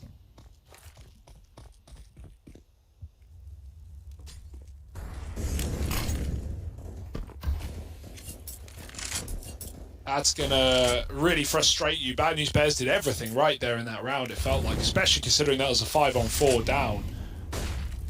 Oh, that is a tilter for sure. Yeah, we've already seen, you know, the mental game of Bad News Bears is one that can crumble, it can fall apart. That was not a round that ever should have gone in favor of GODSENT. And so now, you know, they're left looking for divine intervention. Down here in middle, that's where Swisher and Alter are both good for openers. Barton is dead after one, and the B split actually works wonders. It's all kind of left hanging in the balance for a moment. I think that push from Taco in an effort to kind of time his peak with players from B, it's a nice idea, but all it ultimately does in this round here and now is give those opening kills over and leave Barton all alone. So an immediate save call made. Bad News Bears up onto 8. And this is looking like, right, it's going to come down to a very, very close scoreline. Bad News Bears trying to fight their way back in. If it does get close and GODSENT still end up taking it, suddenly you're left thinking, oh, what if PTR with that AWP had found the kill on the defusing player? This is feeling like it's set to go the distance. Potentially. Yeah, like we know. I was going to say just 2 saved weapons. Sorry. I don't know. It's alright, Hugo.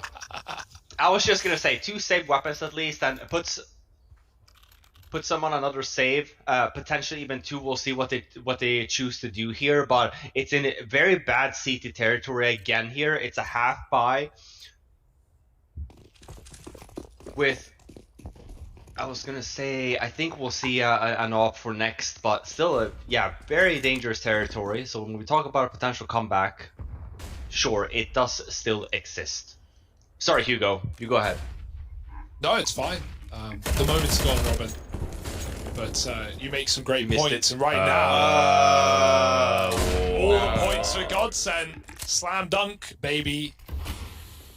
This is not the round they were supposed to close on, or at least find 15. This was meant to be free. This was meant to be like, yeah, we got 1 rifle, maybe it can cause some chaos, but somehow it has all been stolen away. PTR is alone.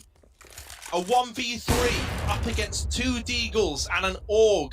He's at half health with this AWP. They know where he is. They're taking map control, so they're making him have to commit to the A play.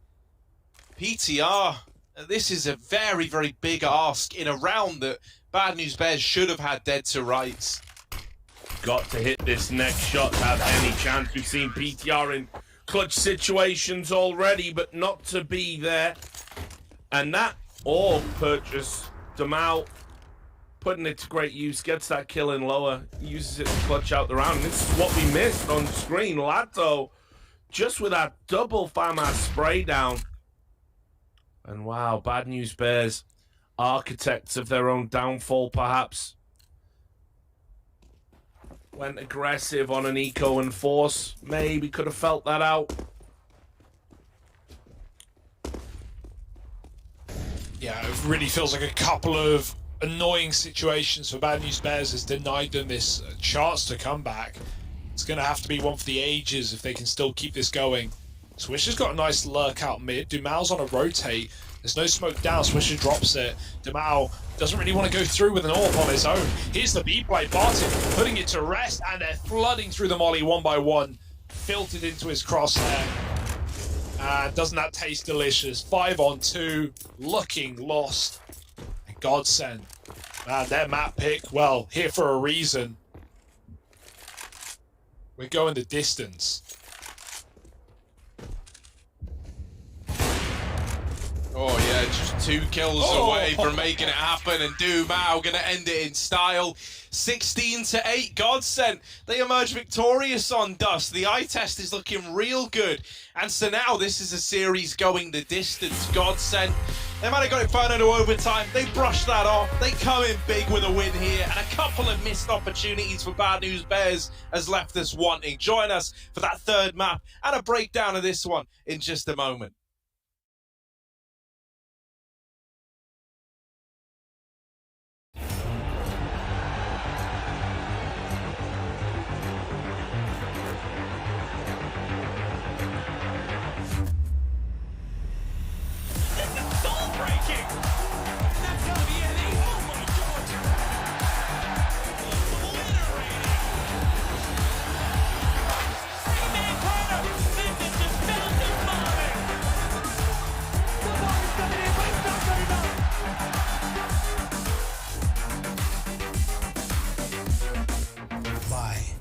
Beyond the bet.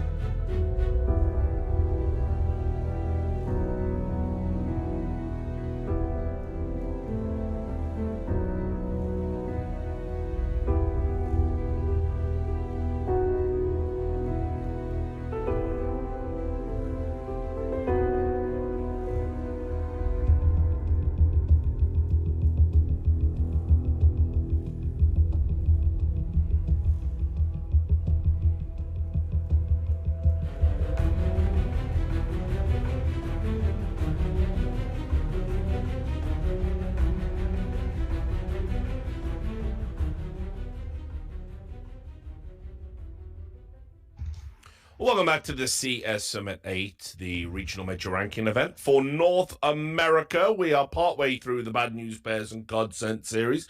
We've just had Dust 2. Very crazy map. I kind of feel that after the first half, obviously 12-3 to GODSENT, they're brilliant in that. But then they did have a few things go their way, didn't they, Harry, in that second half? A couple of rounds that I'm sure we're going to see in the highlights. Yeah, and they weren't highlights, Richard. I can tell you that much. Right? These were very much lowlights for Bad News Bears. Yeah, man, I don't even know what to say. Like some of the stuff that happened to Bad News Bears towards the end was very unfortunate, and also, you know, like a couple of blunders here and there that you just can't afford to be making, right? You have the PTR 2v2, where he gets the first guy on the bomb, misses his second chance, and Dumao wins it by sticking it. And then a matter of rounds later, you have them falling down to a round where you had a Famis and an Organ play, and that was the extent of it. And really, it felt like, you know, you make one error, maybe you can bounce back from it. You make two big errors, that's where it started to feel like it was really too far gone. You know, I think already you had a very, very weak first half. GODSENT were teed up to take this map. And I think moving on to Mirage, GODSENT are probably now the favourites, at least in my eyes. I think the fact that they get Inferno to a close overtime affair, I think the fact that this game was so dominant and there were a lot of blunders for Bad News Bears is right for some of that mental cracking that we've seen out of the Bad News Bears already. So I think GODSENT are in high spirits right now. Yeah, you go. No, for sure. I think they're going to be quite reinvigorated to go forward. And I'm actually kind of excited for Mirage, right? Because, you know, for Bad News Bears, I'm a little worried. They played that versus Pain in that series. They got 16-1 on Nuke. They were 11-4 up after their T-side on Mirage, and they still dropped the ball and lost the map with only one CT-sided round. So that's something to keep in mind. GODSENT have been very, very punishing. I imagine they're feeling feisty, ready to close. And also, we saw them play this map a little bit in Europe. Although their Europe boot camp wasn't too productive, or at least too successful in terms of official matches, they had some wins here and there. They beat Galaxy Racer on Mirage. They beat Copenhagen Flames. They had a 30-round loss to Anonymo on Mirage as well. So there's actually a lot of great prac that GODSENT have got from the EU region very, very recently as well. So yeah, I thought GODSENT were going to win this series, and I still sit by that opinion, because after what we've seen from Dust 2, that was a hell of a game from them. Well, Robin, we're heading into the decider now, and GODSENT's Mirage yesterday was very, very tasty indeed. They're going to be hyped, you know, feeling that a little bit of luck has gone their way. And I'm worried about Bad News Bears and their mentality. We've seen them tilt when things go wrong on a couple of occasions now, and you have to wonder how they're feeling coming into this third map.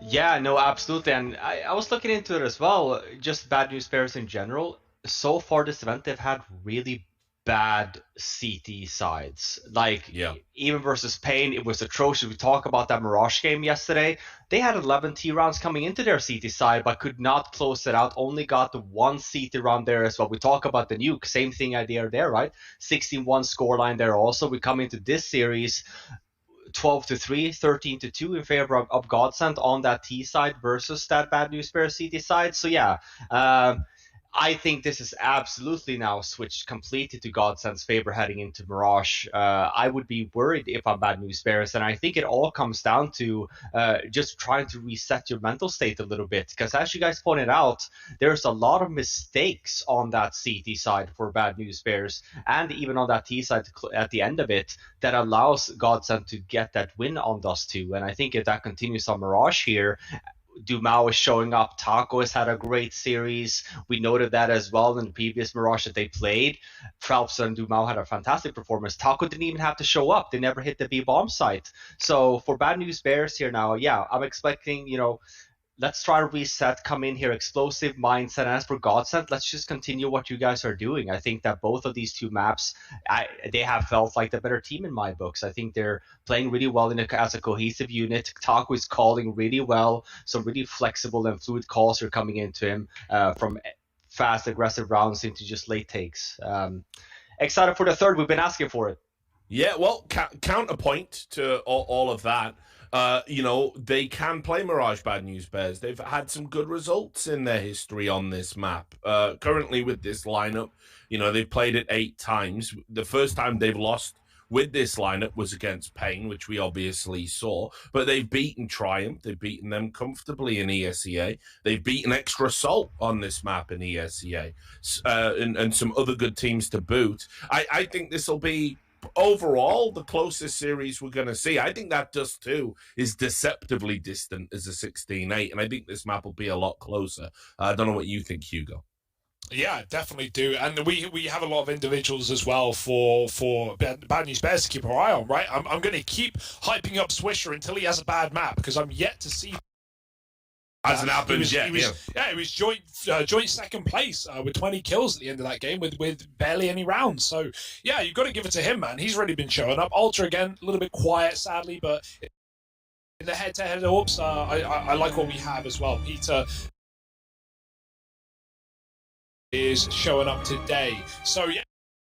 Here we go. No waiting around. Mirage to finish off this series, to see who is going through to phase 3. Only one spot to be taken from these two teams. And so, well, someone's got to earn it. High pressure stuff, guys. I'll let you get into it.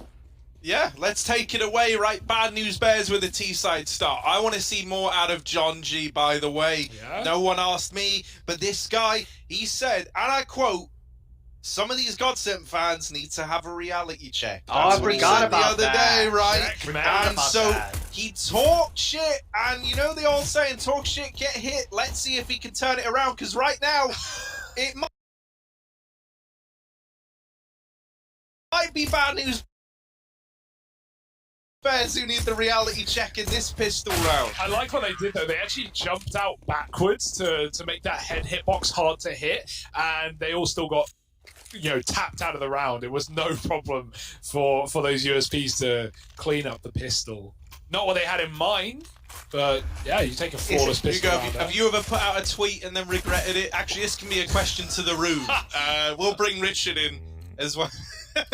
You know, Richard doesn't regret things, all right? Once No, that's done. true, I'm not really looking back hardwired for regret anymore, because it's just like, you know, the singularity, the point of where it all went wrong is so hard to pinpoint now. It's more of a... It's over the event, you know, it's over the horizon, like whatever. I mean, I'd have to regret it all. I don't. So No. I regret nothing. Yeah, as you should. Oh dear, what a mess. What a turnaround this round is, though. Yeah, for sure. Barton got that M4, getting a little bit of help from Dumo's. Going to take on Spongy. And once again, to beat you out in a good situation. The stars are aligning for him. He's got to come up clutch. And so close. But gonna get that kit from Spawn. Pick up the AUG. Defuse will be coming in. Don't panic. I thought that was like the full PTR redemption arc. Like, you know, couldn't get the 2K on the defuse last time. It was so nearly the lineup. One bullet would have made all the difference. Dumau was 10 HP in that little, you know, what ended up, I guess, as a 1v1. Now look at the camera in the top right. Let's I see the break Matrix this Dumau. down. What's going on there? It looks like is that a modern day Picasso? I think. With that round, though, Ooh. bomb plant and just one member alive, you do see another rebuy from Bad News Bears. I like this call. like We kind of that. see Dumau. Yeah, he has an AWP, sure. Talk on an SMG, so it's still a tough buy to be up against. But with these rifles, you can at least allow yourself some long distance duels. 4 smokes as well.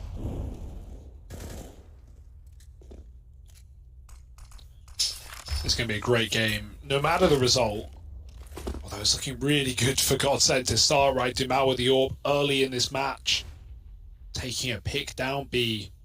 Phelps, got to be careful as that smoke fades. Your scope will elude some of your vision. Might catch a player swinging out from the top boxes instead, but nothing being given to him. And as the smoke reaches its end, he's going to move out of connector. Very well timed. That was a deep flash thrown. And Alta's now owning Con. It's looking like an A split. Swisher going back to ramp, and Spongie's already out. Alta did get that kill after all, and he's trying to keep the pressure on. He's spotted 2 players inside of A. Taco, no question about it. They know he's locked up in Palace right now, and they're going to find a headshot as well to deal with him. Flash into spawn, taking liberties. It's a nice trade, but will it be enough? Still a smoke, flash, and nade here on that CT side. But I mean, look at the positioning. No movement here from Dumao either, so looking like a save. Barton might try something cheeky here, but bad news bear is not even peeking. Gee, with Barton doing that, I was gonna say he might go down here. PTR knows, expects where he's at, but won't happen. And yeah, kind of what happened with Dust 2. Short's 2 rounds in, but we look at GODSENT's economy. It is in the gutter, so saving these 2 weapons. It's a double save at least, so should be seeing some pistol buys to account for these. It's in the gutter, but they're looking up at the stars, Robin. That's what they're doing. Yeah, well, they're gonna have to with this round if they want to win it. Oh, Tech9 CT side. Taco, oh, he's bought an MP9 as well. Yeah. I'm looking at Dumao here. I want to see. Always interested to see what he's going to do. Yeah, there he is. To be hit though, there's nothing you can do about this one, sadly, unless Taco goes nuclear with the SMG. Like, this is going to be done. He needs 2 kills to even tempt his team in, or at least that orb. Yeah, it's a hard position to get any kills from. He's just going to play for time. Oh. And Chunji comes out ahead on that exchange. Nice trading as well. Barton send it. Did go through the market, and ooh, big kill from Dumao. Now through the smoke, there was a plant, there was a temporary one-on-one there for Phelps, but he couldn't convert. And now Dumao, he's at least positioned to escape if his teammate dies, and that may be not far from reality. Lato, if he checks his right side, he's got a chance. Flash is good from Dumao. Maybe a kill here for Lato. Nice. It's dodged, but one more, and only damage to Alta. That has baited Dumao in. He's going to give it a go, but will he lose the orb in the process? Nice shot, but nothing else. And that's an orb secured by PTR as well, right? That's always sad. Like, they want to win the round. You can't blame them, and every kill further pushes them, you know, into that retake. But it felt like after Taco died with nothing, 5-on-4 save could have been argued. If it was a different map, definitely. Yeah, sure, but you end up in a position where even for next round then you can say, but you're not going to be seeing any buys here from GODSENT this round. Just it is a flat out eco for next. It's one of those, why not go for it? I can see the reasoning behind it. Get ready. We got a Richard. Zeus. Yeah. Zeus on Dumao. I say get ready. They're doing a smoke, so actually don't get ready. Yeah, don't get ready. It's another entry. Right, I see. So me and Hugo play a lot of MM, like just a lot of CS in general. Hugo always buys the Zeus. He's the right. Saw a troll. Reddit thread about you the other day, actually. A good or a bad one? It said along the lines of, just played a match against cheaters with Hugo and Harry. Them talking was the highlight of it. They kept our spirits up. Is this a real thing? Yeah, It's yeah. actually. Oh my god! We play a lot of cheaters. Yeah, a lot of it's basically You hit thought a Hugh. punchline was coming there, didn't you? No, yeah, I thought it was. Right, I just play with this Harry guy, and he's so goddamn toxic. I can't believe it. No, that's yeah, you know. Nowadays, mate, you hit Q in CS, and it's basically, you know, will I be in a silver game or a cheater game or both? Both, yeah, often the both options. You're at that glorious stage in your careers, you see, where you're liked and popular, and you always will be until you go past a certain point of notoriety. Let's say, for example, you casted every event for a year, do a major, and you suddenly become ubiquitous. Then they have to turn on you immediately. Too popular at that point. You must be destroyed. Yeah. We should stay a little bit washed then. Yeah. That's what you're Yeah, saying. you have to be the Not quite underground enough. band. Pre-wash. Yes, exactly. Yeah, you have to be the underground band. You can never be the chart topper. No one likes those guys. Interesting. No, I mean, I actually completely see where Richard's coming from, and that's why you know, I never work at like my full ability. I always kind of give, you know, Perfect. 25% thereabouts. It wouldn't be fair on the others, would it? Yeah, exactly. That's how you have to think about it. It's like, listen, I'm happy turning up, talking about pufferfish and dolphins. The dream. Cast game loser. No, I'm I talking about dolphins. haven't Deal with watched it. any CS lately, but I have seen a lot of nature documentaries, so I'm coming on with the... Just bring that to the table. Yeah, why not? As This you is a guys are great- yapping, there is a hit going on, Whatever. and Now, another as the save. POV Oh, of Twitch chat here, just moulding at the casters. I know. Here I am trying to give life lessons to No, yeah. two young and upcoming talents about the Need all the nature advice we of can the get. nature of show business. And once again, Robin's coming along, all about the game. Ooh, I want a major. Ooh, yeah. Ooh, how can I make it about me? Ooh. Just fabricating Listen, things I'm now. I'm just trying to envision myself as an HLTV poster or something, you know, and I'm just thinking, these guys are not even casting the game. I No, can't you believe casting the it. game. What kind of unprofessional, hands to the point, right? What kind It's of true. unprofessional fucks? And then you guys Yeah. were saying, yeah, it's on purpose, you know, we're the underground band. Someone should fire us right now if we want to stay irrelevant enough to succeed in this industry. Yeah. I've never... Has anyone... I'm trying to think of an event I've worked at been fired on air. I can't think of that. No, you were Yeah. close. That's the only one. Yeah, that's true, actually. There was that one time, wasn't there? Which we Hey, never listen. talk about. No, What time? Yeah. One time in Bucharest. No, that's another guy. Right, they're just been. Oh, Yeah, that was no one's fun. safe. No Yeah, one's no, safe. Right. Oh, we got this A Let's explosion. move I like away the from smoke. Korean Yeah. suicide now and let's get back to the CS. Yeah. Save it for a couple of rounds at least. Oh, I like the constant just fighting out of GODSENT, man. Like, you know, all these smokes went over to try and set you up to get into the A site, and tooth and nail you've had to fight to gain even an inch of ground. Now looking to get this bomb down. Well, that's going to be tricky. With this CT smoke falling in the fashion it has, Dumal's able to peek over the top of it, and PTR is now throwing into another one of these clutches. He's got himself the AWP. He's not being given any fights. He's trying to look for this trade onto the CT player, but Barton has got the cross. That was a great setup out of the remaining GODSENT players there. And it's done them well, served them well, put another round in their bank account. Yeah, the comms are always so clean for these guys. Like they're always playing as a unit. Everyone's facing until no one's facing, right? You have Dumal jumping up, you have Lato trapped behind triple, and everyone's trying to offer support. And then as soon as it gets into a favorable scenario, the kills are in your advantage. They just stop peeking. They just stop giving the trades back in, and bad news bears have to hunt. And they're dealt with very easily. So, yeah, competitive game. We're getting everyone in this map right now, which is a nice sign. It's nice to see 4-3. Belgium winning that CT round as well, so we didn't run into the Dust 2 potential there. Just CT's not having enough money. This one's important as well. For both sides. Money's running out. And it's a mid-take for Bad News Bears players up in here. We saw some cheeky stuff out of them yesterday as well. John G up in that little sniper nest into B hits. Oh, I'm loving this. Great stuff from Phelps. Yeah, he had a little look, though. Gives away the B play. He spotted them go up cat as well, so there's no question about it. Martin gets cleared out. Taco, he's been here before for a few majors even, but he's not going to be able to hold on. 2 on 3, Lasso and Phelps making it interesting, and the bomb gets dropped as well.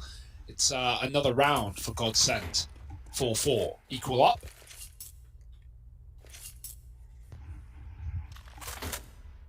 Yeah, and how many stayed alive there? 2 only, right? Yeah. Yeah.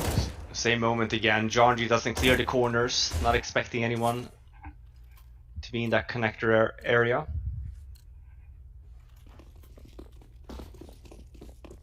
They strike a balance. They get a bit of investment, but Alta's got in hard. He's not going to be able to buy next. Hero AK on Swisher. Yeah, pretty low money on Alter. Maybe he should have just bought a Deagle no armor for this time. As we see PTR and John G. But yeah, this is a really hard round to win if you're Bad News Bears. Just really looking to do as much damage as possible. Swisher does just that with the 1 kill.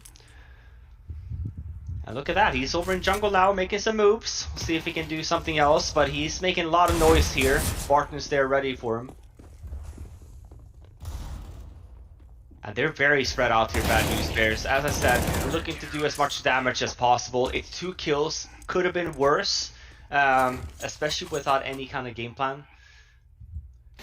B split kinda, you know. Here's the big guns, or the bigger guns. We got some Galils, so it's not quite the best rifle round we'll ever see. Yeah, and no AWP on PTR either.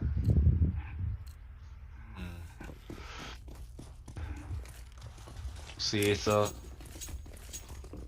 smoke for mid. Might just be the general default they've been doing, just take over mid here early. See what we could be doing after that, but in the meantime, Lado is pushed up towards this A ramp. Let's have some backup though in Dumao that's going also aggressive with the AWP. So what I talked about yesterday, we had, can't remember who it was, we had an AWP down by this ramp area, and as I said, it's not a bad position to be in, especially this setup. It's kind of like a phase setup back in the day that he used to run a lot, where they want to hold off the A ramp. If they come up mid, they will push down here, activate, and just take over some other map control, essentially giving them connector and jungle area. You essentially just sandwich them on the bomb site. Oh boy, here they come around the corner, and oh, Martin might have to take one for the team. Taco shoots him, but it's mainly Alta who steals that kill away. Both B players fall. Phelps is fast on the rotate, but he fails, and he doesn't want to commit. He wants to wait with his team for the retake, but in doing so, he's caught between decisions. 2 on 3, bomb planted. Not an easy retake, and one that Dumao is not even considering. Lato looking for anyone overfacing, making a mistake, but Bad News Bears will not fall for that. Boosting the site is good, double peek, and Swisher with the trade leaves Dumao to save. He's coming back. Yeah, I think not he's getting that round. Looking for an exit here, maybe taking another gun away, but should think better of it. They're going to need that AWP in the next round, GODSENT, especially in Dumao's hands.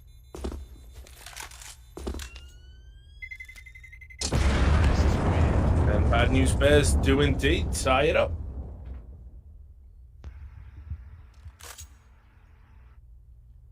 Yeah, that's a good round by them as well. Just start off the way that they have been starting off, just taking over mid. They kind of get a good timing here once they decide to peek towards that B side area. Taco could have as well shot Barton's head off. But with that saved AWP, we buy on this at least if we got sent. 3 rifles, just Barton with the Deagle. See Bad News Bears a bit of a change, take over mid fast this time around. We see Johnny doing the exactly the same thing as previously. This time around though, he does spot Phelps. Oh, okay, from Barton, that's a bit rancid, a bit rotten. And he's got some more where that came from. Alta getting tagged, Attacker runs the molly, worth it. 4 on 2. They're in B at least. That's something here for the Bad News Bears squad, but Taco's giving it up, so he's ready for them to already be deep. A lot of damage, but can't convert. 5 health for Swisher. This can still get out of control. He's even put down to 1 HP. One's in the chat. And bomb planted. Here come the retake. Yeah, this is when you curse the Famas out. Had I had an M4, he would have been dead. That's the second to last flash from Bad News Bears.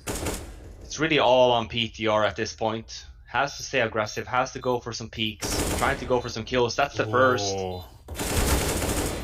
Oh, here we go. It's a nice little crossfire setup here too. Oh, he's got it! There's time! There is time, I think. Down to the wire, but he is going to cut that wire. Wow. Great clutch from Dumao, popping off at the right time for GODSENT. Yes, Unreal, man. Cam's still not working. He was like wall banging stuff that doesn't even exist. He just wrecks the guy at bench without even seeing him. He tries to wall bang through like the default wall. I don't even know if that's possible. I don't think so. But then just swings him with the P250. Dumao has definitely been like one of the very exciting prospects and focal point of this this GODSENT squad, right? It was really in that game the other day where we see him popping off, looking sick, that we got that first taste of what his AWP looks like when it's firing on all cylinders. And much to my delight, it feels like we've seen that be a more consistent showing out of him, right? Dumao always impressing us, wins this little 1v2 to take the lead for GODSENT, and now he set his team up really quite nicely here on this third map. You get the bomb down there, you're going to be reinvesting, but look at what you put around, you know, a handful of AKs, some Galils. It's not a very pretty buy, to say the least. So GODSENT, you know, it was pretty expensive for them too, actually. Not exactly Hindsight. Christmas Day for GODSENT either, No. but yeah, I'm with you. I think this is probably see some aggression. I think if you want to get the best out of those SMGs, you might want to try and do a push here, but get in their face. Now it's going to open things up on the PTR. Their personal duel resumes. But Spongy running and gunning.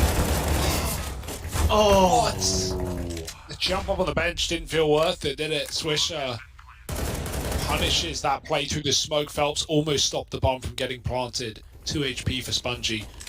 And Bart's still trapped in top mid. This is not how they wanted the round to go. The player coming in on the lurk can't actually stop the defuse, so Tanya can get these kills maybe, but not today. Alta clears him out, and no saving in spawn for Barton either. Lato hanging around, and well, going to be dropped as well. 6-6. Good rounds out of BNB. Waking up a little bit in this T side as well. They lost the Force by Wars, keep that in mind. So GODSENT always had the money going in their favour from the start of the half. But now we're nearing the end, and it's anyone's guess as to who is going to take the win. Yeah, Richard said it. Looking for the third map to be more competitive. The 16-8 doesn't tell quite the story about this series. We Definitely did have not. Inferno in overtime. Oh, okay.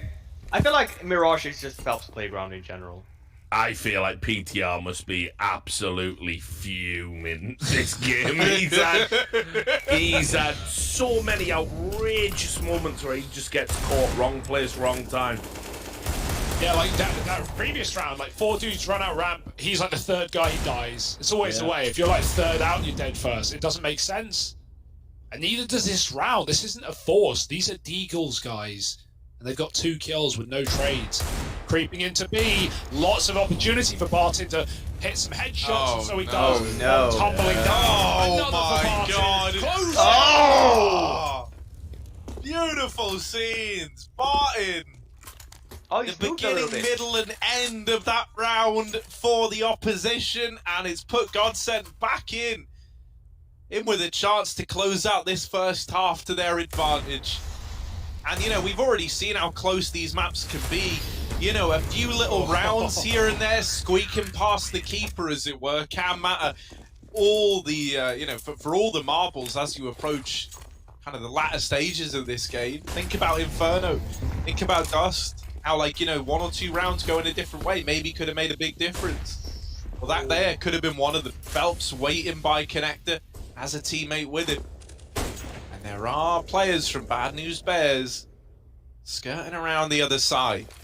If they lose this, they have nothing in the last round of the half, so it's the consequence of that eco getting won by GODSENT. Could mean a 9-6. That being said, let's not get ahead of ourselves. Still got some rifles here. A split, they're waiting for the con smoke, and Alta, he is patient. He finally gets that headshot to Phelps. Barton tucked. He could let them all up here in con. But he doesn't want to commit.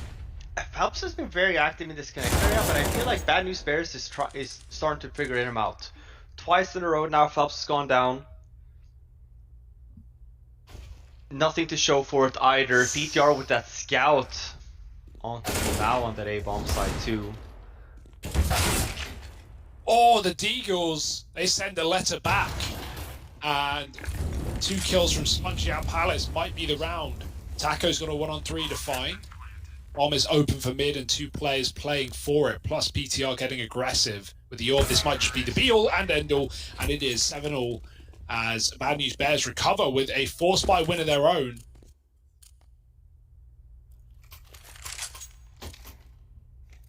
And so now it's GODSENT who are worse for wear. This seesaw of economy right now has been back and forth all game. Yeah, a lot of back and forths. Heading into the last round as well of the half. We see Phelps with M4 half armor, no nades. Very scrappy buy here. Another fast mid take from Bad News Bears as well. We've seen this actively before. GODSENT's trying something new this time around though.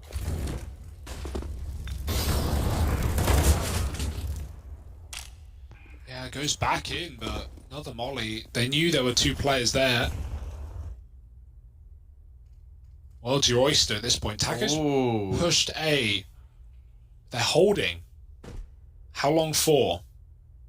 Oh, Spongy. He's got the drop. Yeah, this is rat-tastic out of Spongy, right? No one's ready for that. No one's thinking, oh, he's holding me from top mid, tucked into the back corner, off the backboard, through the net, flawless, right? But he was. Lato, now with his deagle, dead in the window. It's left on to just do Mao, and as good as this guy's been, something tells me a 1v4 is asking a little too much, but let's see. And now dinked. It should just be a formality here. Bad News Bears looking to go on and win out this half after all. 8-7, neck and neck. And really not a clear winner in sight yet. This series delivering, taking us 3 maps, taking us the distance, and now being neck and neck moving into the second half. Find out who will be progressing onto that next phase and who has their journey put to end right now after a break.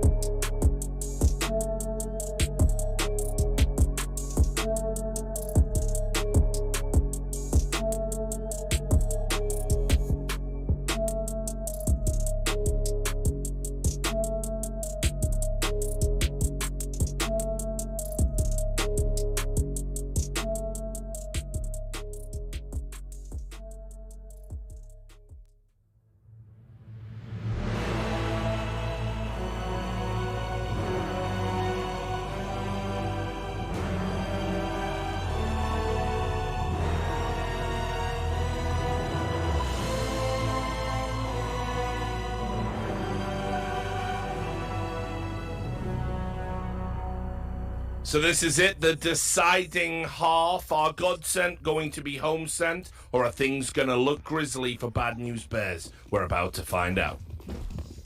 Great recovery from the Bad News Bears boys in the first half, right? They had some ecos dropped, and you know, it felt like GODSENT were about to run away with things, but they win the half out, really when it matters most. Very good, you know, win-loss ratio on this map as well, looking to keep that up. Alter spotting the underplay. Dumao out top mid. GODSENT running wild from below.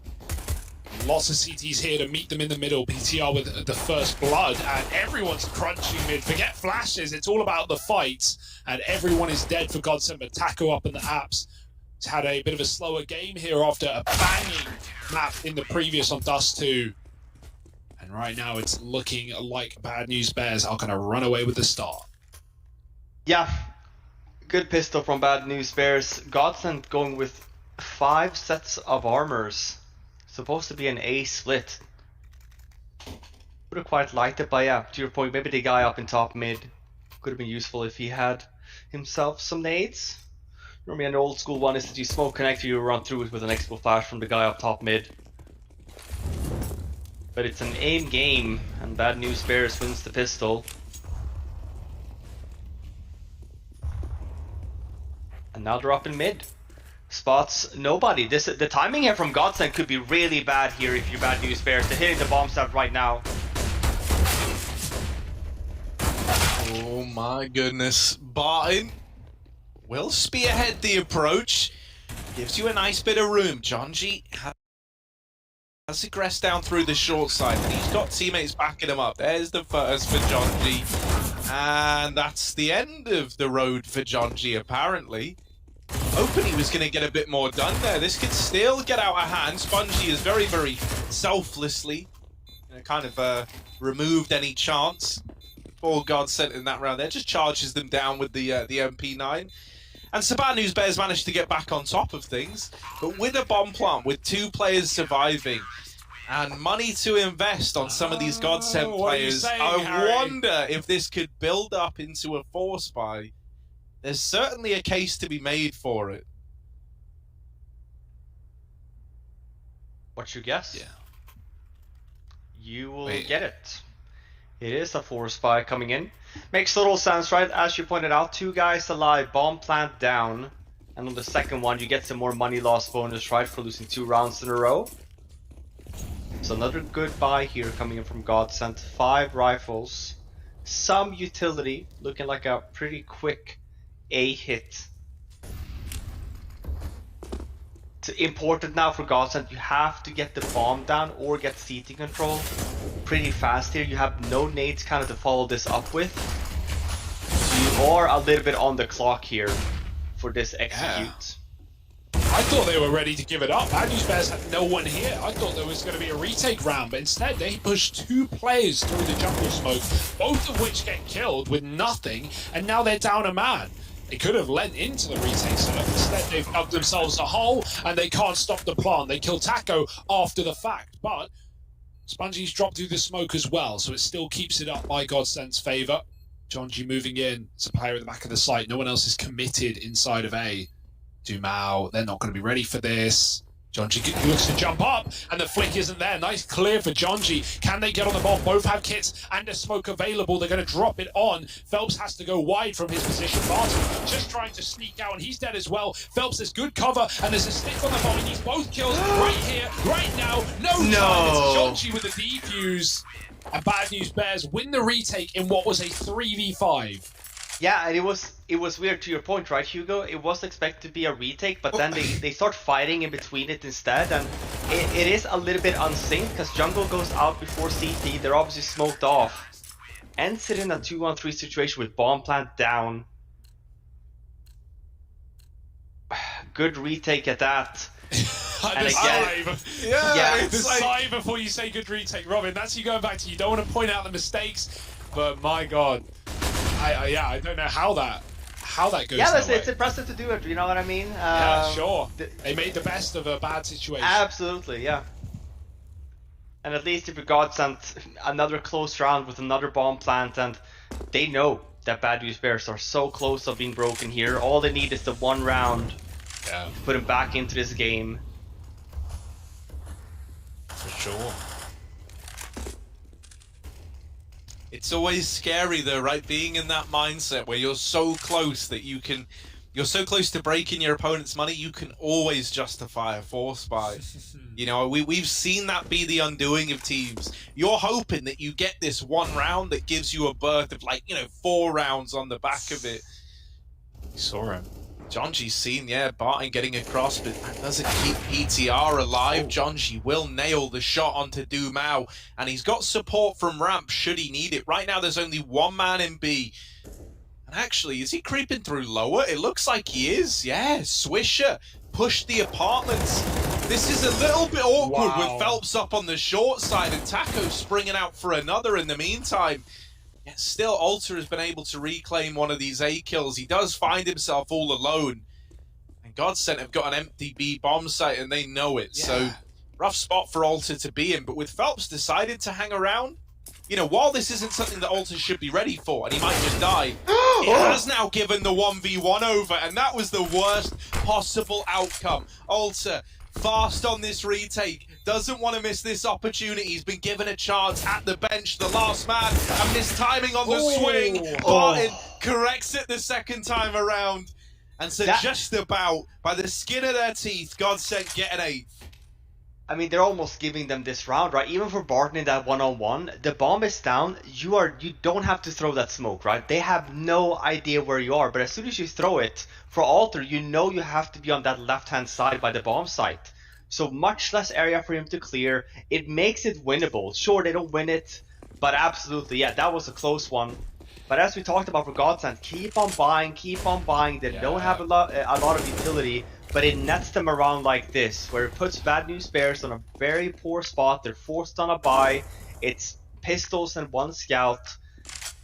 After this one, it's a double save, right? So, And, he may only have 6 kills, but Taco is the hero of that round. And that's because, BNB was set up really well for what was a con A split with one guy who was Taco and Palace, a double ramp setup for BNB, plus the AWP on triple. Taco not only kills Jonji's cover in that Tetris player, but then he swings out and drops the AWP as well. Like, those are 2 massive kills from a lurker, while his entire team is sat con side, setting up to split A. So Taco really, rifled through that 2 or 3 man hold. He killed 2 of them up on the close ramp position. So now we go a B split. There's 3 CTs here. It's a bit of a force for them though. We've seen the Deagles do work for everyone in this series. Will it be any better for Bad News Bears? well, they are low. That's nice. Jonji. That's nice. That's nice. Jonji tears the round away up on top of the apartments. He just reigns in death with the Deagle. And they're kind of discounting him on the short side. They're focusing on dealing with the bench player. That only gives Jonji more room to cause chaos. Oh, quite a way to snatch a force buy round past them. This is huge. Just a beautiful sequence in terms of, what fights Jonji takes, when and where. Only ever being open to 1 out of the 2 short players at a time. And now the money's broken again for GODSENT. It might just be a fast B play. Yeah, that's worst case scenario for GODSENT, right? Losing to pistols the second they break the money. It's kept Bad News Bears up, it's kept them in control, and GODSENT are going to try and rush B. Taco trying to go through the smoke. Jonji's going to deal with him. He jumps up as well. Lato. Oh, what a shot. But it might not matter. The bomb's been dropped by Swisher and Spongy, who have both found a frag apiece. Dumao with a Glock. Dead to the nade. And 13-8. Man, it's going to be a real shame if we don't see GODSENT in that next stage as well. I feel like they are on the cusp of something great. But right now, right in front, right ahead, is Bad News Bears. And you can't take it away from them. Great resilience from a team we've known have fallen apart in games gone by as well. So with Dust not being in their pocket, this is a very nice recovery from them. So 13-8, another buy for GODSENT. I feel like we just haven't had a T-side AWP, right? Dumao's never had that available because of these force buys. Yeah, absolutely. I'm just going to point out as well, one of the better CT sides so far from Bad News Bears coming in. Yeah. and it's saying a lot. They only have 5 rounds, but they've looked very solid so far. Bit of a mid setup here. Also, Jonji pushing the catwalk area. We have 1 in window and 2 near disconnector.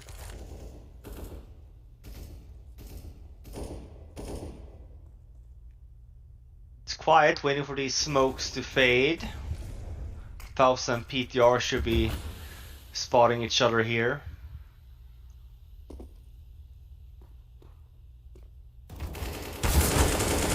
Oh, it was about time someone saw someone. Those smokes fading.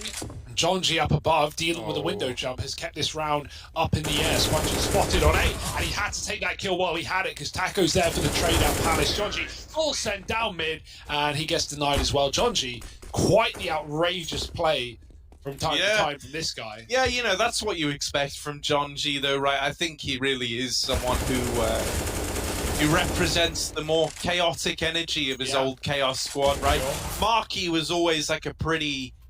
Out of everyone in that team, he was someone who kind of played like, you know, some more meta Counter-Strike, I think it's fair to say. Jonji was always someone who really pushed the boat out in terms of, you know, what should be done, and then here's what I do. It's crazy how there's just no clear winner in sight, right? The money is still just constantly battered for both teams, so a couple of rounds in a row will make all the difference at this point in the game. It's an eco here for BNB. ETR can't flick in time, and a resmoke at the window keeps mid-control for GODSENT. It's not worst case, at least for Bad News Bears. Yeah, it's 1 eco, but it's not a double one. They're gonna have a pretty strong buy next round here. These Deagles can still do some damage, sure, but in a 3-on-5, very spread out. GODSENT looking to make the right call here as well, heading over to that A-bomb site. Oh, smoke block. Oh, smoke! Oh, smoked by Martin. And it should be a GODSENT round. Through and through. 10 on the board. 5 alive while they do it as well. That's going to feel great if they can keep that up for the money.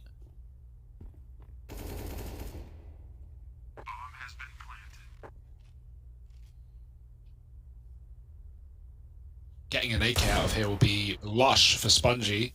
Nice shot, but yeah, I mean, they're broke, so they don't really want to chase her either. He only has the Deagles, so there's... Outside of just making sure he does... Oh my god! I was gonna say, outside of him just not getting the weapon, that's all they want to accomplish. Yeah, there's some smiles there. Taco's just like, what the F, man? Yeah. NS in chat. You don't want to peel Taco's cap back. He gets sensitive about that. So watch out this round, Spongy. We do see, though, Shugo, you pointed it out with the Duman not having an AWP, but he doesn't buy one. Ooh. Yeah, we're seeing a lot of fast rounds. Yep. Could have dropped his AK there and given it to someone. Give himself an AWP, but even knowing that PTR is going to have an AWP here, he opts not to.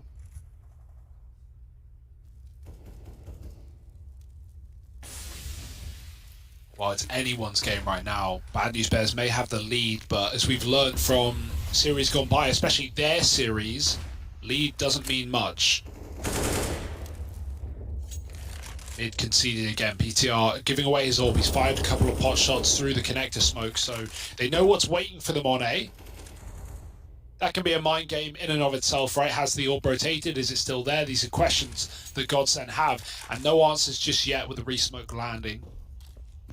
This is A through and through with Taco up on the ramp into this double setup. His luck again that won them that round that ended on B with Barton's 1-on-1.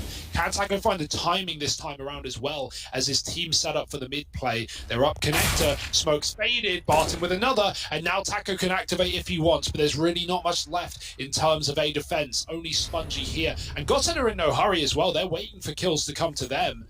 But eventually with 30 seconds on the clock, they've got to go. Oh, the swing, well timed, but Spongy. Oh, lots of damage onto Lato, but it's just 1 out of those 2 kills. Maybe if a double presents itself there, right, we see this round looking a little more scary. Instead, it will just be a save here for the 2 remaining players, and that's if Phelps lets them get away with it. I love this late lurk. He was hunting before the bomb was even planted, just with the goal of taking players away, and he could get the knife here. He's hit the timing. PTR, shot in the back of the head.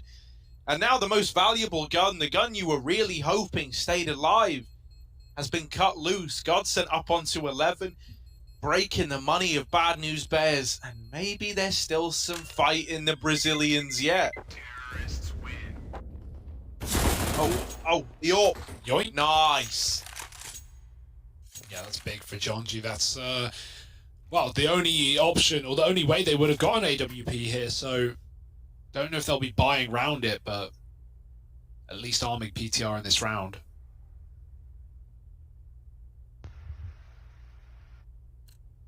Haven't seen that many timeouts so far this half. No. See what we see here with PTR's AWP if we're gonna try and do something with it, but it's only really Jonji that's helping him out. Maybe in a round like this when you only have an AWP, you could do a mid-take, for example. And the USPs go up. Yeah, there was a bit of a one-way there, but I think Lado just was shooting blindly.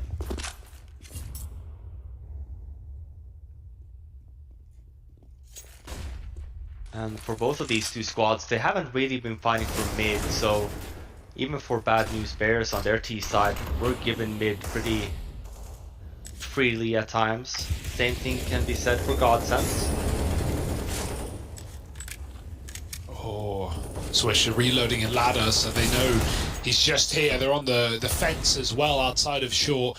Setting up towards connector again with tackle on this Rattler. It wasn't seen last time he did this either, so bit of a surprise maybe for Spongy, who will have to find out the hard way. Swisher with a deep to start, and oh, that could have been a 5-on-3 immediately. Instead, it's GODSENT in control. Jonji's got the rifle, he's locking them in, but he's locked out by the smoke, has to walk through, nothing else to do in this position as his teammates fall like flies.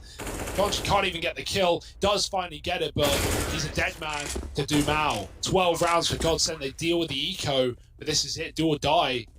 We're reaching the last few rounds of this map, or at least a regulation, to find out who is going through to that next phase. Only one spot. Yeah, and just compare the money, right? Bad News Bears, sure, they're one round ahead, but they're in trouble. For GODSENT can still at least rebuy here if they lose the round. The money is going to be a factor once again. That CT economy, it's brutal on that side. Jonji's AWPing over PTR, interestingly enough. They are near each other, they could trade out, but actually I say that, PTR's lower, he's underpass, and he's got an opening kill. No way he's getting out of here alive. They need to do everything they can in their power to stop him. He's staying on the smoke. Martin hasn't spammed it, he's walking up, and now they crunch mid. They don't get PTR out, they help him out by fighting and forcing every Brazilian player out of this position. Martin's dead in the smoke, and somehow BNB have just slaughtered this mid take. They figured out the solution, right? GODSENT have been going and getting mid for free in all of these T rounds. Finally, there's their comeuppance. 2-on-5. Anything you can do here is welcome. Got to feel a bit sorry for Barton in that situation, I'll say it. I mean, he's made the right play for me. He's played greedy. He knows PTR's there. He could get the kill, but if he does that, he reveals his position, right? And then he gets traded out almost immediately. But there was a chance if he pushed through that smoke and no one knows he's there, he could get 2, 3. And PTR just anticipated it. Yeah, what a ballsy play to drop under in this round, but it's worked out. It's not done yet. That will help. Lato 10 health. Well, he's going to get a point here. Yeah, for sure. And now Spongy and Swisher. Yep, there it is. Death from above, and 14-12 will be the score.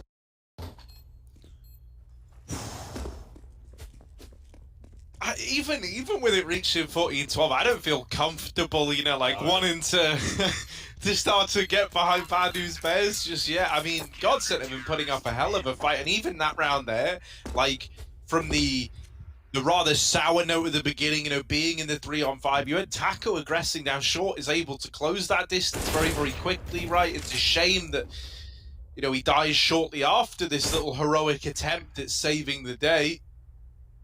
But it just goes to show you that anyone can step up and, like, you know, give over the results when asked, when it's demanded of them on the GODSENT side. And once again, you know, like, even though you're winning rounds, you're still only keeping a small number of players alive on the Bad News Bears side, so it's not like they're, you know, set up financially for this this match to conclude. If they lose this round, like, they're eco.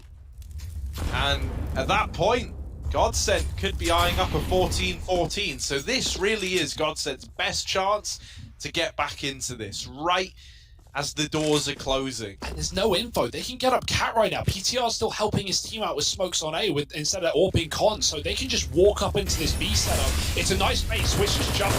Jonji gets aggressive with a flashbang, but it doesn't work wonders. They weren't pushed in deep yet. They're waiting for the Cat play, and there it is. Dumao decking Swisher has left B empty of CT players, and Phelps is already hunting kills. He's already killing rotates. No save today. Phelps has got a double. It's PTR's AWP.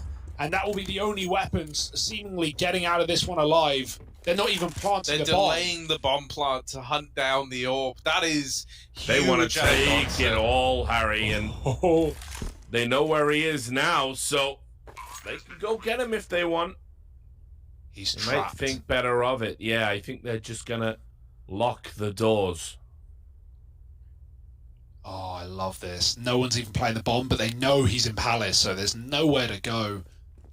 Here it is. As long as They're out. Dumao stays alive. Time push coming in, though, so Dumao gets traded out. Maybe a miscommunication, because I thought Lato could have gone. Maybe This a little is bit sooner. very costly. I get it why, but PTR's in a position to get all of them here. Oh, with that though, that's nicely done by Taco. But I get it. I mean, they could have know. done that safer, yeah. Yeah, they could have definitely done it safer, but I get it. They're Bad News Bears now, yeah, 14-13, saving that AWP should give them this round. Maybe not for free, but close to it. I just love this from Phelps. As soon as they took the bomb site, Phelps was so aggressively looking on the other one. He ran straight there. He said, look, and to get those 2 kills, absolutely huge. No chance for safe Bad News Bears. And here they are, buying up Deagles and aggressing into Palace. Yeah, it was read by Taco, though. He was just holding off on the bench, so 3 kills for him. And he's been really, really good on these A-lugs. Again, like, you know, he's come up into his own. He had 2 kills after the first half or something of the sort. Maybe 4. But yeah, what a recovery. Lurks out ramp, Lurks into Palace. Obviously, just eco kills there, but their confidence boosting. And it's one step further. This is it, 29 and 30 rounds. And maybe even more when we get there. We'll have to find out. Double AWP is in. PTR joined by Jonji, who has had some shots as well. Anyone's game. Yeah, and with GODSENT not running any AWPs, they could be hit with a curveball. Lato just gets legged and then nades. Oh, the timing on GODSENT's side.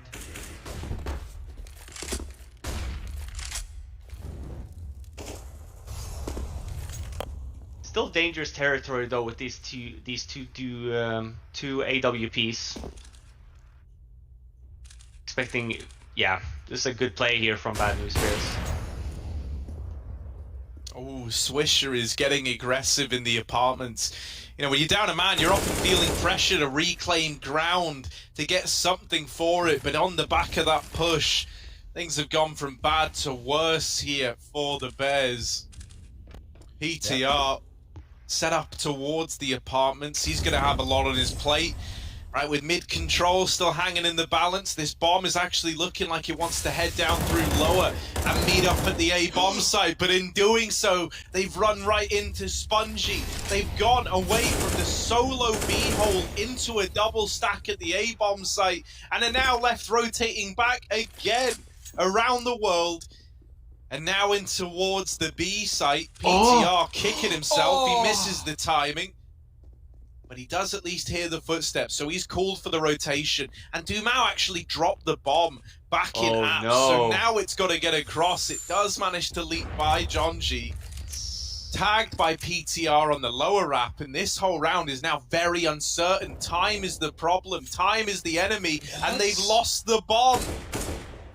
Why did he stay in apps? I don't get it. He got legged on the flank. He could have just dropped in and gone to help his teammate, right? It makes sense why Dumao drops the bomb. He doesn't want to, you know, if PTR over-rotated him and got there in time, Dumao could throw the round by losing the bomb. So it makes sense. But his teammate needs to run in. His teammate needs to jump out. Dumao has all that space in B. He's taken bench. He's pushed the side. Yeah, but they need the bomb. Problem is, right, with so little time, you've just, you know, you're worried about short. You just don't know where the second player is. They didn't know he was market, and so I think they were worried about a short cross. I thought they saw him. They saw him when they jumped. Yeah, they had. That's why it doesn't make Oh, sense. well, then in that case, it really doesn't make sense. It doesn't make any sense. I don't know if he got stuck, but he got legged, and that should be the signal to run. Oh, the flick.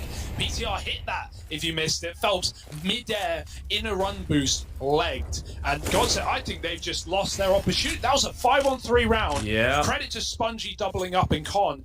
And I don't know how on earth they lost that one. What a crazy round it would be if that is going to be the way it is ultimately decided. They need to put it out of their mind in this round, but they're already at a disadvantage. Phelps tagged as he tried to cross in mid. PTR with the flick. I'm sure that low HP is going to come into play. Oh, apparently not. He doesn't. Apparently not. Well, yeah, he went back to the op. He said, listen. Brothers of battle.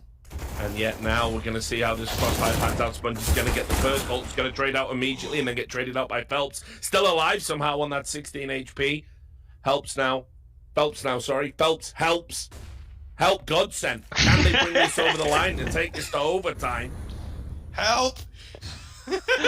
Swish is pushing round. Swisher, yeah. This is it. The game in the palm of his hand. Okay, it is all the pressure on this ramp flank. There's the first, peeling some attention away. Now Jonji with the impossible task of getting through Murder Hole. No scopes, Phelps out of play and leaves it all on Taco. The brains behind the operation at GODSENT has now got to be the Brawn.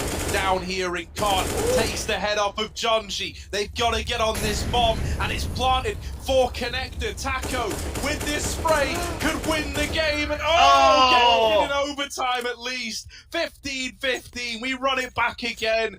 Taco with the clutch has kept the dream alive for GODSENT. Yeah, just when you think they've done enough, but I'll tell you, only getting the tag there in mid, it gave Bad News Bears the early advantage, but it wasn't enough. Phelps did incredibly well to continue to be productive in that round. With low HP, eventually had to bring out the best of Jonji, and then we get into this situation. As soon as Taco wins that first 1v1, you always back him here. He's a wily old competitor. He knows everything about smoke lineups. And lo and behold, Taco, Vaco, rolling back the years to take us to overtime. And I love the patient tapping as well. So many players will panic spray that smoke. Taco's conserving ammo. He's not letting the RNG, the spray, bite him back. He's just taking nice, slow, smooth shots to guarantee the round. Hugo, as well, right? Your adrenaline spiking. You've got to win the round. Everyone's watching you. It's a 1v1 clutch. That's the situation where experience comes in. Absolutely. Wow, this game just keeps going and it keeps giving, so stick around. Overtime has begun, and PTR, what got us here, the underdrop, he's done it with an orb. It's audacious at best, and it's throwing at worst. We'll see what happens. He's going to get out of there alive, looks like it. Flashes to middle, smoke as well, but above the boxes is a player who can drop off in time to not see PTR, and he doesn't know it, but he could run out right now. Oh, the spam from lower. PTR dodges it, and there he is, safe at home once again.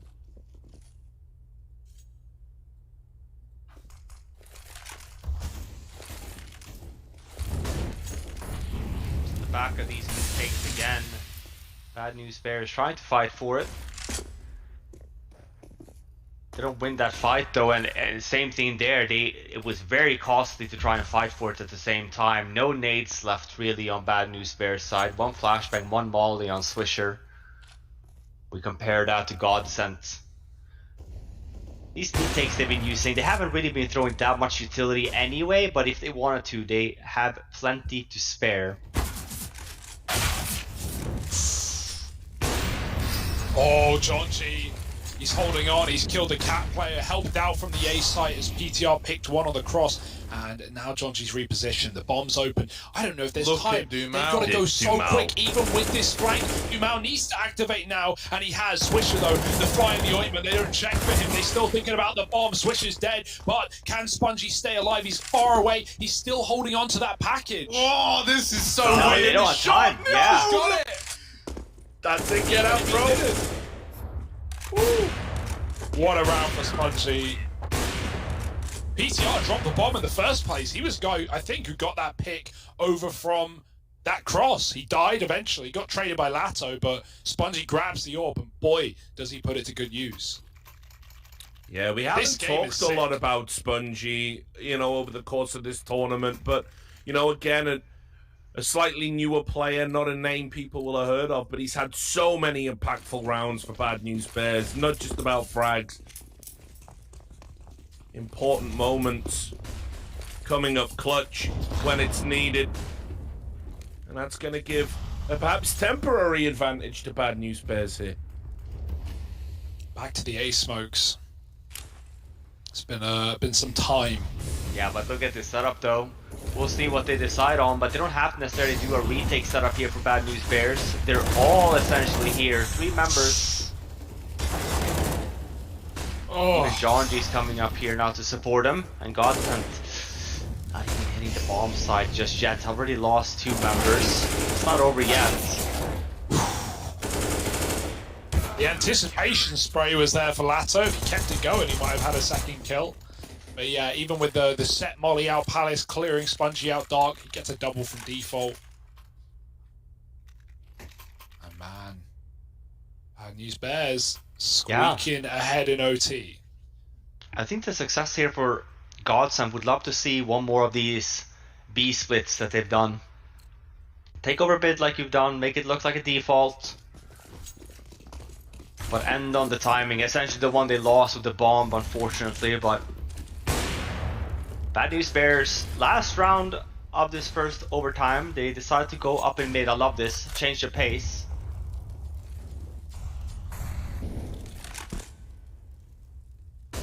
Oh, Alta's still here though. They're going to run boost across. Oh, they miss it. The flash is still in though. Alta sees the cross and he's going to try and get out.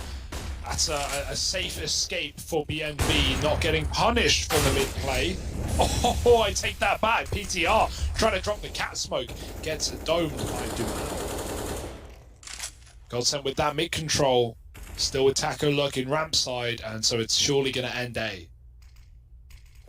Yeah, Alta makes the right call to back up out of Con. He does have Swisher and Window playing on top of the cinder blocks for a bit of an off angle, but yeah, they're already up in connector.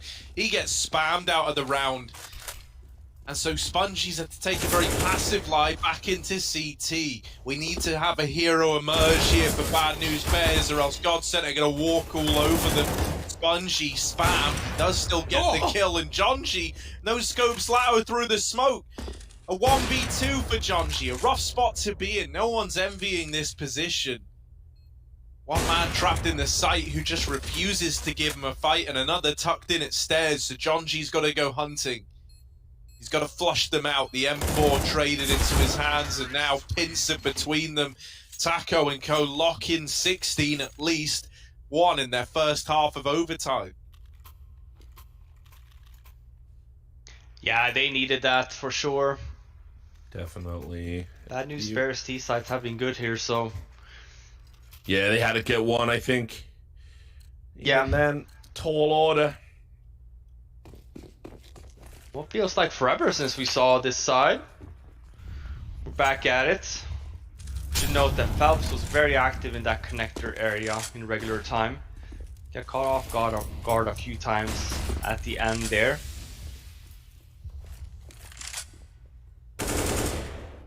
It was an 8-7 regulation half on this side for Bad News Bears. So Double off setup. 2 out of 3.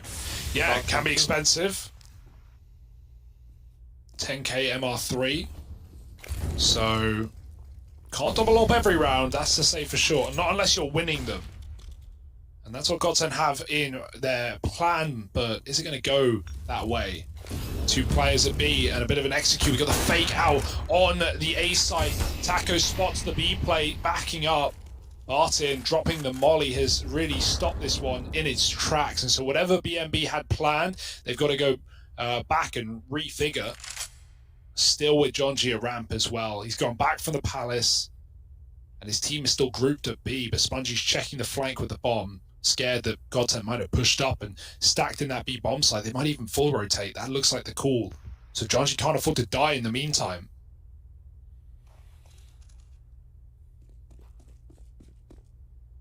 Falling back here though, Alter. No nades on him, so might just be for the lurk. But I say that, there's no smokes left on Bad News Bears side, so we're looking to hit their shots and 3 members here from GODSENT. Oh. Beautiful little flash combo for the close ramp player. However, Alter was able to slip by up Con, and he continues this tear to open up the ace side. A missed shot from Dumao, and Alter brings it all onto just 1 player for GODSENT. 1 kill away from reaching map and series point, and there it is. PTR to lock it in, 18-16. And for GODSENT now, they're either hinging on a double overtime victory. First, they've got to get there. And look at PDR on the end of their camera, run. Harry. Churchillian giving the speech, and we will never surrender. You say one Got more. to love it. It looked like Dumao was just about to stop the plant as well. PTR was in the open, he had to stick it. If Dumao hits that 1 bullet on the bomb plant, he wins the round, but Alter swings in. Super unlucky again, PTR. right? Yeah. Dumao there was getting ready to scope on the other guy, and Alter just peeks at the perfect moment to deny him that kill, so... Massive these are the 3K for margins. Alter. Oh, yeah, huge. Especially considering, let's be real, not had a great tournament so far. No. Desperately needed this for his confidence. Match point, ladies and gents. Been here before, and we go again. Jonji's up in the window. We haven't seen much window boosting in this map. That could be very profitable right now. It's not being even considered nor held by Dumao. He's just forgetting about it. So will that come back to bite him?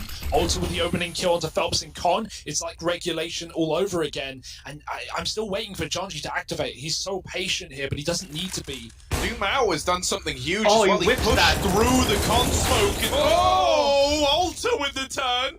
Taco will trade it out at least, and now he occupies the short side. Jonji is still waiting in window, and he cuts down the rotation. It's left on to Taco, a clutch, a 1v3. This B bomb site used to be Cold Zera's playground. We've seen clutches out of him here. Taco can't make it happen, and Bad News Bears put an end to their RMR journey. Wow. The Bears continue, they rise above it. They're looking good. They lock in the victory, 2-1, and they're on to that next phase. It's a triumph for the Good News Bears. GODSENT back to the drawing board.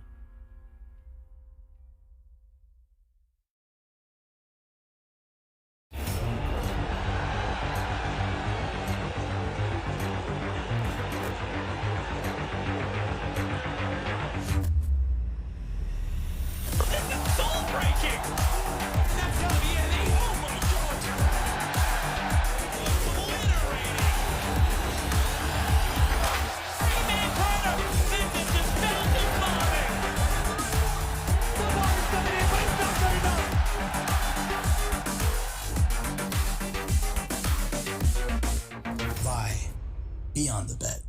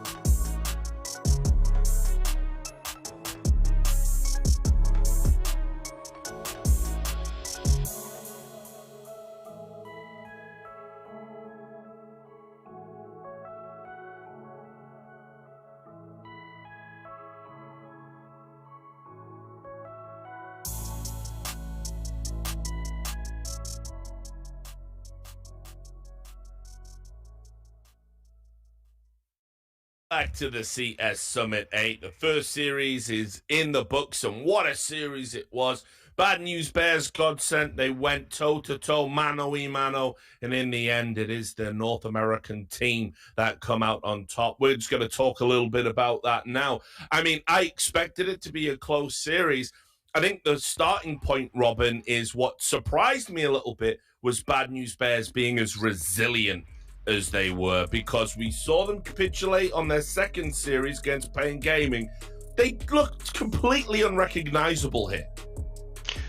Yeah, no, absolutely, and we got to keep in mind as well, they got to play 3 Brazilian teams in this qualifier. To go from Team 1 into Pain Gaming, then into GODSENT, I do think that they have gradually improved throughout this event so far. One of the question marks for me was definitely the CT sides. I think they show it here on Mirage that they definitely know how to play those as well. Overall, I'm just thoroughly impressed by Bad News Bears, especially Swisher. I think this guy continues to deliver for this team again and again, and to add that in with the veterancy of the PTRs and the John G's aggression, they're just very fun to watch. It was a very fun series, honestly.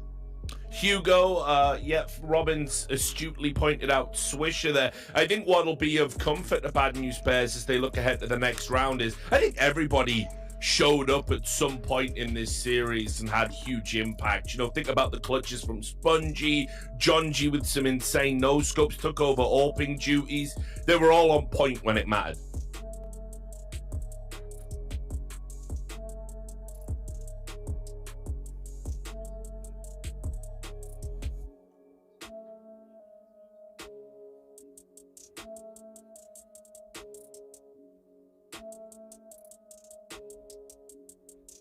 Yeah.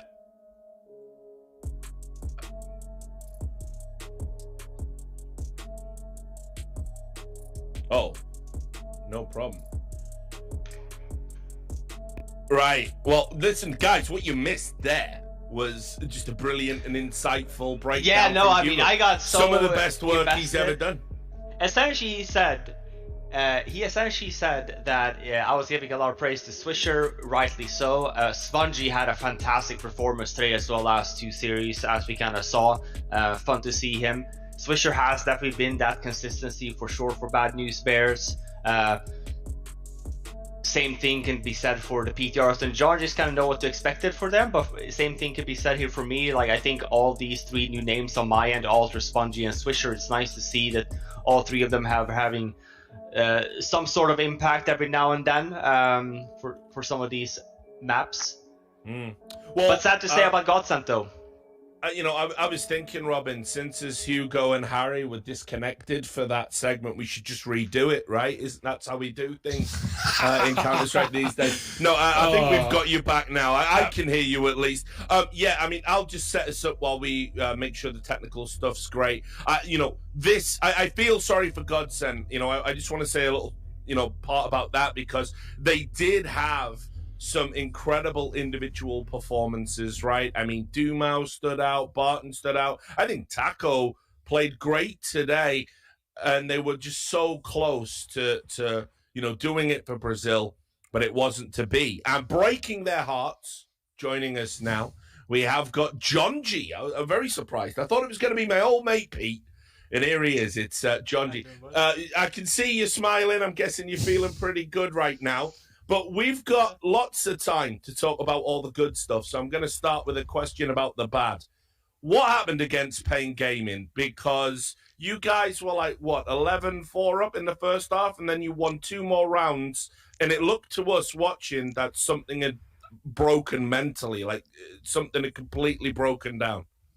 Yeah, so to go back to the pin game, we lost a lead to them in another qualifier or cash cup, and it was literally like the same 11-4 lead or something, and it felt like as soon as we lost that pistol, people just rethought to that map, even though it was a different map completely. Like, it felt like when we lost the pistol, our energy like switched from, dude, we're destroying these guys, we're so much better, to like, oh shit, they're gonna come back, and we tensed up, and sorry for swearing, pardon my language. No, it's okay, it's Summit, we're down everybody, with that. Everybody just was quiet, and we just lost composure, and then going over to Nuke, like, it's been a very tough battle for me, like, especially with COVID, to get over mental things. Like, before I had the gym and all these things that would help me like just forget about stupid stuff. But we lost a map like that, and like losing a big lead like that, like I definitely shouldn't let myself like carry that over. But I just felt defeated, you know. And there was no. I even went outside to take a breath, and like there was just nothing that I could do to like take myself out of getting destroyed that map and then coming back, and it was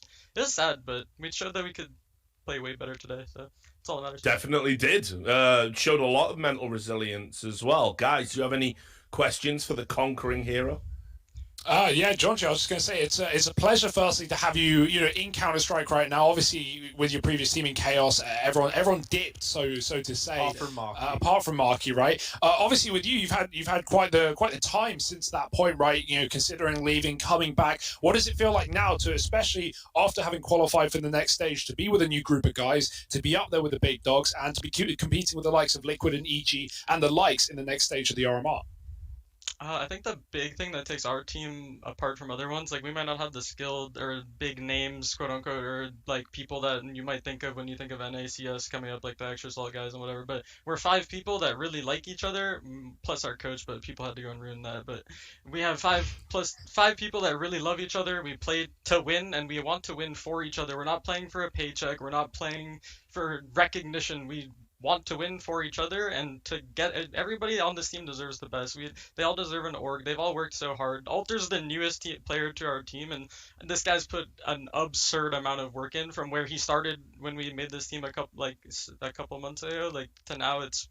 It's incredible to me how hard he worked, and it's insane. It makes everybody else want to work harder too. I got one last question, and I'll let you veto answering it. You don't have to, John G. I try not to put people on the spot when I do my first interview with them. The second one, I'll wreck you, but the first one, you get for free.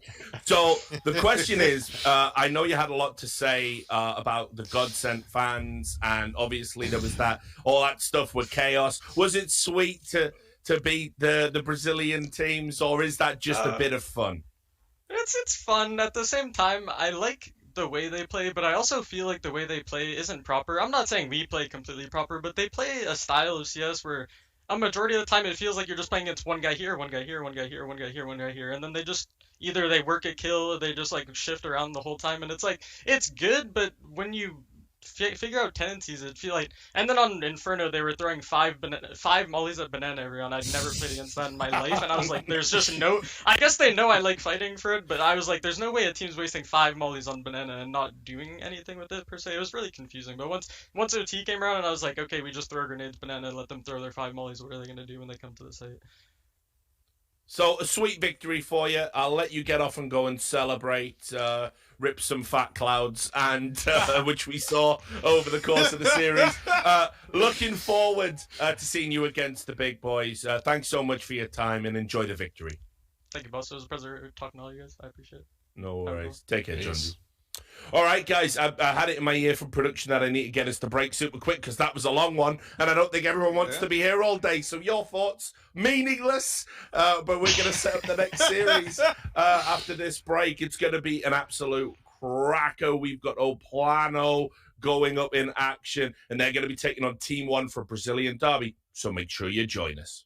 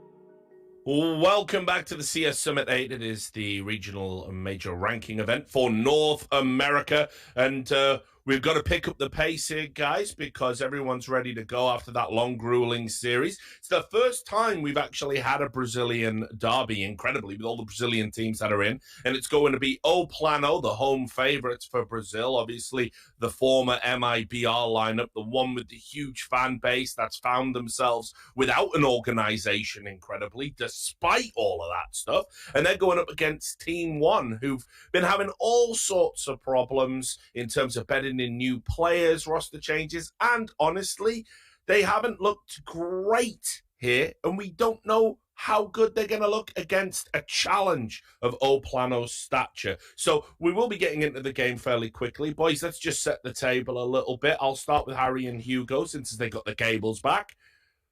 How close is this one going to be?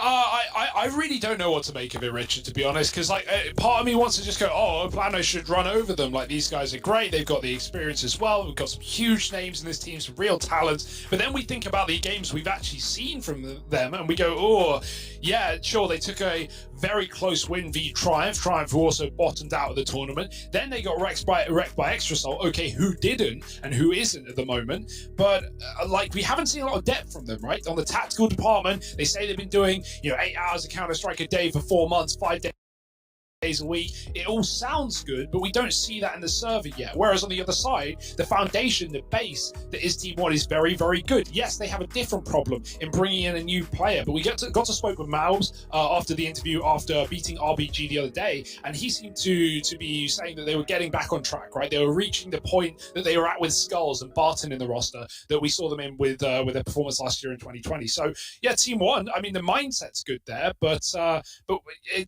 it has been shaky for them as well. Even their win v RBG, the bottom team of the tournament, was not clean by any means. Yep. And you can see the odds there, provided by our sponsor Vibet at the top. No surprises for me, who comes out as the favourite in this one. But again, when it comes to theory crafting, I don't know. We don't know who Plano are yet. I'm not sure they do. They've decided that they're going to take Mirage. Team 1's going to take Nuke. Not really a surprise there. And trainers have decided, should we need it? I think that's a delectable matchup. I'd actually really like to see that. Yeah. Perhaps more so than the other maps. But Robin, how are you feeling now that we've seen the Vita? I still think there's some question marks. I am excited heading into this game, just solely what we talked about, right? I think both of these, I think it might have been Harry even day one, for he said when Plano coming into here, he expects for this lineup, right, to just be smashing their way through this whole qualifier. And it is worrisome to see that Triumph game. Yeah, they won, but this is a team they should be winning against, every single day. But you take the same flip side on Team 1, they also struggle against Bad News Bears, and they had a very close series, even though it went 2-0 versus RBG. So I think a lot is left to be asked for both of these two teams. I think this will be a really cool series just to see where we kind of have both of them. But here we go. Plano starting on that T side on Mirage. It's a fast B flash execute out towards that B bomb site. Oh, a couple of taps from KNG, cutting off a rotate, and XNS misses the jump, so that will stall him on this retake. 2 players up the catwalk, and Plano know where they're coming from, so they can set up for this play as well. KNG got a lot of info on top of his double kill, so this is seemingly a good, nice, easy post plant, but I say it, luckily VSM keeps it alive, and Henny to close. After they killed that Edward player, I got a bit scared, but Plano take the pistol. Yep, they certainly do, and that's the start they really wanted to have here, and looking nice and crisp. Just something I'll bring to the table in terms of narrative. Last time we saw Plano, things weren't going particularly well for Lucas. He had a pretty heavy series, and this is a guy who's in the spotlight. There are some elements to this because they've got TRK available as a player that some are saying he should be brought in for Lucas after recent performances, and he's under a lot of scrutiny right now, so hopefully he'll be able to turn that around and change his fortune, so keep an eye on that. Yeah, TRK play a little bit, close stint in MIBR, also an interesting player. Plano definitely have their options.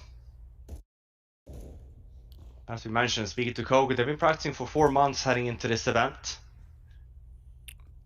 Yeah, and the standard they'll have set themselves, Robin, I mean, they absolutely have to get to at least the next phase. Especially when you're hunting for an organization, right? Because what would it say if you were to be essentially knocked out of the competition without having really mixed it up with the bigger names? So I think Plano, that you can see from them, they are a fun team and they are fun guys. But make no mistake about it, they know the gravity of losing here today. Yeah, absolutely. Sure, we should know note, this is not the only RMR event heading into the major, but for sure, if you spent that much time prepping, haven't really been seeing them around anywhere else. You expect them to be getting to the next stage, next phase rather.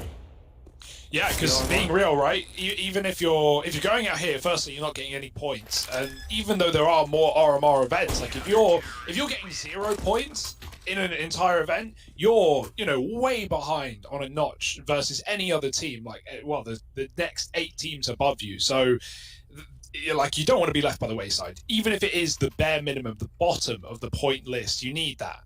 So. For sure. There is a lot of pressure. I mean, hell, just ask Team 1, right? That was basically their 2020 RMR results summarized. And so that's why, like, for either one of these squads, you are going to end up heartbroken at the end of this. For Team 1, really promising 2020 where they're able to stack the RMR points up fairly high. And if they lose this, they could wind up being the ones to start 2021 with none in their bank account. So... one, it's like a battle of expectations. The other, it's continuing your good results of times gone by. Winning that little force buy, that's a classic out of Team 1, right? We always talk about their tendency to be able to pull that off, or now they've got to try and win it with these SMGs up against the force from Plano, and the results are looking good out of VSM to open this up. The Deagle has cracked this B bomb site open, and it already looks like Team 1 are trying to save here. So we immediately get a back and forth affair, right? We're 3 rounds in and already it's just force by wars to begin Mirage. This is the game that'll get the Deagle nerfed, I think. There's so many good Deagle players across both teams. Absolutely lethal in the hands of so many players. Obviously, Malb's a big one, but in the hands of someone like VSM, KNG, it's an absolute nightmare as well. So, anything you can do, we can do better. I know Plano are going to bounce back immediately. Team 1 looking to just hold on to some weapons here. Yeah, but at least it's 3 guns, so they can rebuy here with pistols. So sure, we talk about the economy in the beginning of CT rounds especially, but saving 3 weapons, it's not a full-blown reset. But rounds like these, or the beginning of rounds like these, really benefits the T's, especially if they can manage to consistently win one more round here. That's when you see 1-5 score lines heading into only having the first weapon round at round 6 or 7 even. Full force from the 2 players who died, and a flash to mid to put Pesadeo in the right place.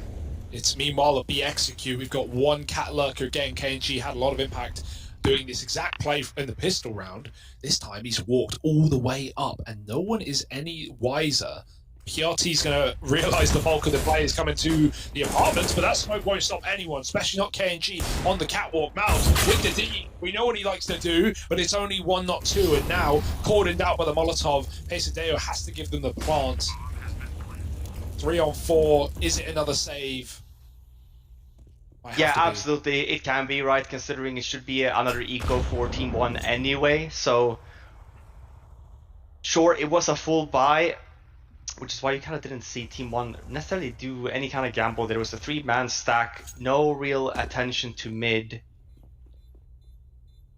I feel like throughout this whole event, the Mirage games we have seen from the Brazilians, the KNG move right there has been pretty frequent. Very similar to what we just saw from Phelps.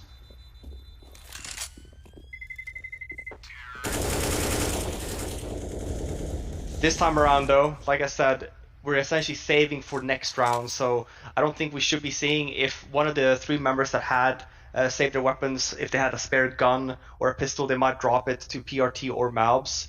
But in these cases, you don't tend to see a lot of buys here. If you would have gotten a lot of kills, maybe a P250. But this should be 3 weapons and 2 USBs.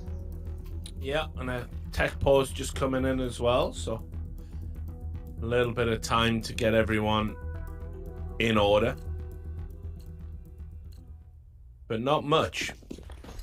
And Robin absolutely on point, not a lot of utility coming in. 1 kit. And just those saved guns.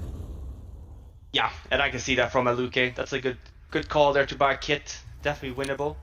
Let's not lose the round because we don't have enough time to defuse the bomb. Exactly. It is interesting that the kit finds itself down here in lower. That's probably, or at least it should be, where the kit gets lost. That immediate Oh dink no, there's a out lot of house blockage is here. pretty gnarly. Oh, throw it. Maluki He buds was to so death. flashed, he had no idea. Yeah. Yeah, but a little Brazilian barbecue being served up for Maluki, and there's that kit gone as well, down in a unenviable placement if you want to try and get it back. But first things first, Team 1 need to stay alive.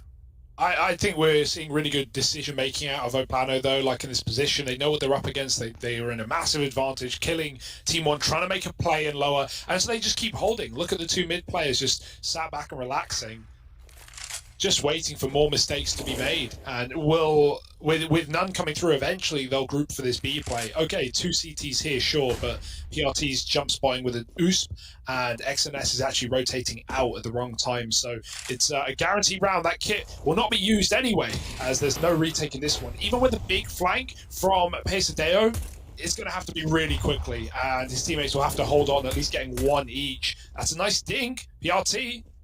Can they clean him out without letting him take Henny out of the round? XNS, oh, if only he swung a bit wider. That low player gets out of dodge. And XNS just laying down, suppressing fire. Here's the flank from Pesadeo, spotted, and a VSM will, or KNG rather, will pick him up, putting it to a 4th round from Plano. We may not have seen, especially on Nuke, the second map of the series, some extreme tactical depth. But on a map like Mirage, just playing your cards right now if you're Plano. Yeah, some really solid rounds here in the beginning. Maybe expected to see if they were going to drop the kit down with Maluki and one more person down in underpass. Was expecting maybe a B apps push at the same time, kind of pincer the people moving towards that B area. It didn't happen though, and here we go, round 6, first weapon round. Maluki with the AWP, goodbye here for both of these two teams. No AWP on Plano yet. Oh, KNG really quick on this. Oh. He had a great spawn to A, decides why not, throw me a flash and I'll go and take a peek. It's going to throw some chaos into the round. Luckily, Pesadelo's there and connected to keep it even. Leo is all the way through A, and he could even keep going. Instead, he waits for this con kill, and he's creating a tremendous amount of space. He is throwing this CT hold into disarray. Plano still have the bomb in the B apartments, and Leo is about to get the information that he's forced both players to rotate round. This is a great lurk out of Leo. And even though he doesn't get all the kills, he's basically won the round through the attention he's pulled to that A bomb site, right? PRT might just have to deal with the grim reality that he's too far away to play into this 1v2 clutch attempt.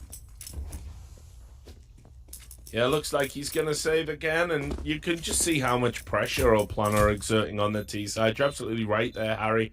You know, just getting yourself into that position, getting a smoke down, forcing people to rotate and take the fight against you, and then you come out on top in one of those fights. Just great stuff. And, you know, for the first time, I want to say this is like Plano starting out really razor sharp, right? Yeah. No, I'm very glad you say that, Richard, right? Like, I don't know about you guys, but I've been pretty underwhelmed with Plano, if I'm being honest. And so it's nice to see, you know, in a match that matters a hell of a lot, like, it feels like they've really got their heads screwed on. Something else I've kind of constantly alluded to about this team is that they have a lot of gimmicks, right? They have a lot of, like, these little things that they'll pull out, and you maybe only see them do it, like, not even once a game or once a series, but they have, like, these ideas that are very, very cool. They've showed us a couple of them. There's, like, that neat little pistol execute. There was something else that they did that I'm having a hard time remembering now. But point is, you know, they've had a few of these gimmicky rounds, and I can't wait to see what other tricks they have up their sleeve if they feel the need to bring them out in this series. I feel like last round was even a gimmick round, as you pointed out. Sure, let's wait on that. GRT has pushed into B Palace here. Gets the Odoraki, but that's about it. Will go down. He's the only one with a weapon. Pistols across the board here.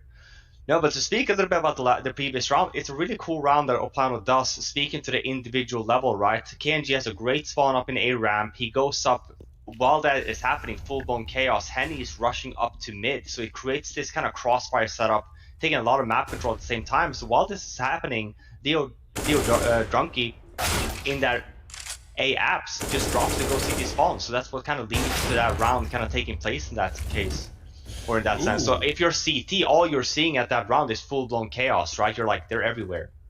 Everything was going swimmingly until Henny got dinked on a ramp peak. He mollied himself off. He now is running because he has the bomb. He doesn't want to die and lose the round. Luckily, there's players in the A site to pick up the pieces, and no one's going to be able to cut Henny down just yet with window under the control of VSM. So nice rerouting from Henny. It may look dangerous, but he knew his team had his back. Yeah, it could still get out of hand, though. With Maluki in sandwich and low HP on both players that were in the site, there was definitely a world where that could have got out of hand, but VSM and Henny get control of the situation.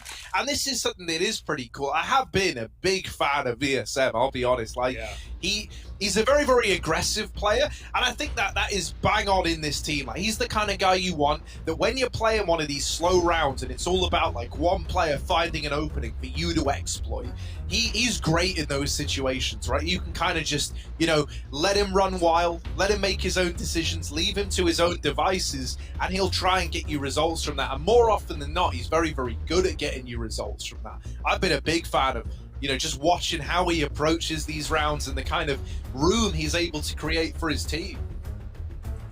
Well, he's the prodigal son, isn't he, of Brazilian CS.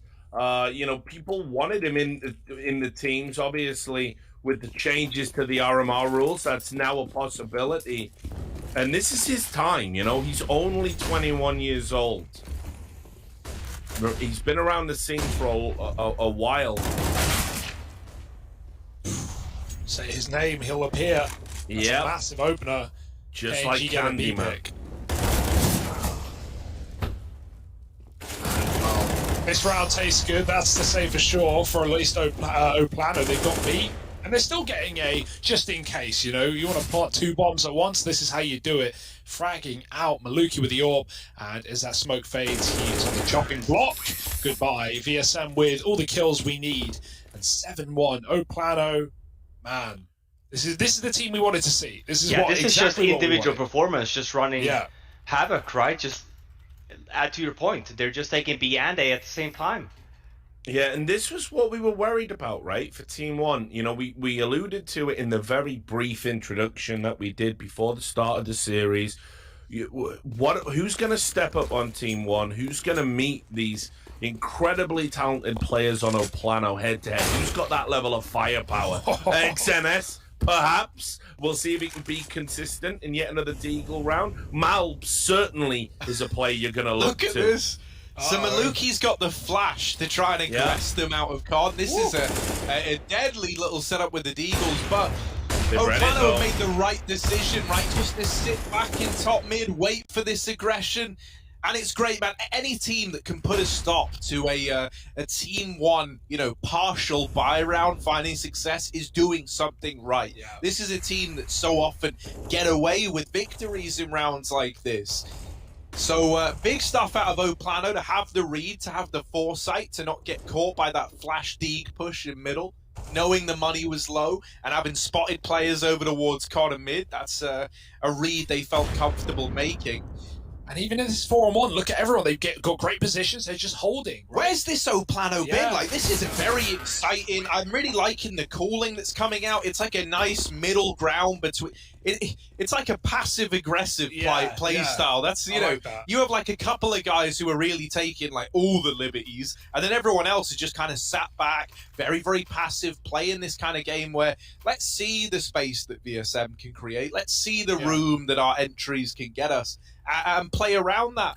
And this is really, really nice out of Plano, and it's kind of typical Team 1 luck that the rather underwhelming BR team that was destined to be good has decided to up their level in this game. Yeah, no, I will say, I think if Team 1 are ever going to take this win, it has to be a 3-map, all right? We have Nuke, that we already know is a problem for Plano, and Train, which is a great home map for Team 1 coming up. So yeah, I wouldn't say this surprises me yet, but if they get reamed out, if this keeps up, if they get destroyed in the first map, that really will not bode well, will it? Leo flashing himself spawn side. Malbs is here waiting for the reflash, and so it is coming. Molly as well. Finally, Malbs has got to make his move, but he's got to wait out this utility before he does. Plant A lot is of nades in. left though, still for Team 1, so definitely the potential for Plano. They have to kind of overpeak here. Double CT retake now. Oh, the headshot angle, and Malbs pulled a nade as he got peaked. VSM in the post plant is just as lethal as the pre. Man, you know, one other thing is we got to speak to Malbs, because, you know, we talk about X and S now, they're slotting a new player in. And, you know, Malbs did kind of say he doesn't think they're at their strength yet, right? He feels like there's still a lot of challenges. I think that's something where, in a game like this, when you're just getting the flow dictated to you, right, you're really going to be feeling the burn of, like, the lack of any kind of comfort, you know, like it's always a little bit weird. Anytime you're switching players around and moving guys like X and S about the map, you're making people uncomfortable. You know, you might feel a little less sure in your protocols at times like this. They're just getting run over. This is going to be a very, very hard match to get back into, both in terms of, you know, like physically and mentally in this case. Here's what would worry me if I was Team 1 right now, Harry. It's the fact that they've tried some curveball plays, right? You've seen Team 1 are pulling out some pretty smart strats. Plano have read them. I don't know if like maybe Kogu's got together and they've done an anti-strat program. I don't know if it's familiarity with the players and their tendencies. I don't know if they went into some sort of deep meditative state and spent time in a hyperbolic time chamber to get ready for this one. But nothing Team 1 have tried on the CT side on Mirage has worked at all. Even the stuff you shouldn't expect. Plano have looked 2 steps ahead. Every time. Yeah. I think it just comes down to not hitting the shots, you know? Individual performance at the moment.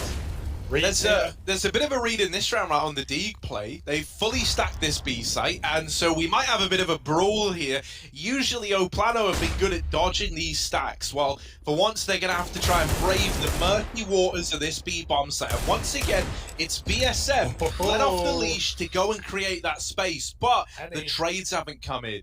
And now we're waiting for Henny. We can't wait forever. There's 15 seconds. This bomb has got to get into the site. And with the kills coming through, Henny gets there just in time. 10 up on the board. And honestly, you know, like considering you're walking into a stack with like 20 seconds on the clock, and it ends up, you know, starting the way that it does with them uncovering that too late, it all grinding to a halt. The decision to wait for Henny and, you know, just have faith in actually winning the fights right away was great for Plano. Very impressed with what we're getting out of them right now. Yeah, the realization like kicked in, didn't it? Right? They send VSM out. He sees at least 2. Then they see a third backside, and they go, "Uh-oh, right? We don't want to start throwing here." It's easy to just drop in with 15 on the clock, but they use those extra 5 seconds to let Henny get set up, and he gets 1 kill off the flank. That's enough. So everyone wins, at least on Plano's side.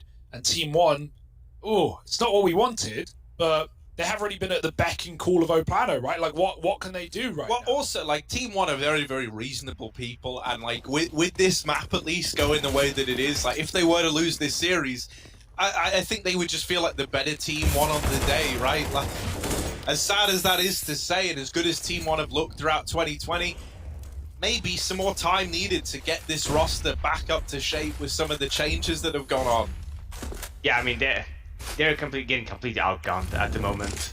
I am hoping, to Hugo's point, maybe it's not Mirage, but maybe we do swap over to the other maps. Because at the moment, even if you look at the way that these rounds have unfolded, it's not like Plano is getting the bomb down, you know, it's nice after plant positioning, and, you know, the rounds are close. No, this is straight out elimination series, the last 5 or 6 rounds. Bomb hasn't even been planted. Yep, they haven't needed to. And even in favorable fights like that, they're breaking for Plano. It's just Like, brutal to watch. What do you even? Yeah, like they're in your spawn, man. They are in your spawn, and you're just trying to rotate. Like you still haven't even made your mind up. Am I gonna get to play the round to? Oh no, never mind. They're already right where I am, and yeah, I mean this is like you're just getting outclassed at this point. Oh, that's a Yeah, no, beautiful transfer. it was nuts. VSM was showing that on camera there, we saw. He was waving his hands, he's like, yeah, just flip, headshot, and fresh look, mid. A merciful technical pause for Team 1, although I gotta say, listen, if I'm Maluke, I'm probably saying, you know what, guys, like, our map's coming up. Yeah, this way. I would literally be using this downtime to start talking about what we're going to do on the next map in all seriousness, because, you know, you've already given up a preposterous amount of T rounds on this. You're going into another round where you're going to be at a disadvantage. You know, maps like this, sometimes you have to wonder if it's better to just get banged out 16-1, or let's say you put all your energy in, you battle back, and then what, you lose 16-14, and then what do you? I've definitely heard some pros say, after losing games like that, yeah, man, I wish we just got wrecked. Like, I wish we never even got believing in that game. We could just wipe it, forget about it, go next. And I obviously know all pros are obviously trying all of the time, but let me tell you, your head goes to strange places when you're getting absolutely brutalized like this, you know?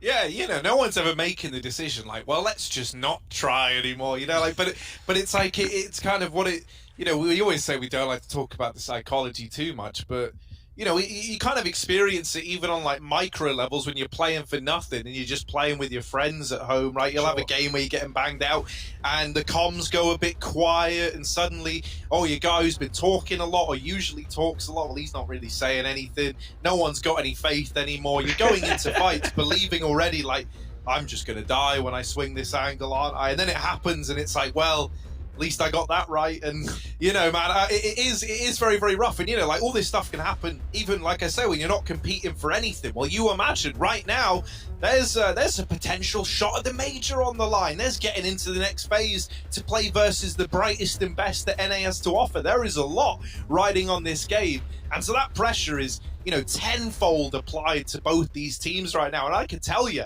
that Team 1 are the ones feeling it a lot more.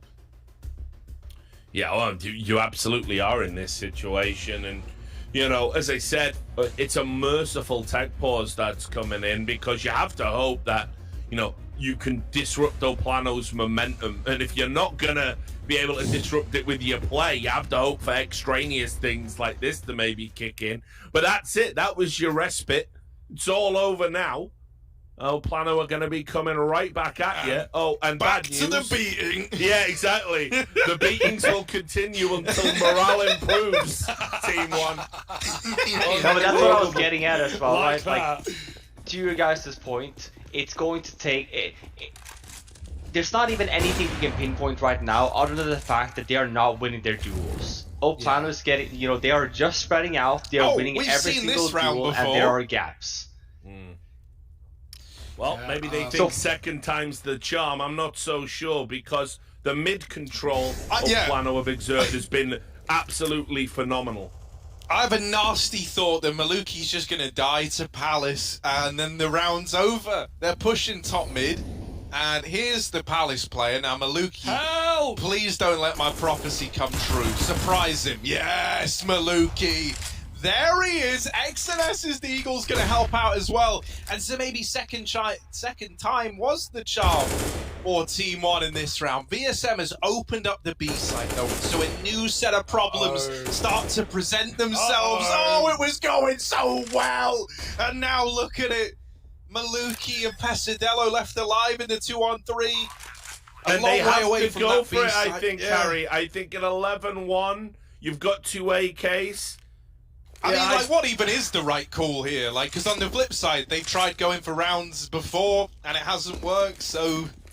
Yeah, well, the one thing I would say then, if Plano is playing like this, play defensive, you know? Let them go hit the bomb sites if they want, because it's pretty clear, right? They want to take the map control. if these stacks aren't working, Plano's been very fast on the rotate strat because of the fact they are just spreading out, going for kills. I never like it when you're in this position of kind of having to save to go 12 rounds down, because you're essentially giving up match point on a pistol. I always think you have... This is when you have to push back and take some risks, because one pistol round, and we all know they're a coin flip, and you're blown out. There are no more chances. So, but Team 1 have made that decision to save. I'm sure people at home will be like, nope, that's definitely the right call. Silver casters, lol. But I think there was, you know, they've got to start looking at... You're not going to get a window of opportunity, but you might get a tiny little sliver that you might be able to do something with if you just take a few risks.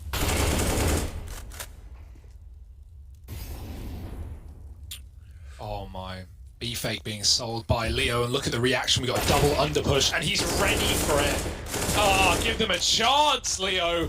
And that's only going to sell this further. By the way, they're all A. They're running out Palace. It was all a ruse. A trap laid and set. Forget the bomb. Henny doesn't need it. KNG's got the cover with the double T-side orb. Furia-esque.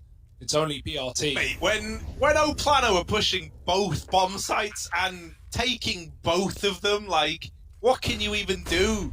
PRT is stuck between everything. Yeah, he's just in the middle of this brawl.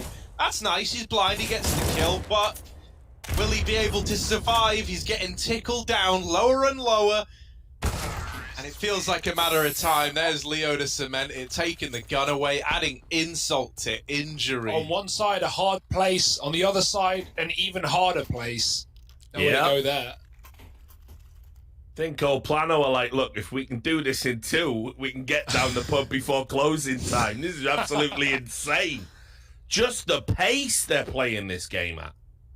You know, and this is what I mean. When you talk about oppressive play, they are just running at you. Forget your strats. They're already disrupted by the time the thought has been formulated. They're just playing so hyper-aggressive on this T side. Yeah, I mean, if they win the series like this, Richard, I think the reaction they had after winning their opening game would be that appropriate. would be justified, Hugo, absolutely, because this is, I mean, sure, we'll take into consideration the level of their opponents, but this is the best I've ever seen Plano. No joke right now. Yeah, absolutely. That's an exciting thought, though. Like, maybe, right? Maybe when the games really start to get serious and, like, the going starts to get tough, maybe that is when you get the best look Plano. Malbs was even saying that, right? He said that, like, now...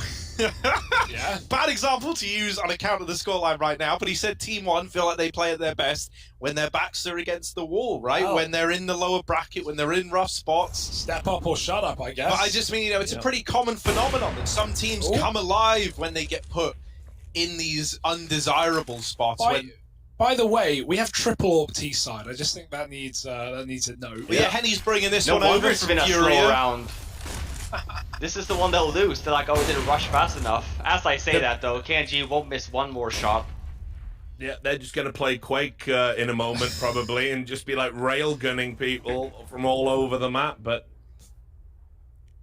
The 5 ops fake. production tells us. Oh, okay, well...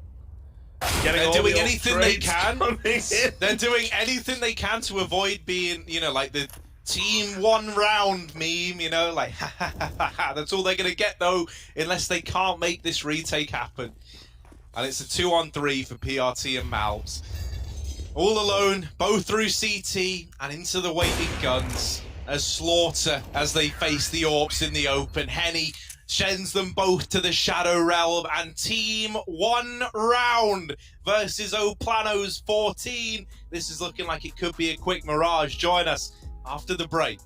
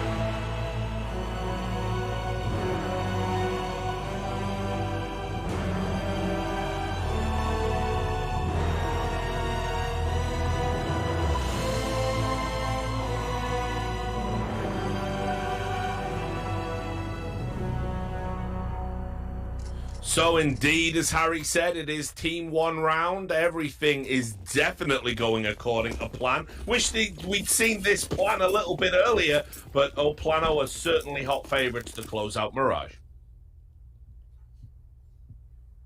Yeah, let's see if they can do it with style. Keep up the dominance, VSM. Yes, he can. One quick shot. And by the way, B is stacked. It's not getting any easier from here on out. It's a deep nade, and it's Henny dropping the bomb. One by one, they start tumbling down, but there's a trade from Pesadeo. Now just Leo back in the sight, overwhelmed, and now there's a chance. Certainly is. KNG creeping, though. I don't know if they know he's out yet. This position. Oh, but yeah, Pesadeo caught him. And now we're into the dance of death. Pesadeo knows the steps to it. He's going to get the first kill on KNG. And will take Lucas down to perhaps save some face. Comeback's real, boys. Yeah. Doubles his kills in that pistol. 4 big frags for Pesadeo. It just, I'm not even considering the comeback for at least 10 more rounds. I'm not even thinking about that word. No. Now, in this day and age as well, it's the second round that you want to be cautious about as well. That was the one round that Yeah. Team 1 got in the first half. They lost pistol, they win the fours with Mal's big deke, 3k, and then they get swept. That one round here, however, has daunting consequences if it were to be won by Plano. And y'all gonna tell me they're not gonna buy? Of course they will. Henny and KNG being smart though about their money. You can expect then a double op for the first weapon round, but they might not even need it. Bad smoke in mid. Yeah, Leo blocked it. Leo blocked it by standing on top of it. So as it landed, it just gets trapped underneath him. And it gives him that little gap in the left-hand side. I love that. He isn't able to use it. They re-smoke the window, right? They realize that there was a gap there because he goes peeking through it. But regardless, you've got this mid-control that you set out for. However, you are a man down, so you've had to make sacrifices just to get this area. And now the question becomes, what are you going to do with it? Oh, the read. Leo's already rotating the little cat to B play, and it's tempted in by that frag onto VSM. Still 2 men here. Leo drops a smoke to let him get out Mark there. They need to deal with the one apps man. Maluki's up cat, and Malbs helps out 2 frags into B. It feels like this round is no longer a danger for Team 1. Looking to find their third in this T side. Yeah. Don't count your chickens before they hatch. Definitely not. Let's see if the twins can use their bond to come up with something insane here. Looks like they are just waiting for someone to show themselves. Not overly committing, just looking to play for a few kills. And yeah. Oh, and there's Lucas down. But might get one exit there. No. Oh. Malbs finally getting his eye in. And that's going to be 3 on the board for Team 1. 4 alive as well. So stable second round. Indeed. We're not going to see the repeat then that we saw previous half.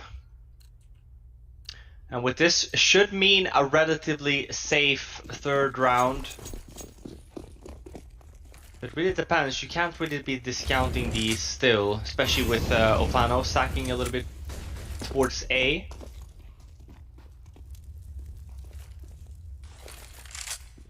Yeah, we still want to be mindful. We just don't want to run and gun into things. That's when that has the potential of happening. We still want to get the trades, so good job by Malms. And mid's conceded, but This is just the same round again. Like, same positions out of these B-side players. Last time, the peak over bench came a little soon. I wonder if KNG is just going to hide out here, right? Use Leo as bait. Now they discover KNG, but he's still alive and is able to slow down the site take a little bit. Buys a bit of time for these players that are wrapping the apartments to get deep. And, even doing damage is a worthwhile venture at this point for Plano. It's the brothers again, the twins side by side. They've been spotted by PRT. I think he's only seen one so far. There's the second. Now they know, and PRT just deals with them both. So Team 1 are on to 4. For that reinvestment, the double AWP, it's all about to be brought to the table by Plano. And this is like, you know, a real eye test here. Because we have both Henny and KNG saving some money, you know, we can have the full brunt of this purchase come on through. We get the double AWPs in. If you're able to overcome this, Team 1, maybe there's a chance. Yeah. Maluki with the AWP though. We'll see what they have for the first weapon round for us. Yeah, I think Team 1 are about to remember what it was like to go up against Plano when they have guns. And it will not be a pleasant memory. So let's see. Yeah, Very I think, patient. yeah, and maybe expecting double AWPs here as well. Be mindful here if you're Team 1. Not too many long distance duels. Plenty of nades as well on the T side, so being very mindful. Just to cover mid compared to previous rounds, they have definitely spent a little bit more time and utility. Oh no! They didn't see him. They The did not clear timing it. on that. The BSM. timing on that. He doesn't know. Yeah, he doesn't Yeah, know he either. doesn't know either. But Oh, he saw here the it is. shadow. The cool, The yeah. shadow.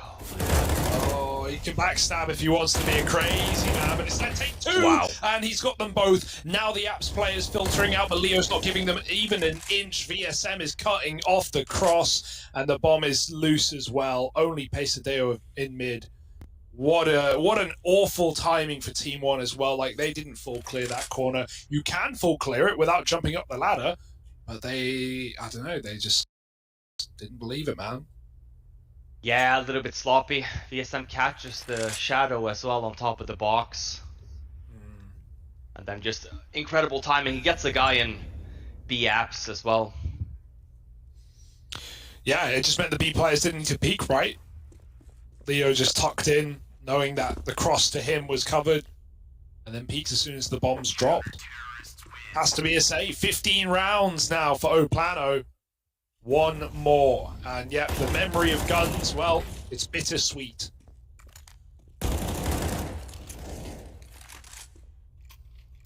I mean, yeah, also as well, talk about how it never rains, but it pours. I mean, you know, you have one round essentially undone by just an incredible timing like that. This is when, you know, things start to get in your head. It's just not our day. It's not going to happen. Team 1 got to take 11 straight to tie it up, and then they would have overtime to look forward to. I have a nasty feeling that PRT is about to have his day ruined. Oh, there it is. Lucas dealing the damage, set up by the flash, and it's the beginning of the end. Just Pesadelo left alive, and he is living in a nightmare right now. They molly him in lower. This guy's not even with the bomb, he's not even with his team, and yet they know, they chase him down, and it is an insanely dominant victory to open up this series for Plano. A very exciting look into the team here, and if they can keep this up, then wow, did they just get that much more exciting. We'll be back in just a minute with the second map of this series, so don't you go anywhere.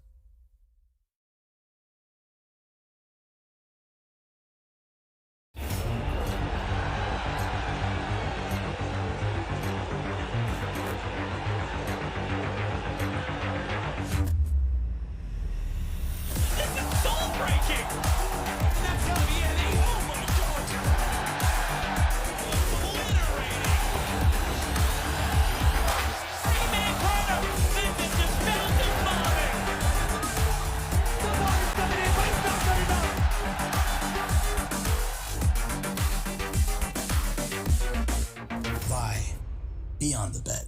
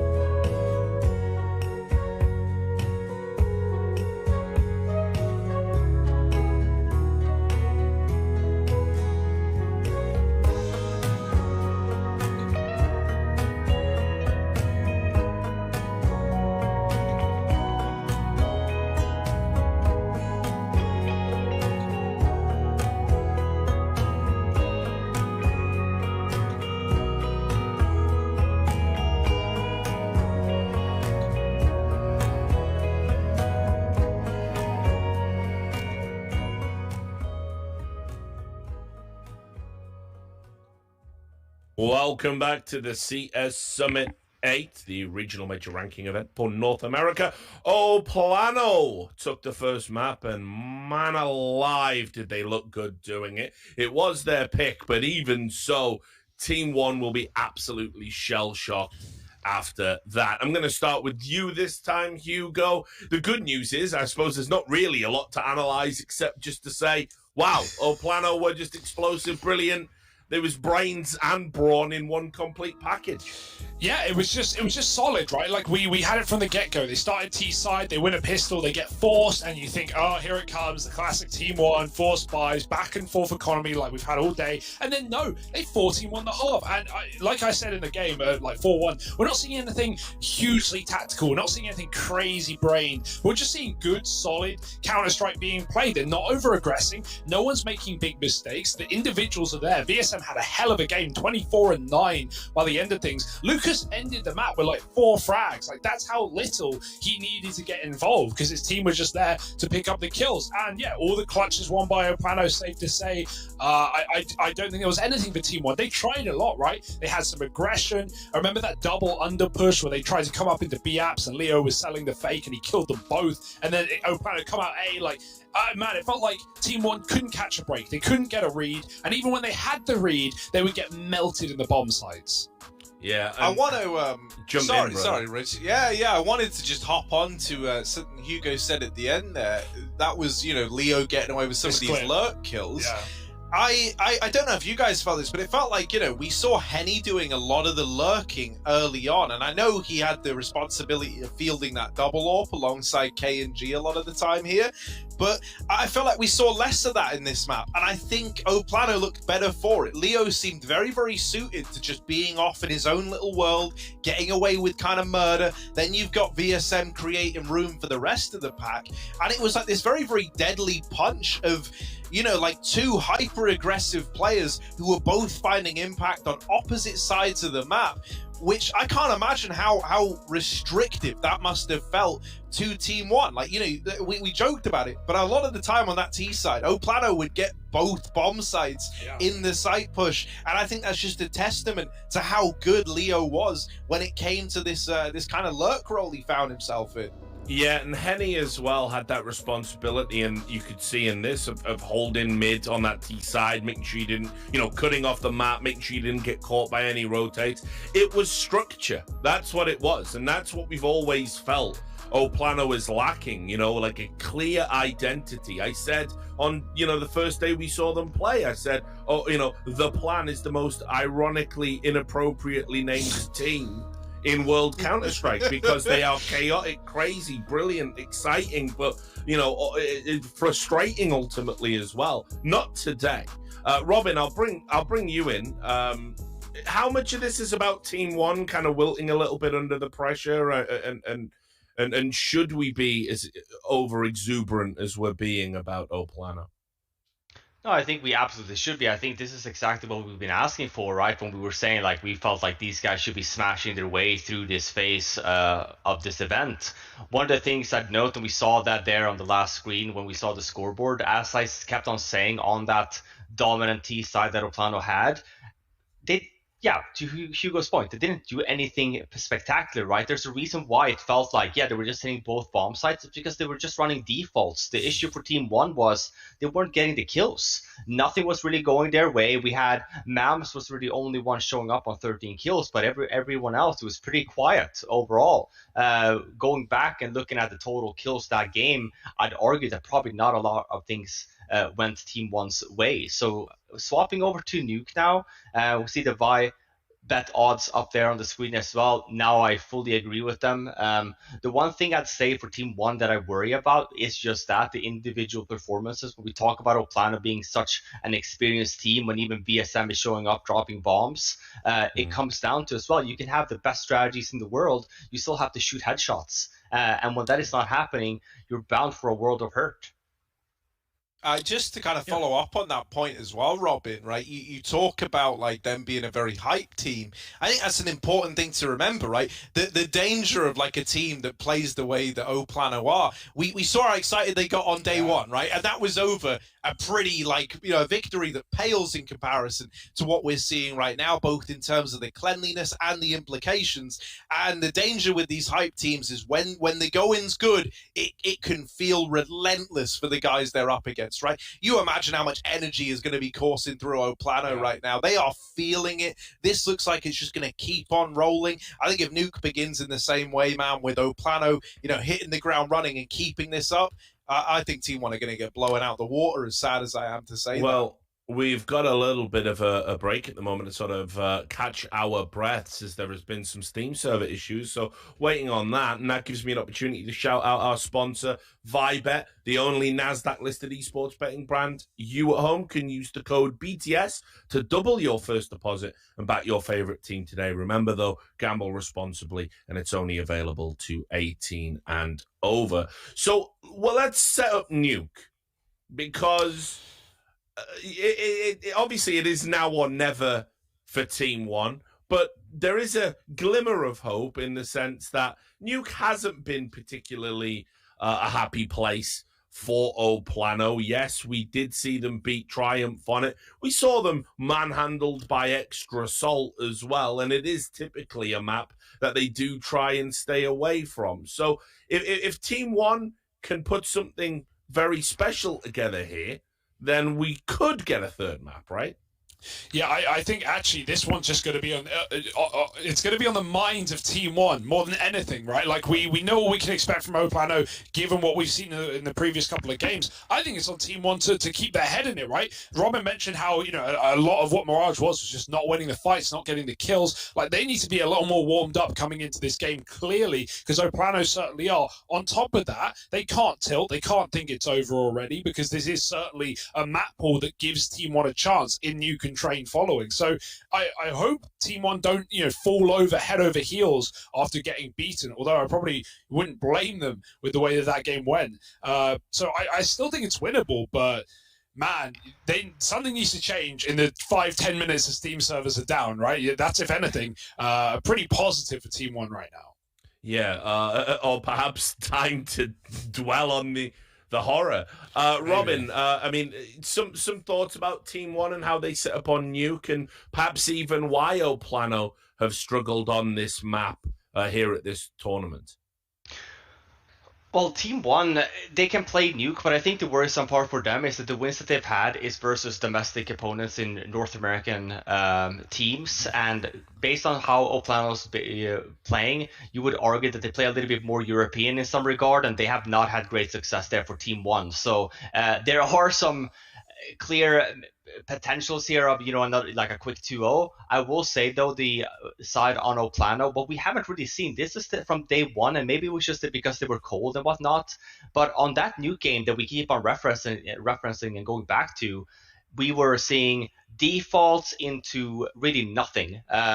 You know, just kept on dying, kept on going outside, rinse and repeat, and they didn't really seem like they had an exit plan, so to speak, and even in mid game. And you know, compare that to the game we saw today, they never even had to get to that point in which we would then be seeing mid to late round executes and whatnot, just solely because of individual performance. So if Team One can just get a sense for, and I mentioned on Mirage as well, of you don't always have to take the fight to them, right? You can always just play the bomb sites if you so wish. You can set up crossfires and see what I actually have to offer.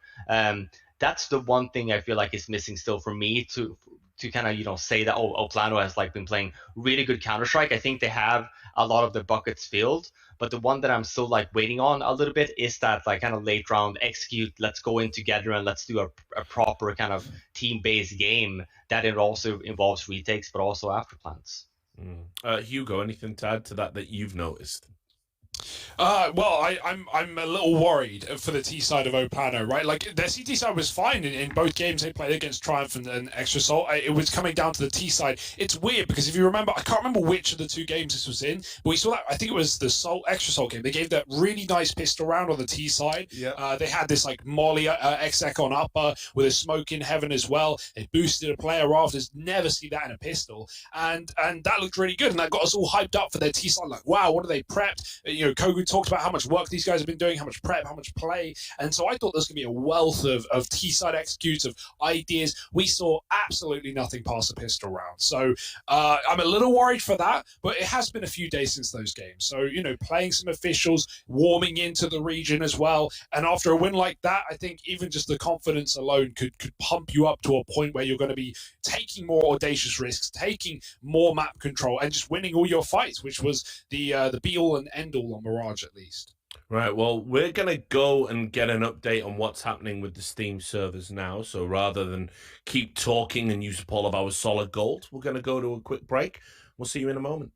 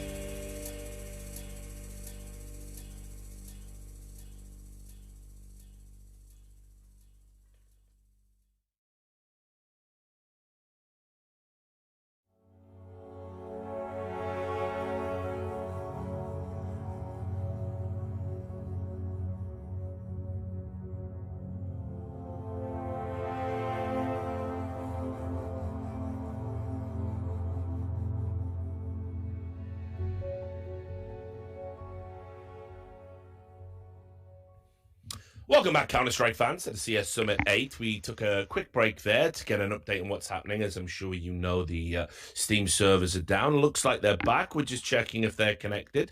And if they are, we will be getting into the action very quickly. And if they're not, we look forward to some GeoGuessr. Robin has been working on his stand-up, and I can't wait to hear Swedish jokes, because they're notorious. You know, the way that you guys, open up shows and you have that fluidity, I never have that. I'm pretty, I feel like I'm much more fun in Swedish. Yeah, you are. No, I'm just kidding. Yeah, you guys would know, absolutely. I laugh at myself all the time. I feel like I'm hilarious. Well, look, let's hope we don't get an opportunity to see that. And let's hope we do get what we've all come for, which, of course, is Plano versus Team 1. We were just setting it up that yes, the next map is going to be on Nuke. And I've got to say, and I'll start with you, Harry, because you didn't get to talk too much there before we went a break.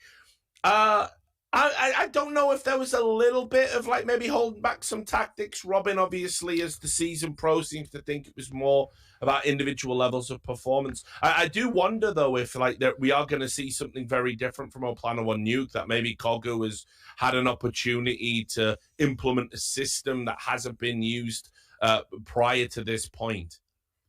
Yeah, I mean, so something to do with the idea of like changes already being afoot, right, and like things happening.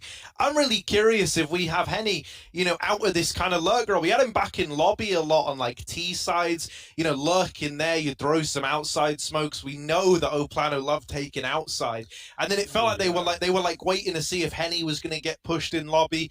He was kind of hit and miss. You know, I would never look at Henny and go, that's a natural born lurker right there. And you know, I'm really, really curious, because I think Leo is the kind of guy you would want in that position if that keeps up, because I think that could be a real like defining change within this Plano squad. On top of that, I think what we've seen on Mirage was like a tendency to hold this default, and Team 1 were more than willing to take the fight. And versus a lot of other teams on Nuke, that hasn't been the case, right? Like we've seen Plano, they often take outside, they'll get outside, and then they die outside, and that's kind of where the round begins and ends for them.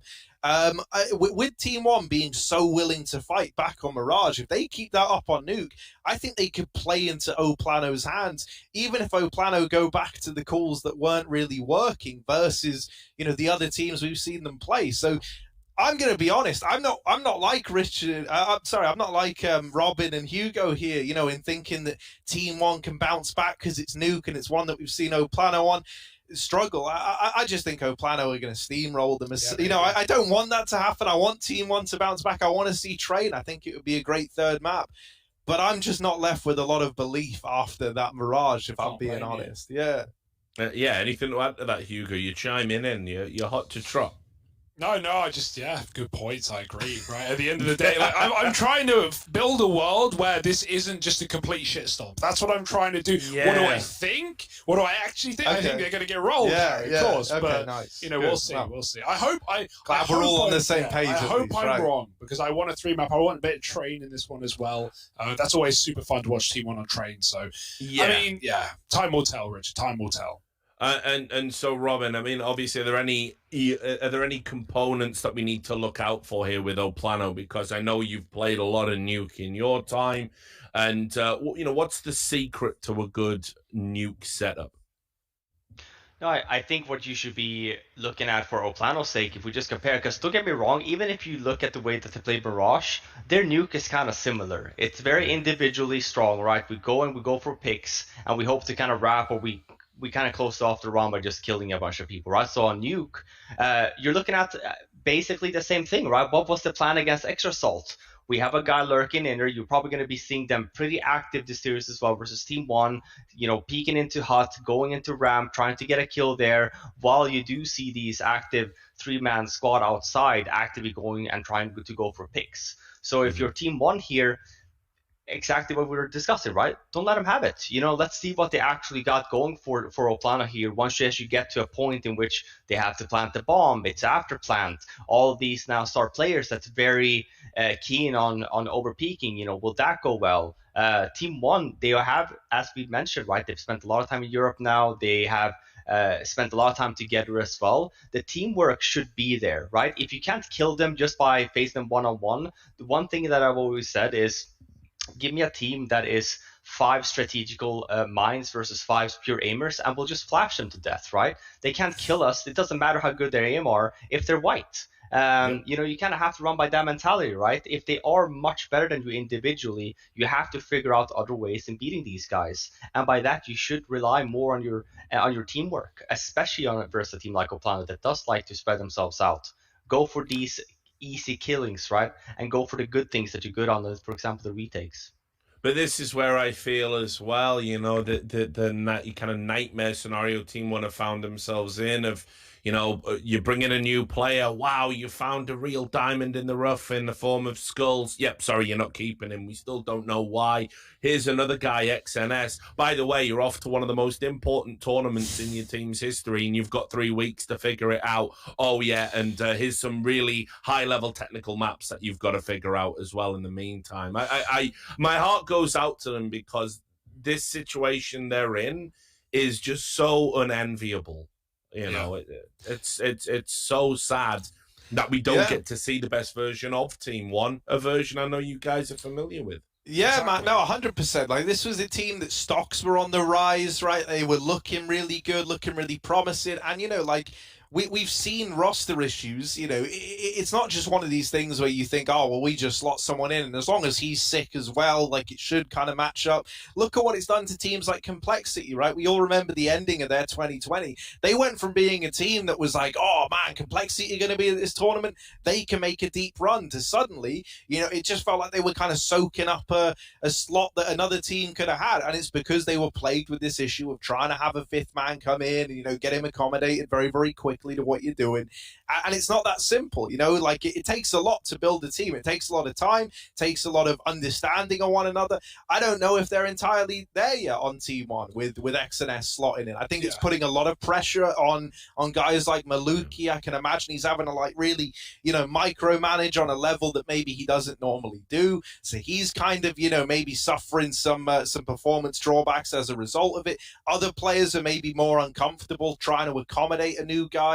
You know, you don't just have Skulls who, like, you at least knew where you stood with him. You knew where he was good. You knew where you could depend on him. You maybe don't have that same familiarity with XNS. So it is a, you know, you put it right when you say unenviable position, and it's one that screwed over other teams, you know, very, very recently. So we have a lot of examples to look at in that regard. And to jump on both your points as well, right? You mentioned how, Richard, how there's only been 3 weeks or so with this extra player with XNS in the team. Well, you compare Plano, like, we can joke about it as much as we want. Well, they have had months in Brazil practicing, preparing, playing, getting ready for this. And yeah, okay, maybe in our opening couple of matches, we didn't really see much of that. We didn't really know where the man hours had gone. Well, frankly, they have done the man hours, whether you like it or not. So, you know, they're going to have things to fall back on. They're going to have things that they haven't shown us yet that they might be saving for later stages. Or their expectation when we spoke to Kogu was, yeah, we're making a major. Bare minimum, we're making a major. That's damn, like, that's quite the aspiration. But hey, I mean, after a map like that, if they can keep that form, sure, why not? I'm buying the ticket. Yeah, well, we are about to get into it. I mean, I'm just intrigued. I want to see what they're going to do differently. We saw adjustments from the team, you know, that they were willing to switch things up. You've already alluded to, you know, Henny being kind of in a different role and having a slightly different responsibility. So I agree with you. I want to see, if they nail the tactics, they've got the talent. That's the bottom line. And, you know, perhaps one aspect of it, which we, again, haven't talked about, is this is KNG stepping into the big chair, right? You don't really step into chairs, you sit in them, don't you? But, you know, it depends. It's a huge chair. Depends how many drinks you've had. Climb up it. Yeah, exactly. You know, but this is like another aspect of it. Sure, we've been critical of some of the maps Plano have played. This is KNG being an IGL and having it all his way. I mean, the plan is his plan, right? For the first time in his career. And that's pretty daunting. You know, we gave a lot of leeway to Taco for that, and it's something we haven't talked about with KNG. No, I mean, you know, and also he comes from the same school, right? The Fallen school. And I think the difference between the Taco and, for example, the KNG is Taco used to be the entry fragger, so he kind of gets the both worlds, right? He essentially turns into Kerrigan in some regard, right? Entry fragger, rifle, drops the weapons to his individual, you know, to star players, maybe picks up the SMG to himself. KNG has a much tougher task. You know, back in the day, you used to have the operas, the less aggressive ones. Yeah, they tend to be callers because you kind of had, you just had vision on the map. A lot of the information was, being funneled your way, and you were always, maybe the fourth one in, so you were always with the pack in some regard. Versus for now, allowing KNG to have this in-game leader role, very much like Fallen, you have to put yourself in situations sometimes that's uncomfortable. You have to sometimes be that aggressive operator that maybe sometimes you don't want to be. So I do think that KNG, very outspoken guy in general, right? You have a lot of players on this team that has been through it all. So, you know, you kind of have to have that kind of winner's mentality and the cockiness of saying like, hey, listen, it's my way. This is how I want to play. You know, let's make it work for all of us. But when I say go, we go. And go we do. It is underway, gentlemen. I think for Team 1, the first time the horror music has been appropriate. Question is it still playing in their ears? It might have to. Lucas has crept up behind them and he gets a bit of a tag on the door player. They know they're being rumbled as they rush into A. They throw outside smokes, but it's a main split into this top site. Leo getting jumped on, and he's only going to get 1 kill. They're down a man now. Team 1 with control of the site, albeit very low. Henny outside. Yeah, so much damage he did there as well, Leo, but it might not be a factor. It's kind of Lucas in heaven. You're not going to look to him for much, but VSM, the Phenom, is going to get a nice, crisp, clean headshot. There's another one as well. This guy can't miss right now. Lucas is going to pick up another, and suddenly it's all on the veteran Maluki. 31 years old. Is he 31 years young? He's going to get a headshot on the VSM. He's playing for time. He's peeking. He's trying to put Lucas off. Lucas trying to tap the bomb, come off. Maluki, too experienced for that. He's not buying it. It's planted for him. He knows there's time. He can clutch it. And what a fantastic clutch for the veteran to set Team 1 up in this map. That's what they need as well. They need a good start. Absolutely. We need more Richard Lewis play-by-play, I think, after rounds like that.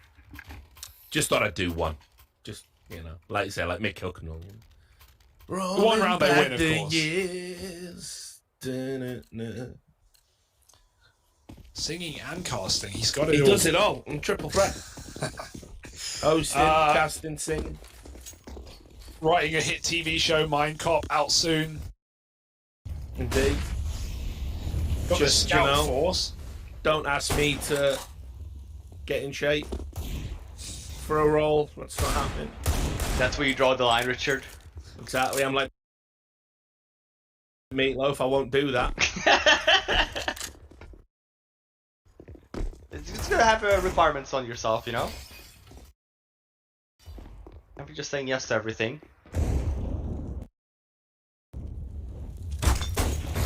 Kenji with the scout down here, yeah. But they made the right call here, Team 1. Well, Plano doesn't have anyone at the bottom. They made the gamble for upper. Even at rounds like these, it's nice to see that Team 1 is utilizing that underground area. Yeah, not the most common round. We might have 10 alive. The full save. As I say, that's some aggression and frags for KNG if you can get them. 1 kill. BRT makes some money with a Mac. Otherwise, should be getting away with Deagles here. And so they get another go at the 4 spy for free.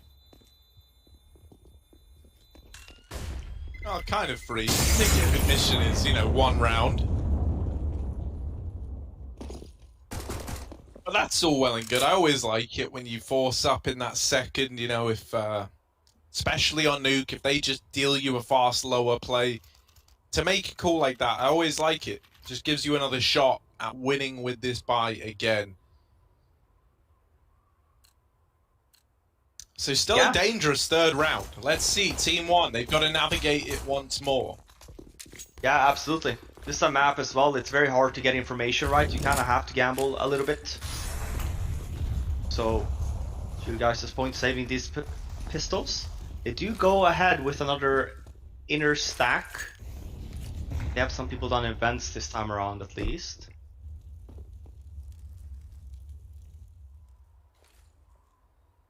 This is a great call again from Team 1. I think making the right decision. If they were to wrap here, they would only be spotting Henny by that ramp area. Everyone else is on the A bomb site or down in vents. You have Lucas here though in a pretty nice position.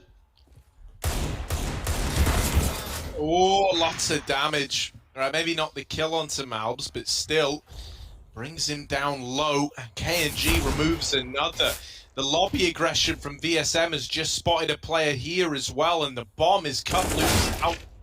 Oh, VSM takes the head off of PRT, and Malbs is trying to wrap heaven while Pesadello's back here in lobby. This is all well and good, boys, but that bomb being outside is the real problem.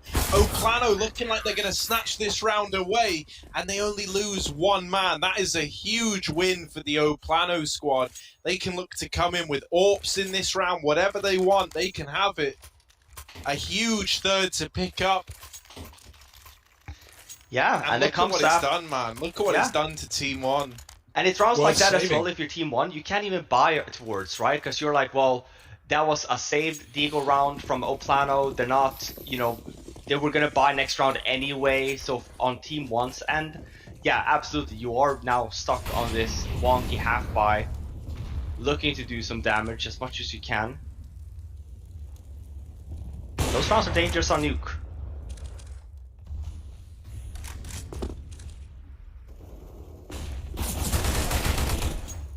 Oh, nice shot from Mysterio. He dives down the vent and he's got the bomb as well, but KNG's on a bit of a hunt. It's going to be too late to stop the plant unless Kenny can spam. And while some damage comes through, it's in the smoke, not a default, so he can escape as well. DRT's late lurk denied by KNG. And Pesadeo's making this round interesting, but this should be where it comes to a close. 1v2, bomb for him, the smoke on the door, and he's opened it up. He wants to spam. Doesn't want to fall forward though, they haven't got on the bomb yet. Right there. He's actually sitting on it. They have to kill him, and they do. There was no kit available otherwise. Now they can go grab it, get that AWP from KNG, and it's saved. But damn nice try from Pesadeo. Man, there was a little detail there, that Molotov throwing in. I think it was from Henny, but maybe he wasn't the player. Doesn't matter. Look, someone throws that Molotov into the B bomb site, and it's really, really nice, right? The molly isn't going to do any damage to the guy planting the bomb. It lands behind the silo, but what it does mean is he can't go anywhere else. You know you've got him trapped in decon. So Plano knew exactly where that last man was. I still think Pesadilla does a great job of making that close and getting the bomb down, right? He's provided a big cash injection to Team 1, and he's put a bit more at stake in this round by making it expensive for Plano.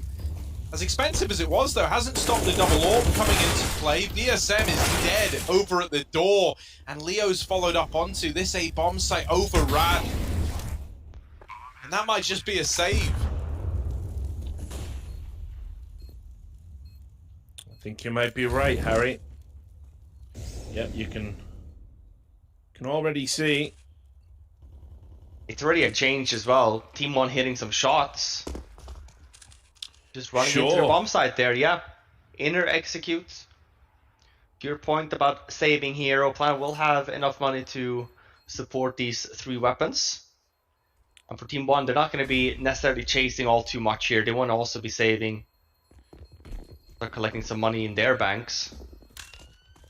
Yeah, game 2 finally poised for any silly mistakes if you go hunting those AWPs. But of course, the bad news is that means you're going up against 2 AWPs next round. So yeah, and on top of that, actually, it's a really good call Team 1 makes as well. On top of that, maybe expecting the double op setup. So inner bomb site, probably best case there. Let's not give away any cheap frags for free, right? You're probably not looking to do the same thing again here for this round. So you still have to find an answer to your pointer, Richard, about these double op setups from Plano. Smoke wall outside. Your gun might be wide. expensive, but $600 invested, and we've got that neutralized. So they are gonna get down. Just doing the jump peek. Sees him coming. Fire and nades deployed. Not a lot of damage, but they have the information, which might be more important. Yeah, we'll see what the answer is going to be here for Plano. They have members here. We see the rotate as well. Double ops out here up here by ramp. Makes the call. And Team 1, it's not like they've been very quiet here. So Plano definitely knows. I am expecting Team 1 to either just go and do an execute, or maybe to potentially fall back on this. They're essentially just baked in here now on the bomb side. VSM quick on the rotate and on the flank. Oh, Oh. almost a freebie. Now they're looking his way. Yeah, VSM seemed very confident and then just lost that confidence at the last minute, but always a delight to watch him. There's KNG, another fantastic player, been so good this series, the in-game leader.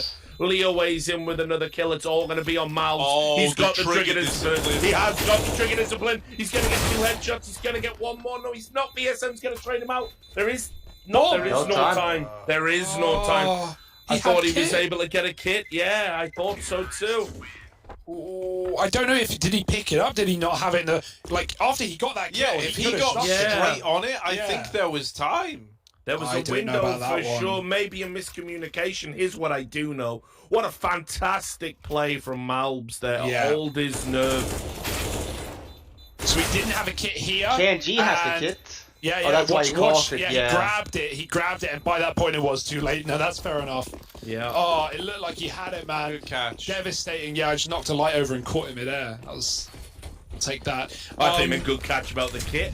Yeah, well, that's what I did. That I was too. trying to have like a veil 2 of for 1. subtlety 2 about for it, 1. but you know, Malbs fast main Malbs. Let's see. Oh, the flash is punishing VSM. Good for a double. The team But flash is that is enough on to time. save the day? Right? He Okay. might have got 2. We're getting a great game out of Team 1 right now. They are not deterred by that previous map, the way it went down. They know what's on the line, and on this T side, they're bringing the heat. Ooh. That being said, it's not done yet. It's Lucas. Quiet in the first. Double mollied. Quiet in 1v2. the tournament, if we're being honest. You know, Yeah. was an unsung hero in previous iterations of MIBR when he joined. He's back where he wants to be now, playing alongside his brother, and he's not where he wants to be in this round as he makes the decision to go lower and save the M4. So it's going to be 5 on the board for Team 1. First time as well, they've really gone full throttle here. This is the first time old Plano have really felt it, and you have to wonder if we'll see a timeout soon while they try and readjust and figure out what exactly is going on.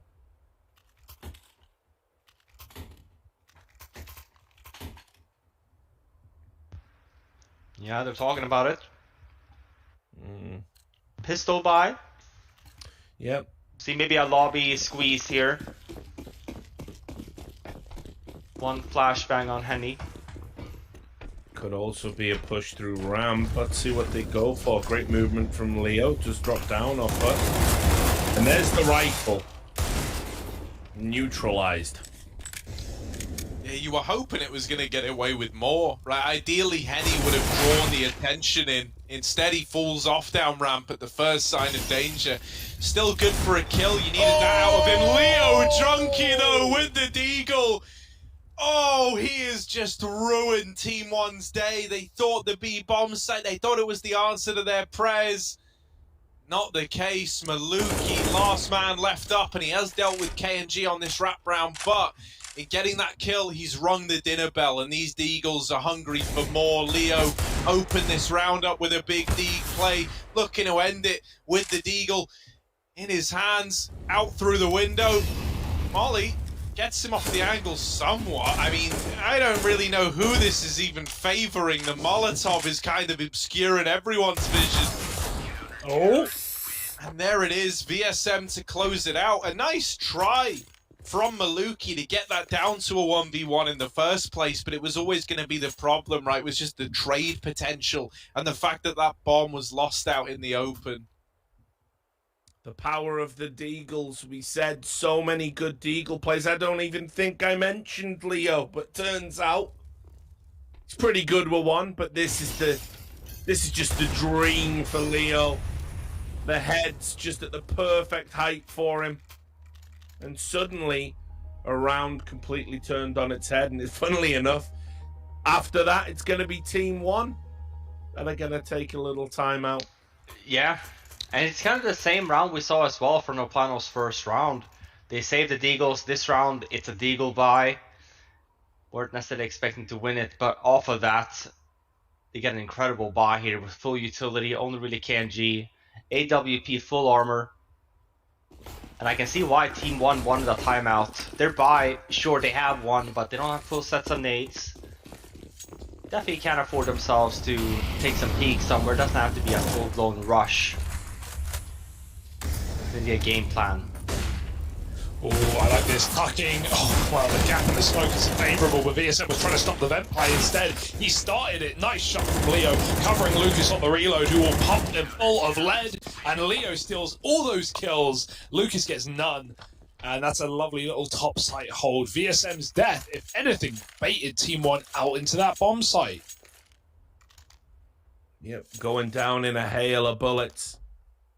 I'm just so surprised. I don't know. Kenji just seems very quiet, right? Zoned in completely. Maybe he's just gonna let it loose if they do get up, get a W. I think this is the one, though, isn't it? This is the map that we know they've struggled on, right? This is where an IGL really has to dial in. Can't play fast and loose here with your tournament life on the line. So good to see focus from the new IGL, and they have an opportunity to tie it up here.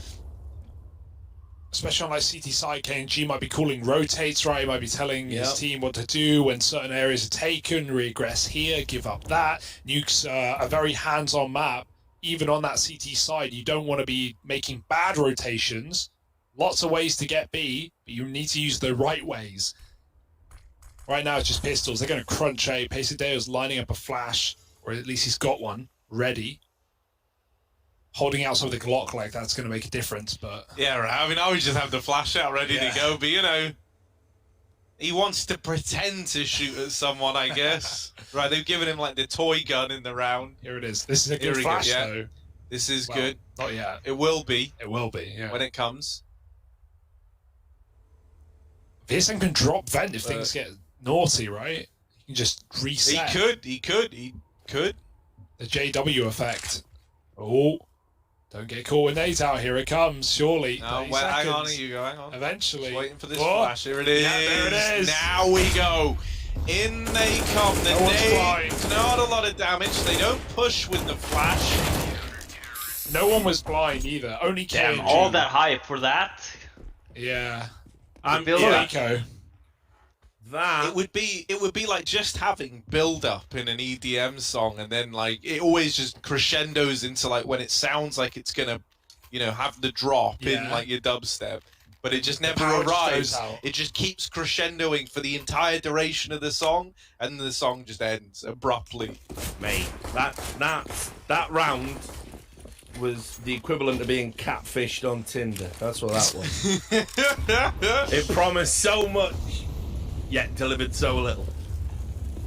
Oh my god, do you see that double nade? Maybe even 3 nades down the vent just in case something went on. And well, it is going on. Leo's pushed lobby with Henny and they found a killer piece. By the way, Team 1 aren't outside. They're on the roof. They're scuttling around like little rodents over here. Not really with any map control. They've been smoked out of the lobby. I mean, I like that play for no Plano. Like, after triple nades, I just walk in. Catch them off guard. Let's do it together as well. And then just leave. Maybe they were lining up the top site exec or something.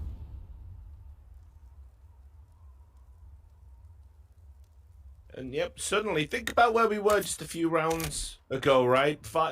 You gotta love Counter-Strike. The ebb and flow to the game. It's a beautiful thing. We're 5-2. Team 1 are looking good. Suddenly you get a crazy moment of individual brilliance. Now all Plano are in the ascendancy. Team 1 looking shook to their core. Tactics just coming apart before they've really had a chance to blossom.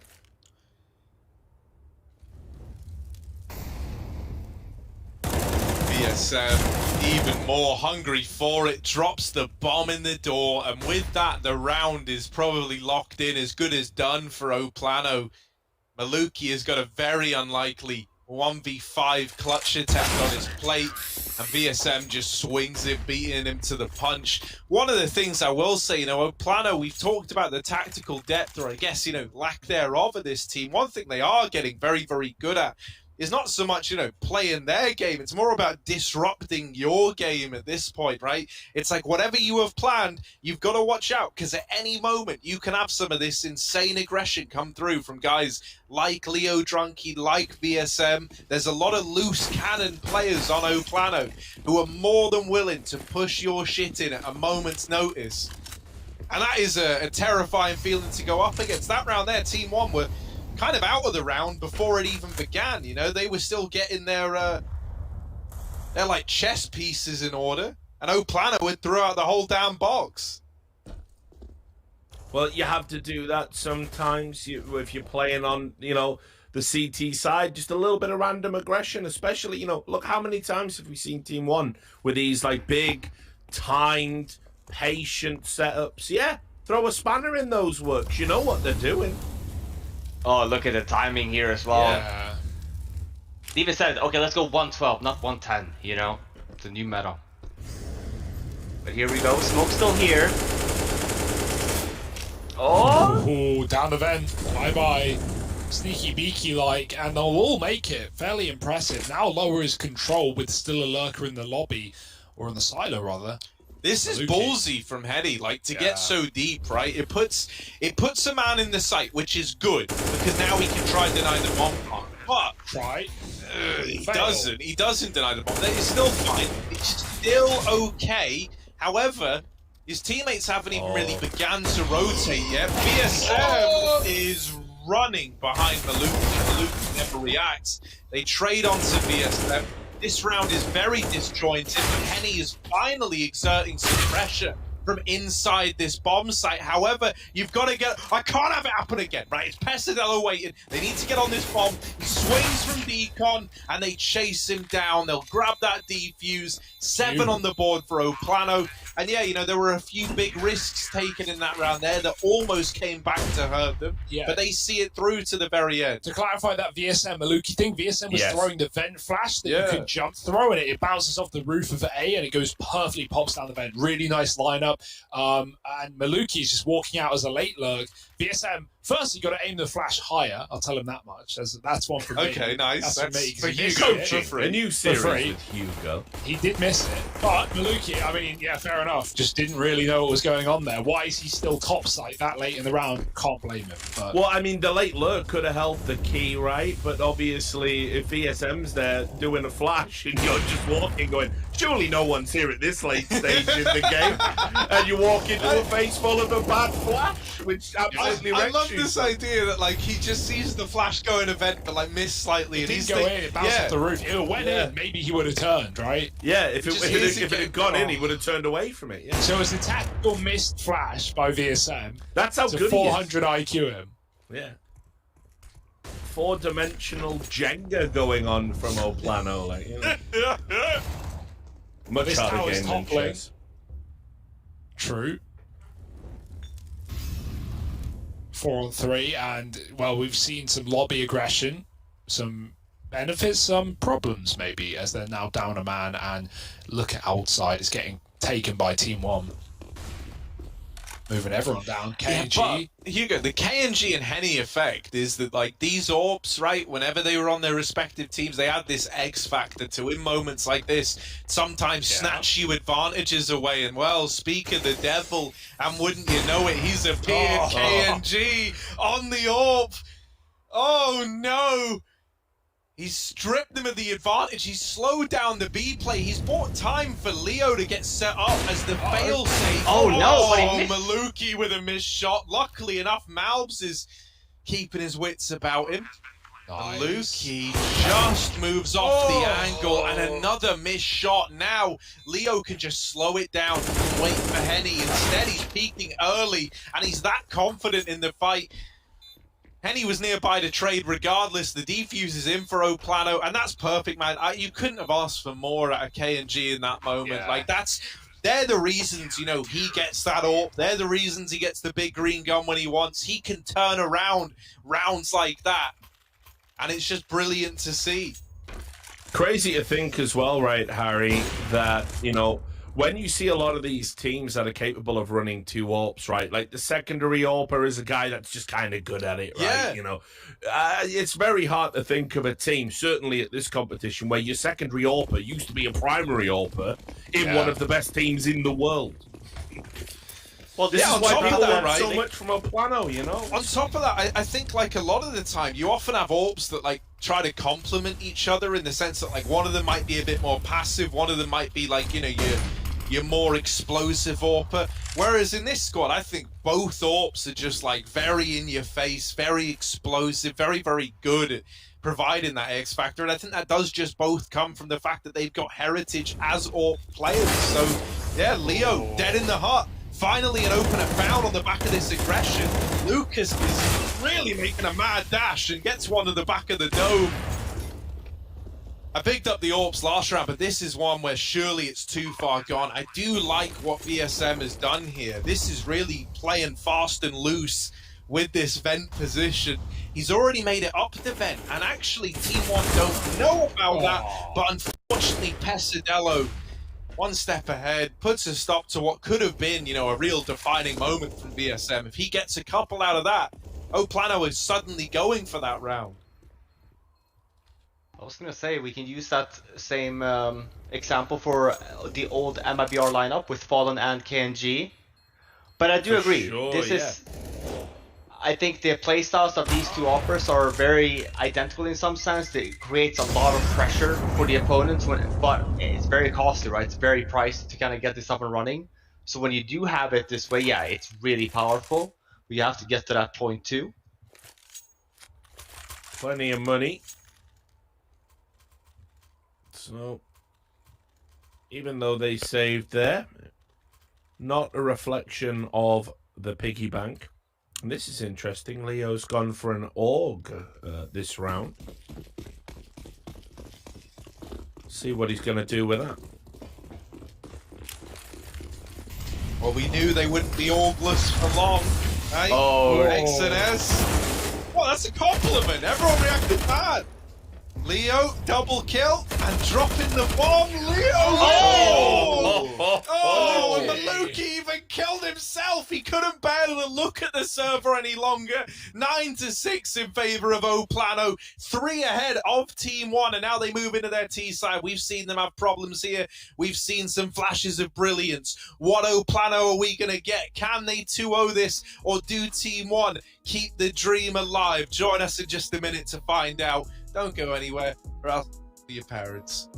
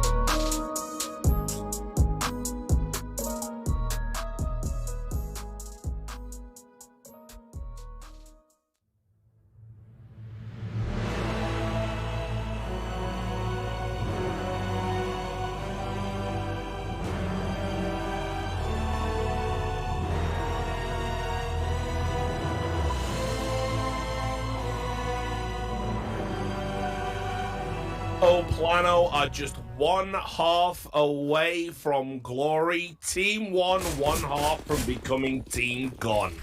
Let's see how it pans out. Yeah, already a good lot of start. attention towards Ramp. Sorry for Flower, and I didn't we're mean good. to do I'll give it you this to one this you. time. It's a classic, but look at this, right? So you've got a decent chunk of utility here. The thing that interests me is the double Molotov. I imagine they're going to try and keep one for a post plant. The other on KNG maybe looking at, oh, is this the Heaven take again, right? There's that Heaven molly. They've got a smoke that they know how to throw in tandem with this, but that's not the decision. Instead, they make it look like they're going for that play, and they actually explode into Ramp. KNG wins his fight outside, and PRT alone on B is bested by VSM. I love that they drop hints that it's about to be that A execute that they showed, like, for the first time the other day, and you know that Team 1 would have watched that demo. So they throw it in. They give all the tells that, yeah, man, we're doing our sick A play that no one else does. Like, it's actually just a ramp push. And the best part about that as well is when we saw it the first time, they did it against a retake setup, so it kind of worked wonders, right? Like the CTs gave it up, and then, you know, they took EA side. In that round, Team 1 was stacked A, man. They had a triple. Well, yeah, top they setup, clearly so, had the read right, yeah, and then they that's see what that were Molly go expecting. heaven, and Team They're 1 are rubbing like, their hands Team together. 1 see the Molly go heaven, and they go, these idiots. Thinking they're about to get pushed on A. But let's not get ahead of ourselves. All We right, saw a great pistol last time, and nothing followed. I don't want the same today. We need more from Plano in this second half.